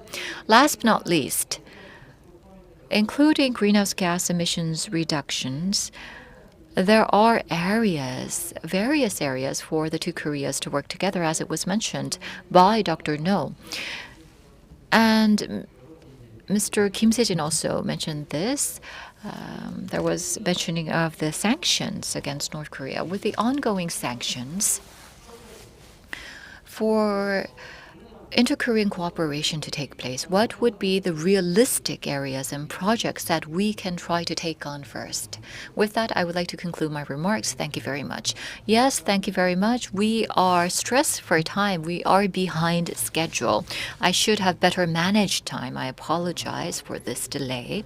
Last but not least, I would like to give the opportunity to our speakers to briefly respond to the comments made, and then I would like to wrap up. First, Dr. Kim Da-ul, please go ahead. Yes. Now, first, Mr. Kim Se-jin gave his remarks, and he talked about how the projects for humanitarian assistance, when they are pursued, you have to be aware of some of the limitations or the challenges that you might face as a working level personnel working in these projects. Thank you very much for touching on this topic. And there was a question raised by a student. I think that Mr. Kim already answered this question during his remarks, but if I may add on a little bit to that, I think that eventually the working level people or the officials in charge of making the decision on whether this is an exceptional case or not, well, I think that there has to be the effort in the process for persuading the persons in charge. Also, humanitarian assistance are mainly focused on post efforts after a situation has occurred. But I think that preventive and preemptive efforts can also be part of the humanitarian efforts. Prevention is also important when it comes to the issue of climate change, so I think that we should try to persuade those in charge about the need for preventive measures. Thank you. Next, let us hear from Dr. Moon. Sorry, not Dr. Choi. Yes, with North Korean sanctions in place, it will be quite difficult for us to engage actively in agricultural cooperation with North Korea. But like I said, climate change will affect not only South Korea but North Korea, and because of frequent abnormal weather patterns, going through food shortages and food crisis, it will be a real issue for North Korea. So we need actual research into what will happen and what is happening. And also we need to investigate the humanitarian aspects, how we can provide humanitarian assistance to this end. Also, I provided some areas of cooperation, and they were proposed as future proposals. Now, last but not least, Dr. Lo. Yes, a student from SNU asked about the capability of North Korea. There is no capacity. UN has strengthened its efforts for capacity building. So starting from the planning period up to the implementation, there has to be support provided to countries such as North Korea. Dr. Na asked about whether a joint committee is required for 6.2 implementation. Yes, but 6.2 requires nation-to-nation cooperation. That's why we need a joint committee, that kind of a structure. And also, can ODA be applied to infrastructure building in North Korea? We have to think about the U.S. sanctions. We have to look at the details. I cannot say at this moment whether it's possible or not because we have to look at whether this is against the U.S. sanctions. And last but not least, now, is it possible to cooperate with North Korea within such sanctions? Well, forestry, for example, can be one area that we can actually engage in cooperation. North Korea uses a lot of coal, but it needs to improve its energy efficiency. I think that by tackling the use of coal, this can be made possible. The other issues might be have to be strategically reviewed because of the U.S. sanctions, but that is one area that I can point out. Yes, thank you very much. We are behind schedule. We are here at the KIEP International Seminar on the New Economy of the Korean Peninsula, third session, and we talked about working with North Korea, the prospects for that, for dealing with the issue of climate change. I do believe that inter-Korean exchange and cooperation is required. We need to work with North Korea in different areas. In the third session, we talked about the various impacts driven by climate change, and also how we can overcome these challenges through mutual cooperation between the two Koreas. There is great potential for cooperation. I do believe that there is demand and commitment on the North Korean side for such cooperation. However, on the South Korean side, we were able to confirm that here today. But in order to engage in mutual cooperation with North Korea, there are a number of obstacles and hurdles that we have to overcome. And so we have to engage in dialogue with North Korea. We need the wisdom on the part of the South Korean government to overcome these hurdles. Today, we looked at the prospects of working with North Korea, especially when it comes to the issue of climate change. I would like to especially thank the three presenters and the three panel discussants for your contributions to the session today. And I would also like to thank all of the viewers joining us online for this session. I hope that you were provided with useful information. With this, I would like to conclude session 3. Thank you. 예, 그럼 이것으로 With that, I would like to close the 2022 International Seminar on the New Economy of the Korean Peninsula hosted by KIEP. Once again, thank you to all of the distinguished guests who have come despite their busy schedules, and also thank you to our viewers who have joined us online. Thank you. See you next time.